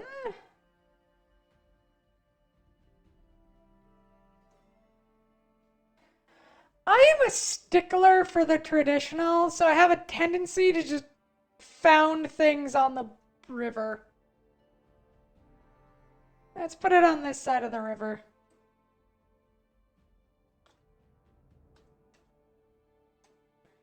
Do, do, do, do.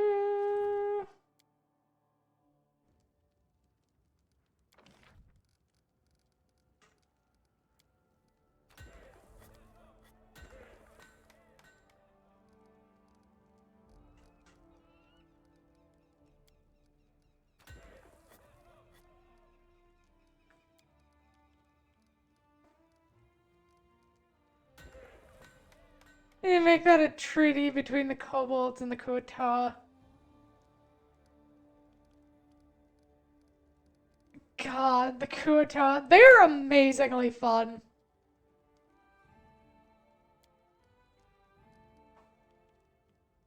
One of the best suggestions I saw for how to play them,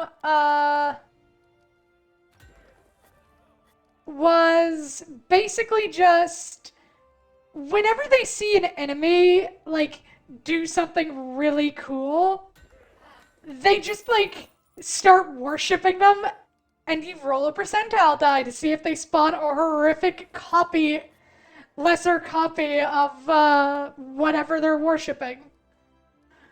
Because they can fully just manifest whatever they believe. They're basically orcs, except even orcs from Warhammer, except even more insane.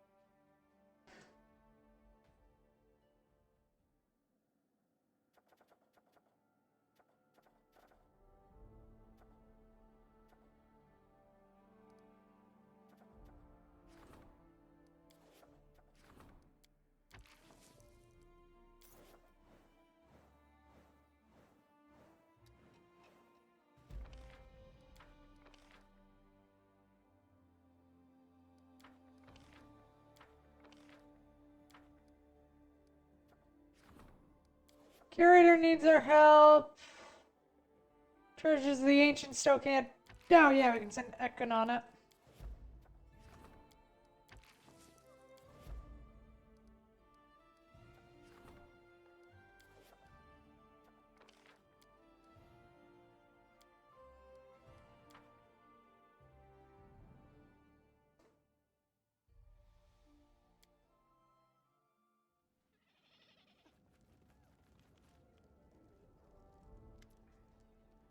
They've got, just listen, two-handed swords of gold.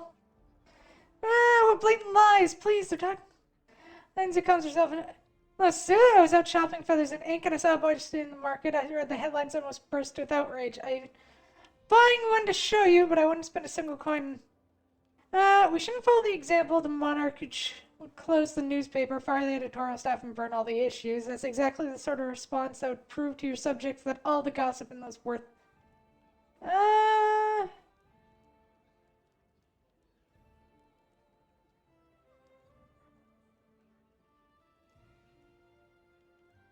What is there to explain? Execute the slanderers now. We can't allow unknown agent.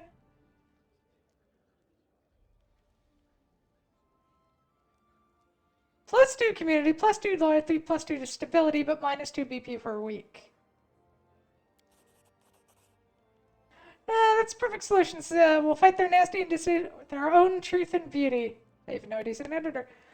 And we just established a state-run newspaper. Yay! I'm sure nothing's gonna go wrong there.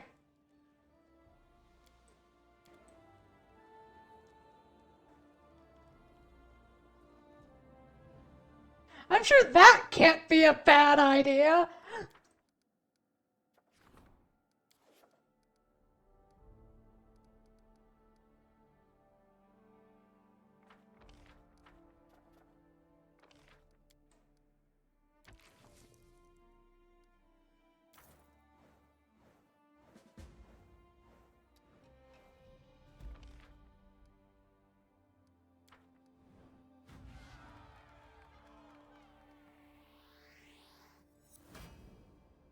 And just like that, we are a massive ass kingdom.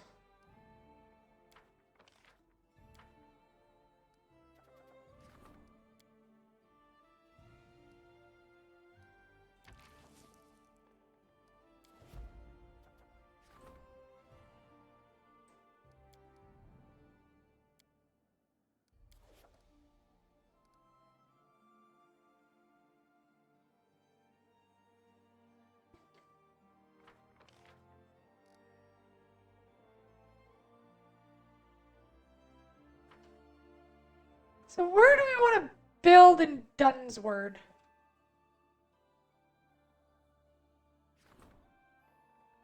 Plainsguard.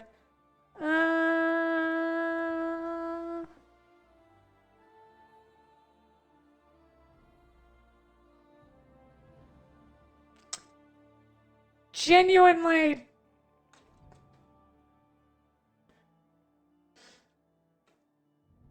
There we go. That actually does sound like a town name. There we go. You have a town named after you. Congratulations. I have no idea what we're gonna do with this town, but you have one.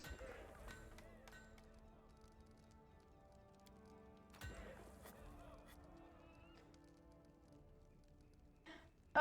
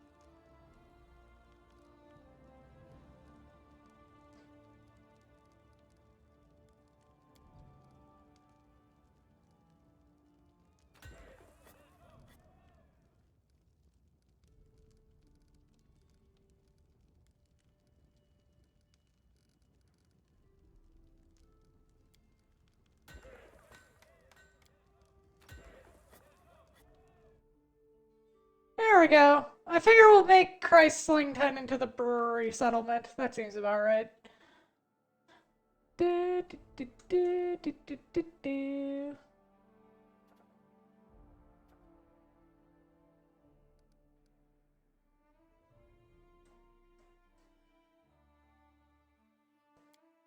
Nya, nya, nya. Such unforgettable, monstrous, unimaginable, thrown it. This is unexpected. Surprised at your self-control. If I were you, I'd be on a rampage. Shameless scum. How could they go and rob them? In fact, our case is blatant and extraordinary, but anything exceptional. Word on the street is that the local population has become sick and tired of thieves. They reckon if... And now the scum has guts to meddle with the royal property. We need to sort this out before they steal the kingdom one brick at a time, and we need to get back your throne. It's shameful. I really hope you're...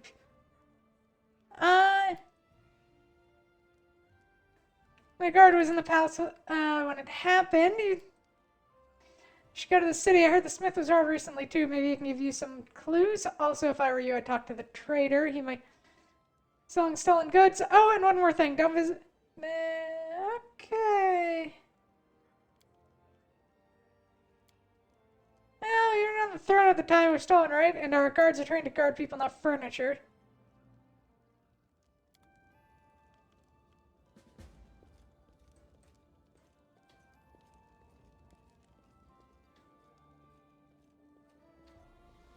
They stole my fucking chair! Rude! Yeah.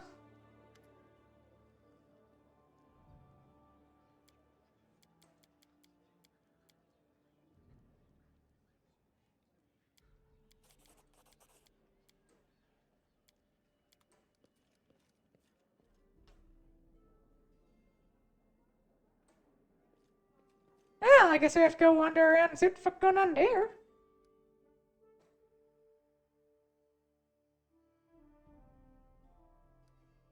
Our city actually weirdly looks somewhat impressive.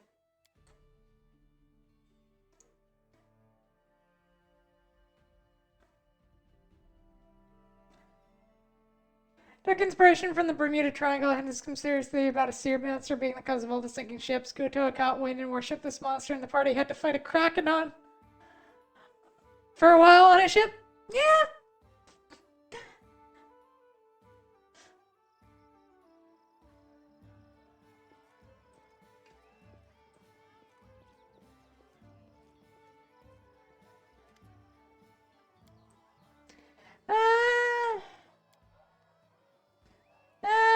Well, it's gonna see perhaps someone really tiny got underneath it, and my how they ran. It seems.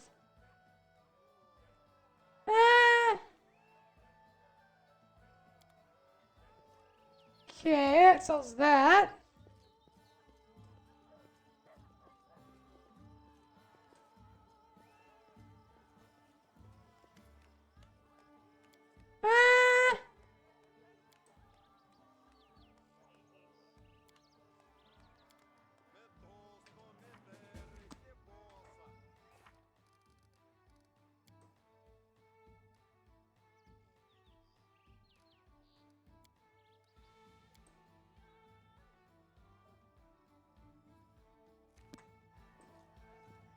Na na na na na na na.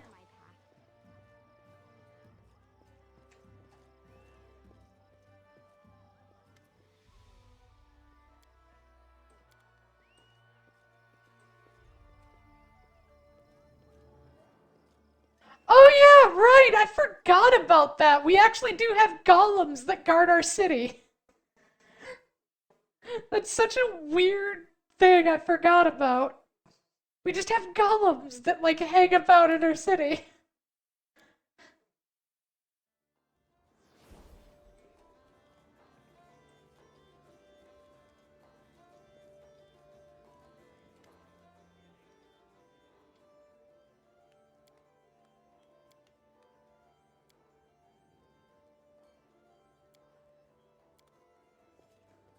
How cute!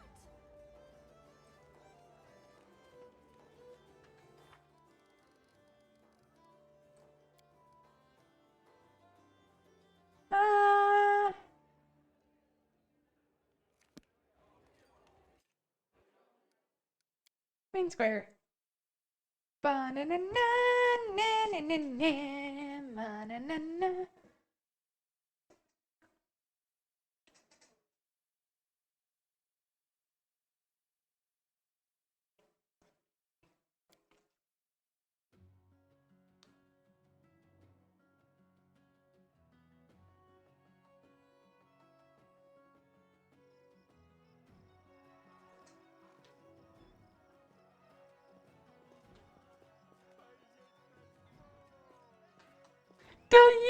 so. I don't know why, but just hearing that in the distance always makes me smile.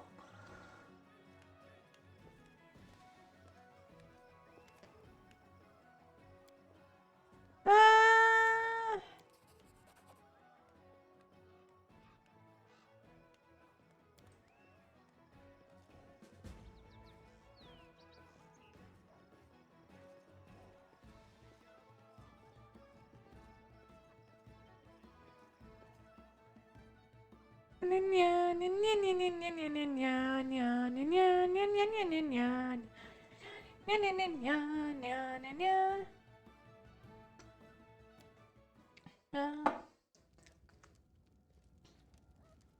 I'm on a stool. Not joining them in the Novborough conflict. They've stopped supplying us with food, and the druids seem suddenly to be sabotaged. Peasants start fighting for bread.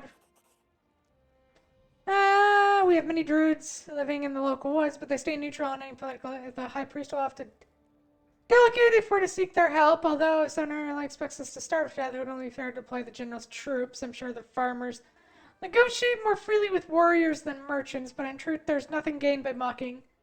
Suffer for the sins of their rulers. We could instead give them a role crisis. The best way to avoid starvation is to gather all the grain that's been produced and then have the warden distribute it based on need.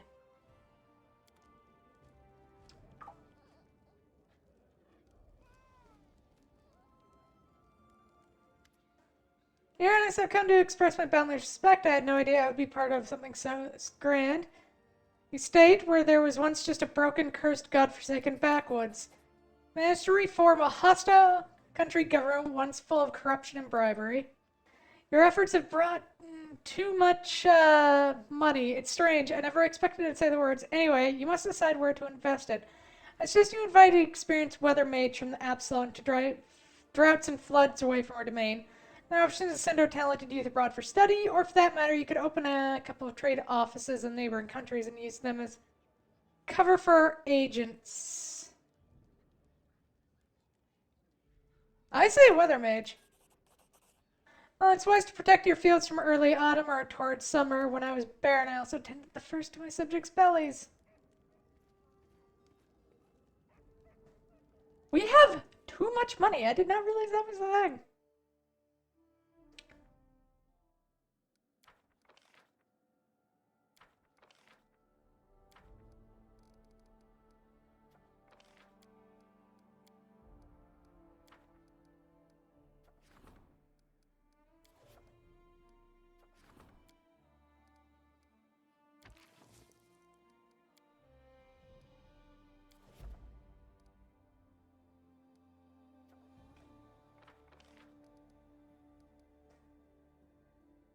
Well, I say rank it up to level 10. Fuck yeah.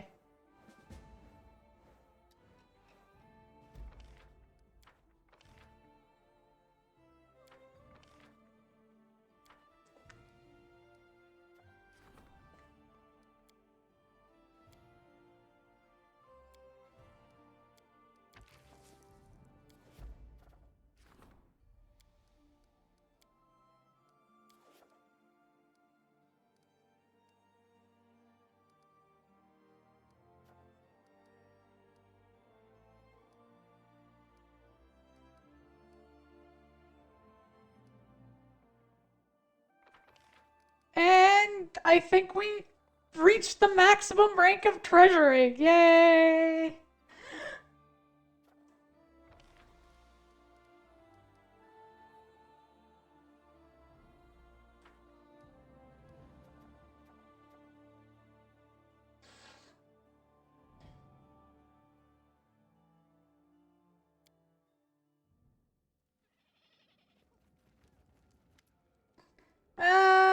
And then Queen's, your evil deed ends now, or is better? As we've uncovered your vile plan. Oh, Your Highness, we have unbelievably terribly important. We managed to find out, discover, invent, wait. The storyteller waits patiently until Lindsay finishes her. I will have to begin from afar to let you see what I saw with my blind eyes. The stolen lands are like a candle in an abandoned house, in which the wind swings the skeleton of a child. No few newborn kingdoms have died here, and just taking their first breath, I have collected their stories, these precious stars that have been lost in the dust, and I began to notice some commonalities. It is like a pattern that repeats across different embroideries, the handwriting of the same author across all their stories. One word here, another hint there, false visions, references to a mysterious patroness, lover and mentor, tragic coincidences, strangely non-random. People and countries were brought to destruction along different roads, but behind them there always stood the same ominous shadow. And we know what that shadow is. Nyrissa! The name sounds ominous even in the mouth of a restless bard. The evil nymph who sent monsters to our lands and did all that stuff to Tristan. That's not even the most important thing. Most importantly, if you help us a bit, we can get her. Let's start from the beginning. How did you even come up with this? Well, it all started with the fact that I really wanted to listen to the storyteller's stories. I've been following him for a long, long time and asked and told him about our adventures, and sometimes I just sat beside him and we chatted. Finally, after I told him about the DeFace sisters and all the horrors of the abandoned castle, I noticed that the stories seemed strangely similar to ones he'd heard before. Bard knows how to send a message through dreams. I try not to use it for some reason. People get mad when I appeared in the dreams to read my new poems. Well, the storyteller came up with a ritual based on that spell. We collect everything connected to Nyrissa, everything starting with her every track in the abandoned castle. Gathering everything will unite his ability to tell stories with my ability to travel into dreams, so we'll be able to enter Nyrissa's dream. Do we still have that amulet, that string of hair that she gave you before the battle with the Stag Lord? That's great! That'll let us finish the preparation so much faster and easier. What will you achieve by this? Learn evil secrets. The ritual will let us see your hidden thoughts and dreams. Well, theoretically, it's not like anyone's ever done this before. Can be dangerous. In dreams, monsters are more terrible than those you meet in the real world. But I urge you not to neglect this chance, Queen. You are opposed by a powerful enemy, one who's destroyed dozens of kingdoms and empires. If you do not meet her face to face, do not discover her weakness. Country will end up just another one of my stories. Come to me after we finish the preparations, and remember that I cannot send anyone except you and Lindsay into Nyrissa's dream world. Whatever you have to face, you'll have to overcome together, and that path will likely be difficult. Fun!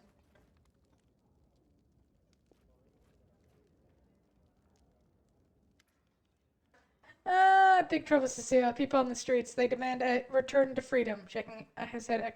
They demand that we reduce the number of guards, the frequency of patrols, and ban personal searches. My advice, do not clench your fist even tighter. It is not right for, It is not right for everyone to suffer for the sins of the rash and short-sighted, but I would not give in either. Ekin wrinkles his forehead. After a while, he continues, what can we sacrifice instead of sacrificing safety? I can think of one alternative. Money. Sacrificing safety is folly. We pacify the people by lowering their taxes. It's under some of our control. Certain security measures. No, we cannot allow ourselves to dance to scatter the rebels. Such gatherings for their own safety. I'll talk to your advisors. We'll come up with something.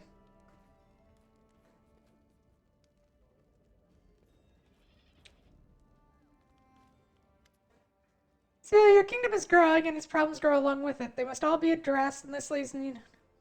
It's normally appoint others to deal with little things. Sometimes it's the mayors and local leaders. That's how the aristocracy is formed, a circle of power holders. But no matter what you call it, we can't do without such a group of trustees. Many knights and adventurers seek to become your vassals and fill the vacancy left by the local bandits you've exterminated. But what if they want more than you're willing to give? So only puff them up. They might even start bossing people around and hurting them.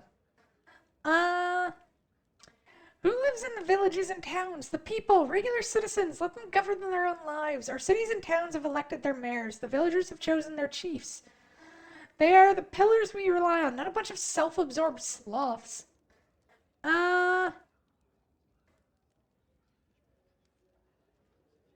New project, stability by nobility, blue blood community.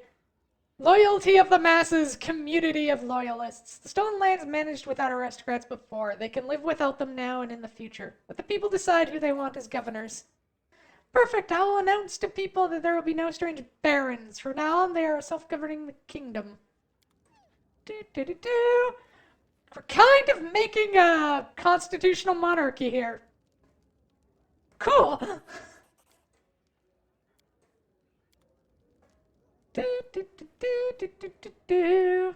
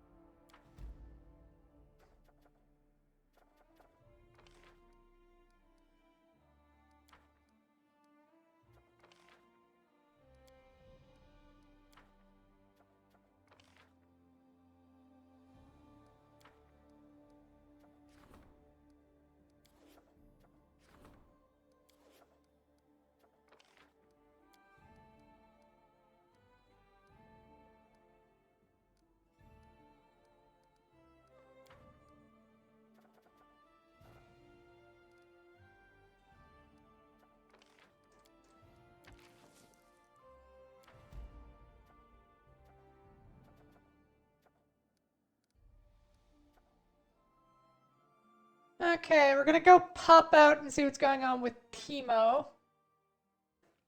Do, do, do, do. The dangers don't frighten me. I think the weirdest fight I ended up having, well, not weirdest, but like one of the bigger fights I ended up having is when my players genuinely fought Lolth. That was fun. Having to design a Lolth was also very fun.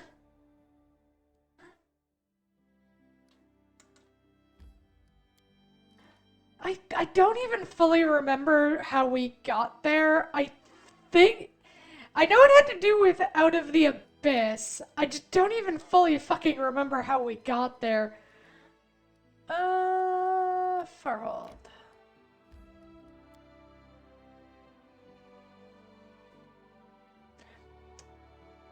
Though I can still say the weirdest thing that ever happened to me was the guy who wanted to turn into a fox and bang foxes. That was just weird. This is my time to shine.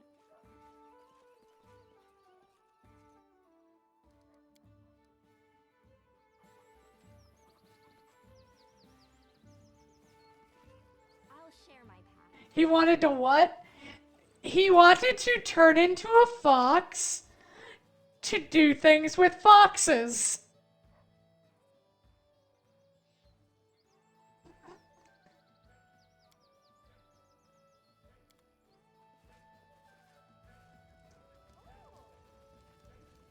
I don't really have any other way to put that. That isn't going to get me in trouble. But yes, he specifically, I think what happened is, first off, he decided to get with a succubus. Which, you know, great first idea, buddy. And,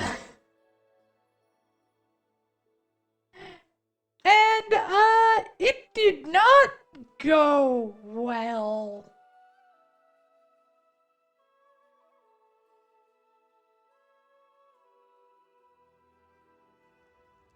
Oh, that makes more sense. I thought you said a box.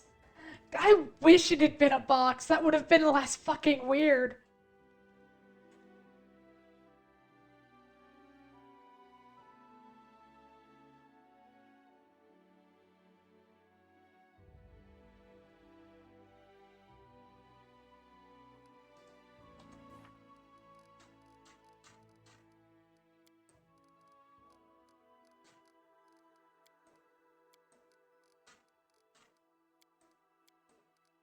Uh...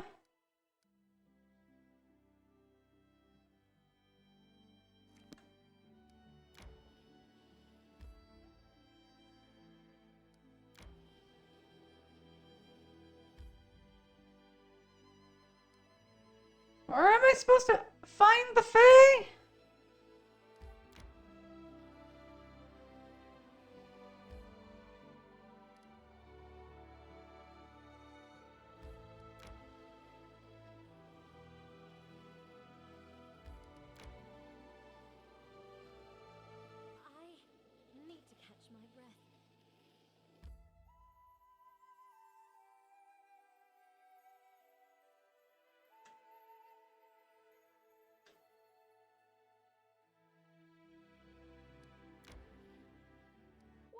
we set up camp?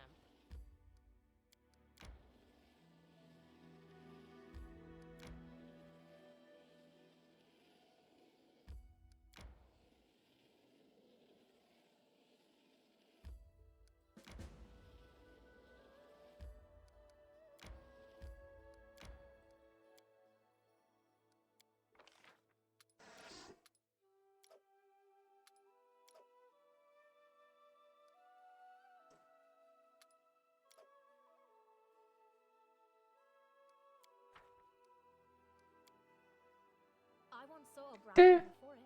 It was kind of cute. Brownies taste good? Yes.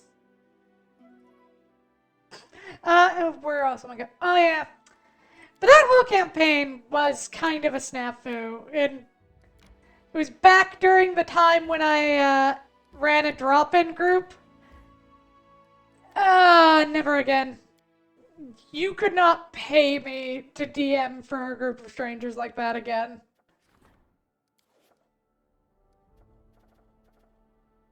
Well, no, that's a lie. You probably could, but it would take a lot of fucking money.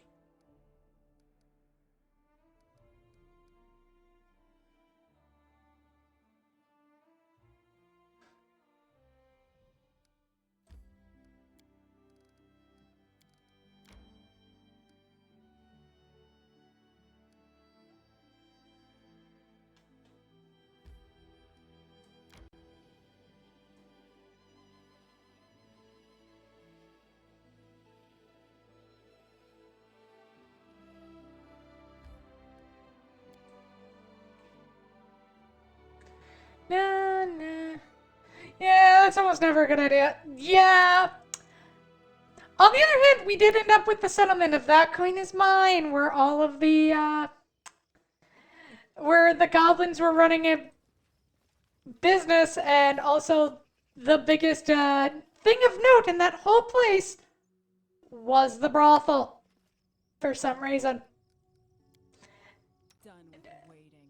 Anything is possible. Outdoor adventures are good for skin and body shape, but they just ruin the hair. I wrote it like I saw it. Friendship lasts forever.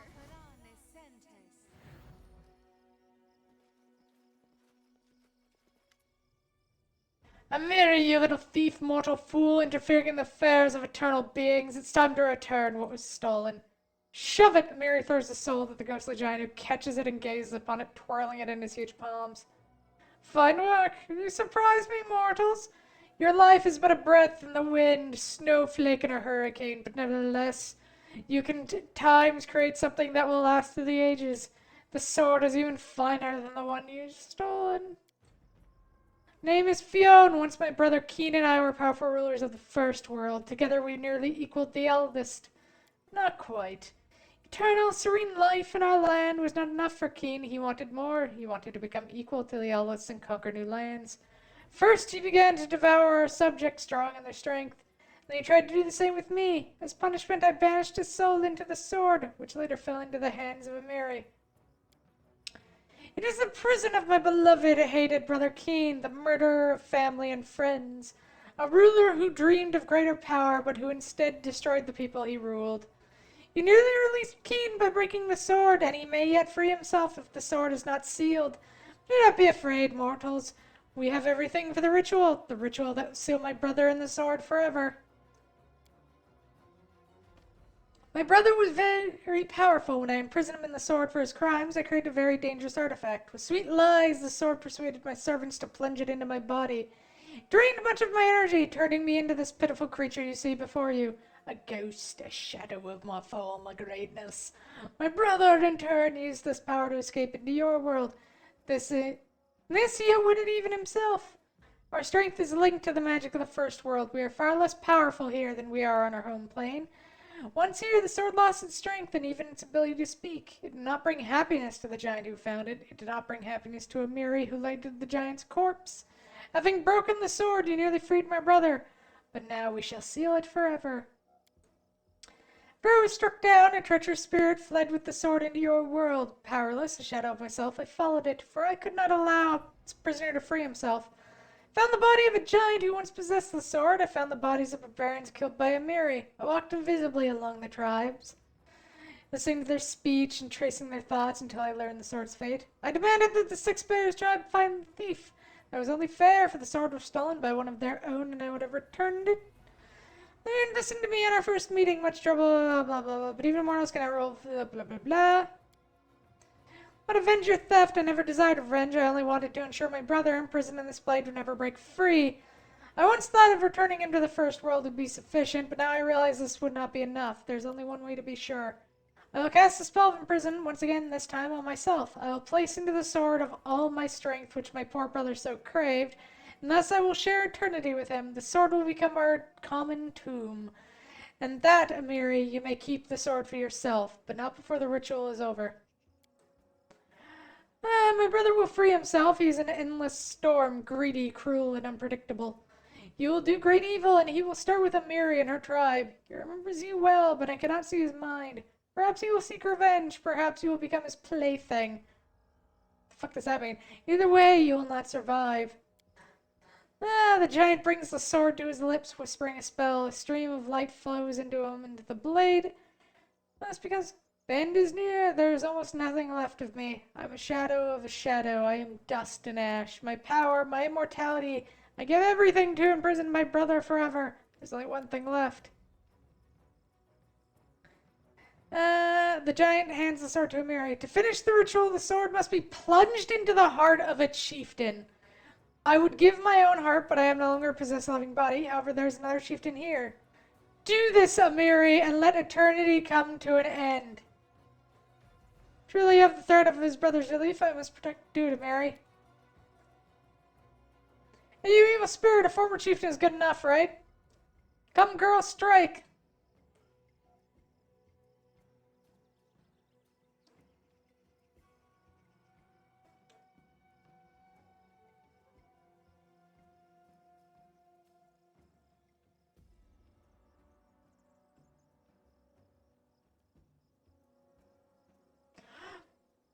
I want to press it just to see what it does!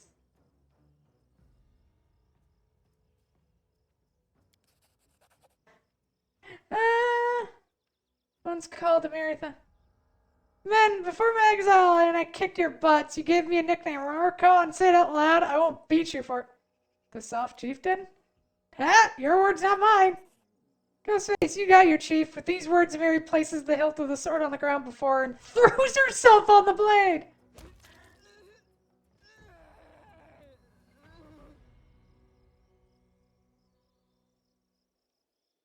Mortals, it should not be wasted. I still have enough strength for one spell.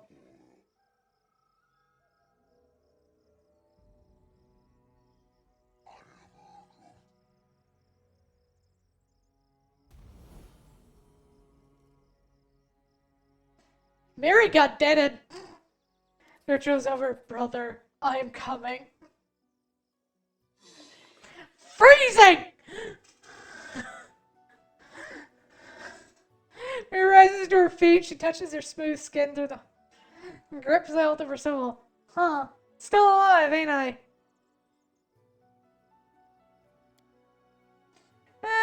Paid all my debts. Live and obey Nilak. And try for grin spinnings. Well, Chief, we won. Where to next? To the first world or to fight the abyss? Together we could smash anyone and anywhere.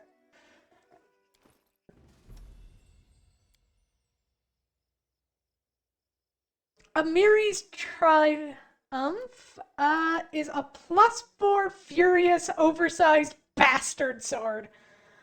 Attacks with this weapon get +4 furious. The wielder is raging under the effect of rage, the weapon's enhancement, but so it's a +6 weapon, essentially. So in other words, that's gonna be fun. Adventures are exciting.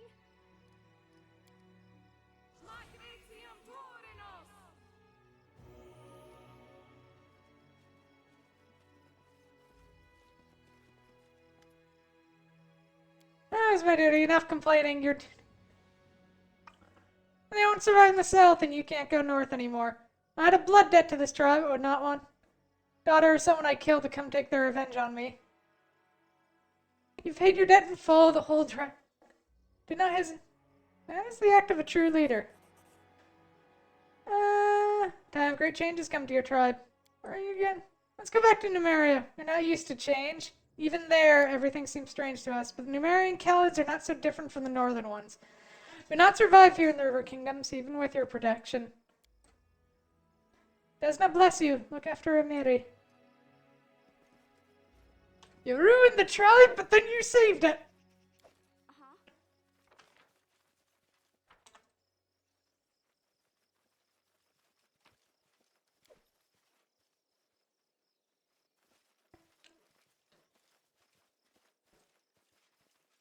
So Amiri now has a +6, what is essentially a +6 bastard sword. That's gonna be fun. I do still love the added confusion of just like the queen going, hey, yeah, no, kill me instead.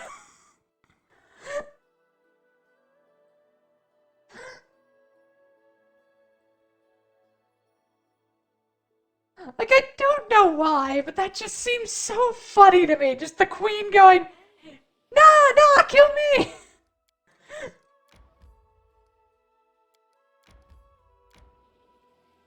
I decree we set up camp.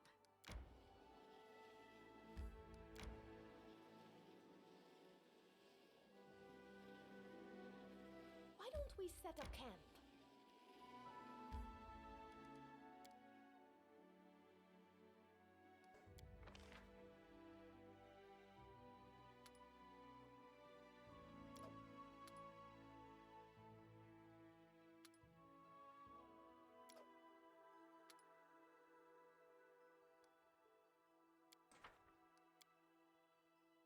Dude. My cape is all worn out.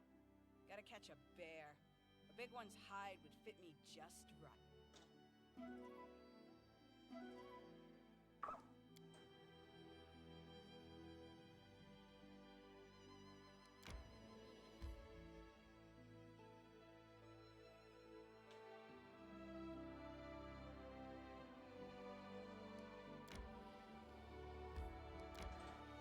I love how it's like the nearby Fae are doing a thing. Where the fuck do I find the Fae?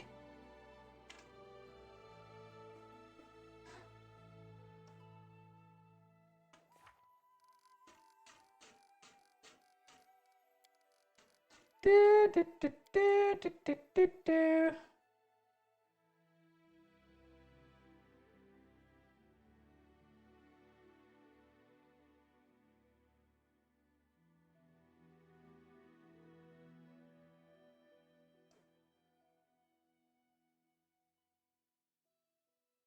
Uh...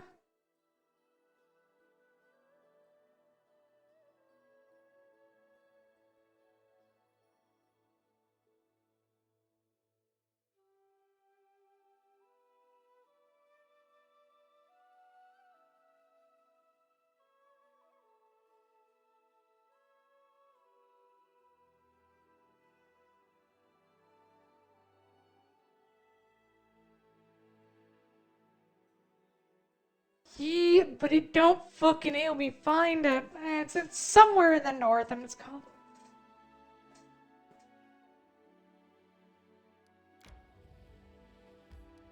I guess we wander about to see if we find it.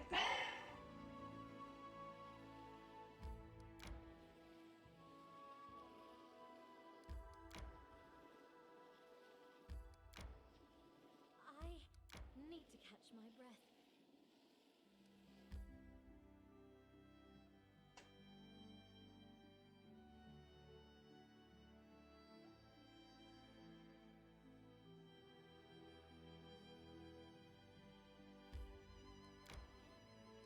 I'm hungry. When we stop?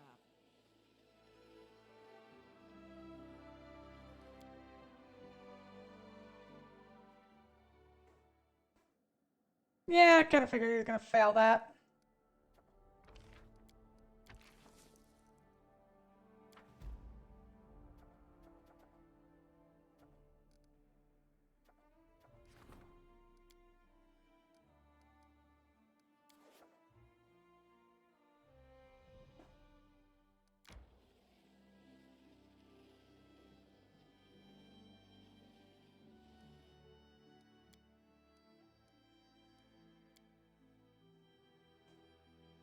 Na na. Nya nya nya.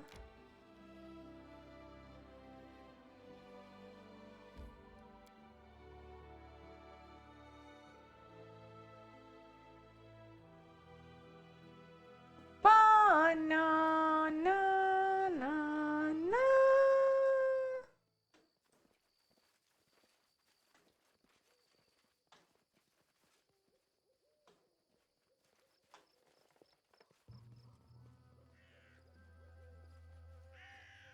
We've down better ones.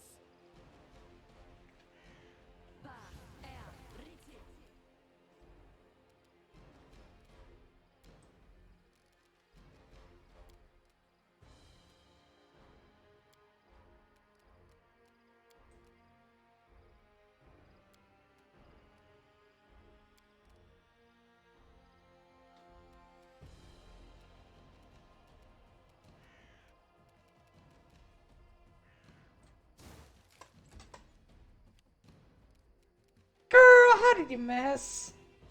Any last wishes?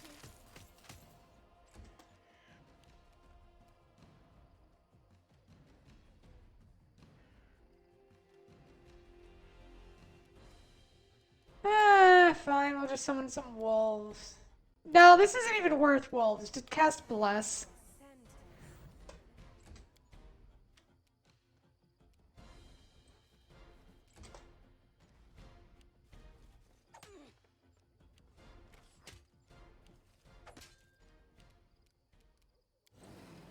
Bring it!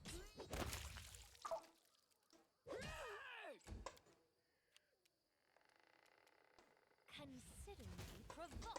Oh my god!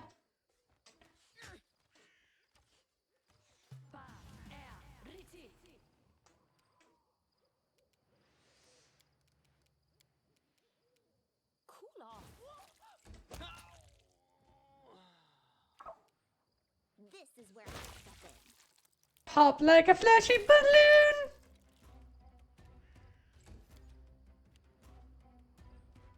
Away, you rascal. Which knife to use? Oh yeah, he got hit with slow, so he's kind of fucking useless. I'm not doing it wrong. The spell is flawed.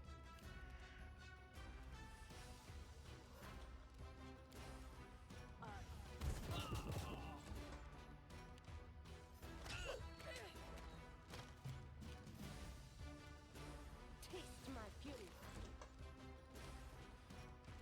Serves you right.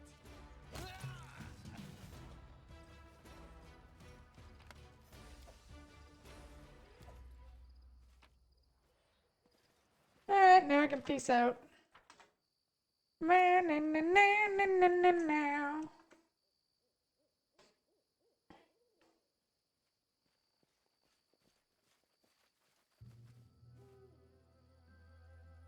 The dangers don't frighten me. Oh yeah, knock knock was slowed. I forgot about that. Gonna be here for a bit.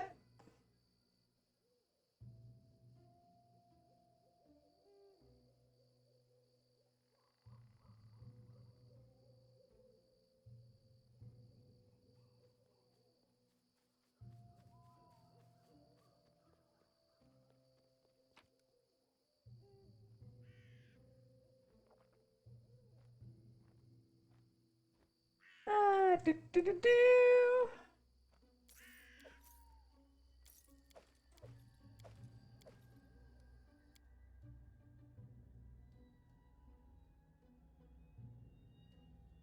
Uh,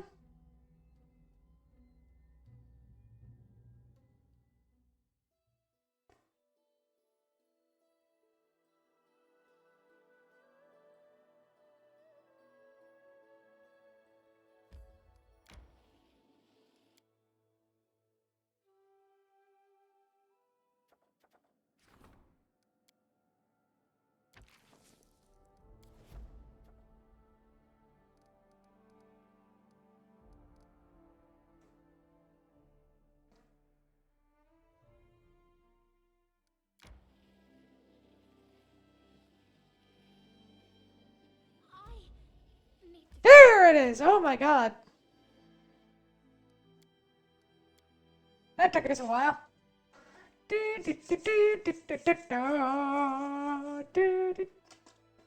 monarch's crown is worthy reward for your feats. But remember,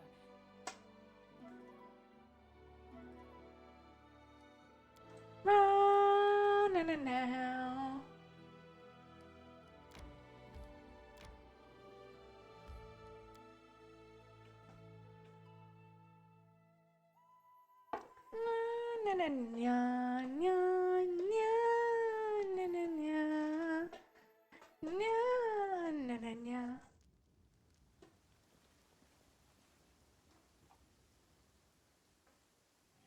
Faye! Oh, they're having a party. Go! Here, see if I care. The Falnau's in.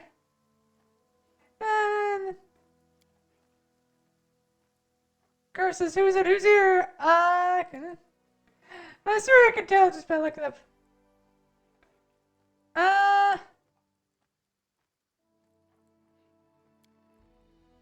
Alright. Yeah, some of them forget their place. We won't stand by. What are you? The sitter, I'm not bowing to you.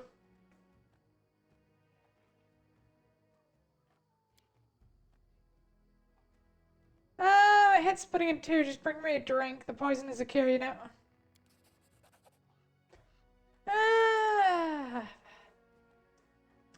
Or is anyway, farewell, then I'm not gonna miss your face. Shine, you drunkards, we're going home.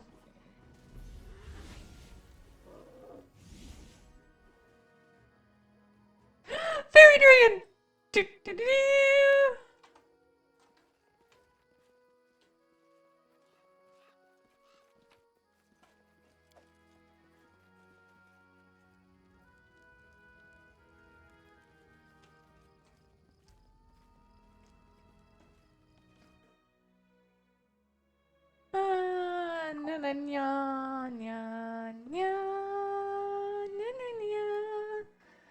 Oh, it's technically about time we end stream, but journal.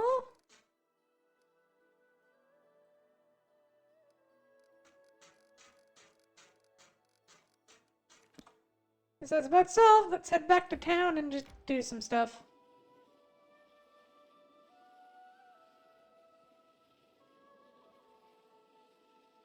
I need to catch my breath.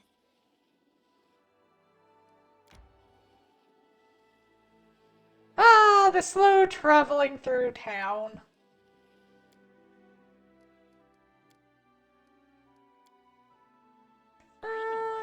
But give it 2 hours. I got one more thing to do. The only thing I'm cursed with is your presence. I do kind of love Lindsay and Knock Knock's bickering.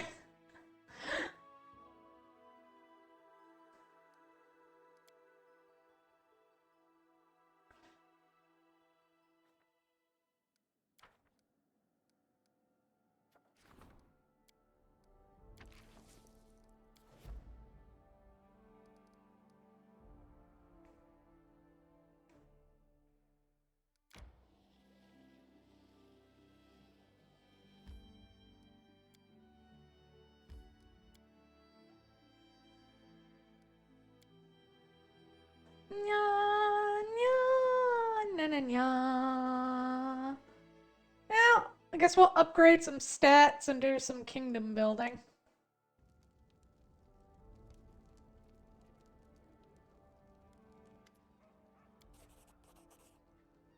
Right, I should really go and find her person.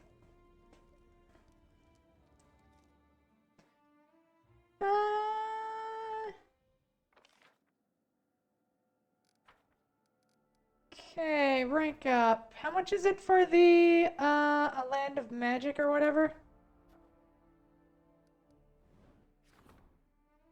Oh, we already did it.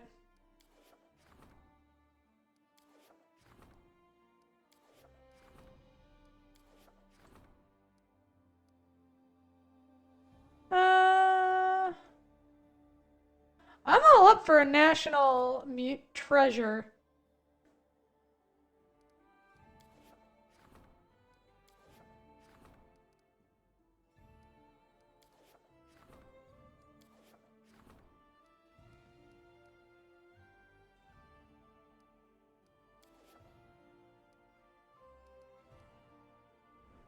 We'll switch between the region upgrades and upgrading the people.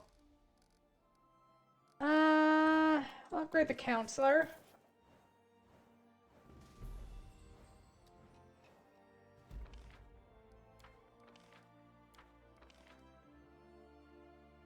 Happy birthday to you, Queen!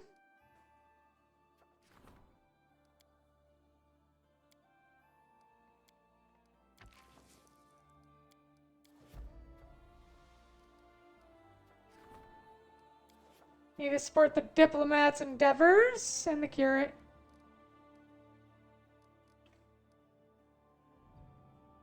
No, no, no, no.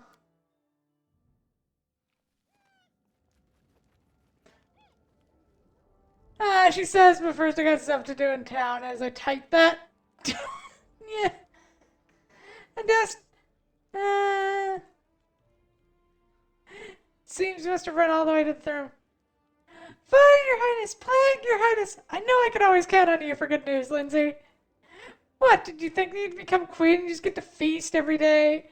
Enjoying the fawning of your lords and ladies in waiting, holding tournaments. You sit on a throne, you can be so kind as to rule.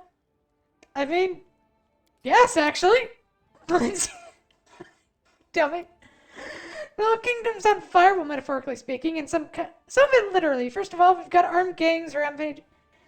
Attacks, robbing, killing, fuel, destroying food stores, and damaging any property. Sudden and expanded monster attacks and reported all throughout the lands. And third, there are people out sowing dissent with rumors and songs, even handing out pamphlets. During the citizens to pledge, our governors are panicking. They've all had for the treasury preventing riots and mass hysteria. Some opponents have already refused to attempt gathering taxes from the people. We don't have much time. There can be no... More of our regions are under attack each day, and we may not have catapults firing on the walls of our capital, but there's no doubt we're under siege. There are no battlefronts, no battalions. There are plenty of victims. We've been attacked without reason and without declaration of war. We have only one option. To kick Irivetti's ass and show everyone in the River Kingdoms just who's the master around here. What else could it be? Bandits' attacks are increasing along our border with Pitax, and the bards spreading negative propaganda against you are singing the praise of Irivetti at the same time.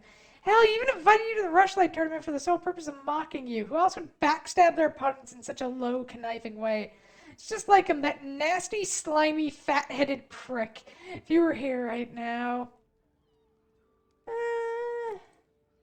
Thing is, they may be dressed like bandits, but they're behaving completely differently. Bandits wouldn't decimate the peasant population, burn their fields, or poison their wells.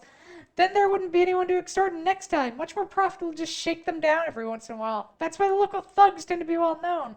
But nobody recognizes these new ones, and all they've left behind after the raid are corpses and scorched fields. It's gotten to the point that our bandits are fighting these outsiders. Some of the villages have even gathering weapons and supplies to help our bandits because they at least let them live.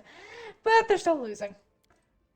At first, no one thought these isolated events could be part. Even now, it's likely that few have figured it out, but the events have all developed too quickly in what seems to be a concerted effort. The reports are controversial. They talked about educated wyverns, trolls wearing armor, and an undetectable goblin host, but all the testimonies agree on one thing. They emerge in small groups later from nowhere. In the middle of a field in the city center, on fortress parapets, one inn reported monsters rushing the common hall, bedrooms and storerooms, and in a temple nearby. Do we know?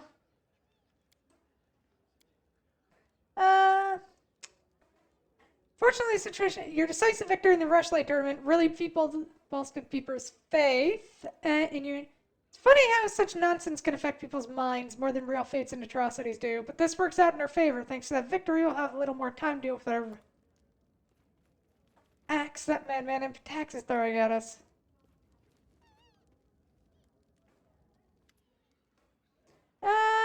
The situation has become rather fraught. A group of mercenaries arrived in our lands to seek a better future. They band together to safety. Some have been hired by our merchants as bodyguards. They fight more and more often. The peasants want us to banish. The peasants want. If you ask me, this matter should be resolved. Draw from the treasury to finance more guards. They'll put an end to these clashes. Nothing's going to change if we simply choose sides. Let's mediate this. Yeah, I kind of agree with that.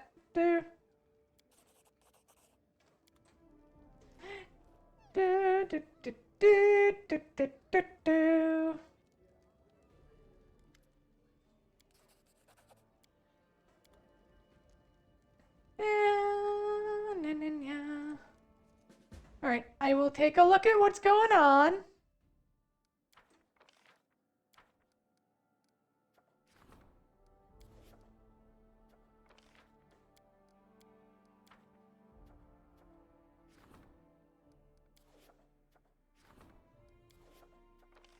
Okay, both the people for that are occupied. Dang it.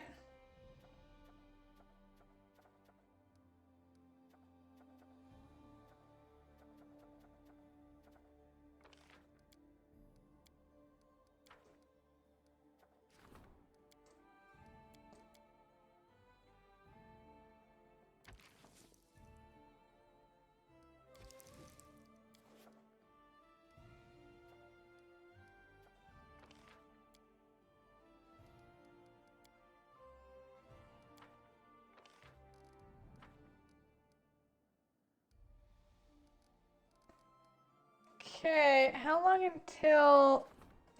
Yeah, 14 days until that's done.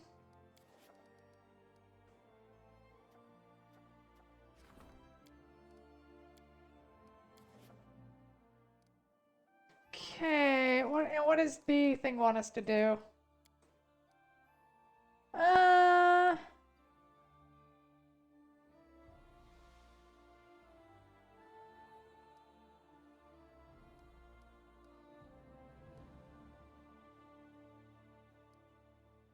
Okay, so we will have to pop out of the castle, but all of that is for next time.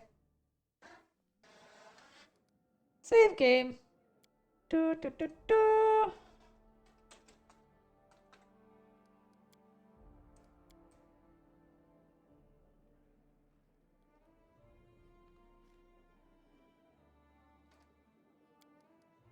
There we go.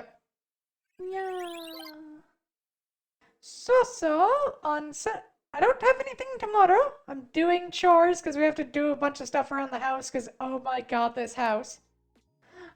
But, other than that, the shortest fave, one more thing to ever exist. Yay! I knew if I kept going I wasn't going to stop, so I needed to cut it off. Anyway, on Sunday we have more Hades 2. During the week, it'll probably either be writing, though more than likely I might end up continuing to play Song of Six, just for the hell of it. Or something else. It really depends on how everything goes and what other people are doing. We will see, but all in all, if you want to see this again, if you want to see Pathfinder, we'll be back on Friday. But all in all, I hope everyone stays safe, happy, and healthy. And thank you, everyone, for being here. And thank you for hanging out, Christ. Bye-bye, everyone. Bye-bye. Wait, how many...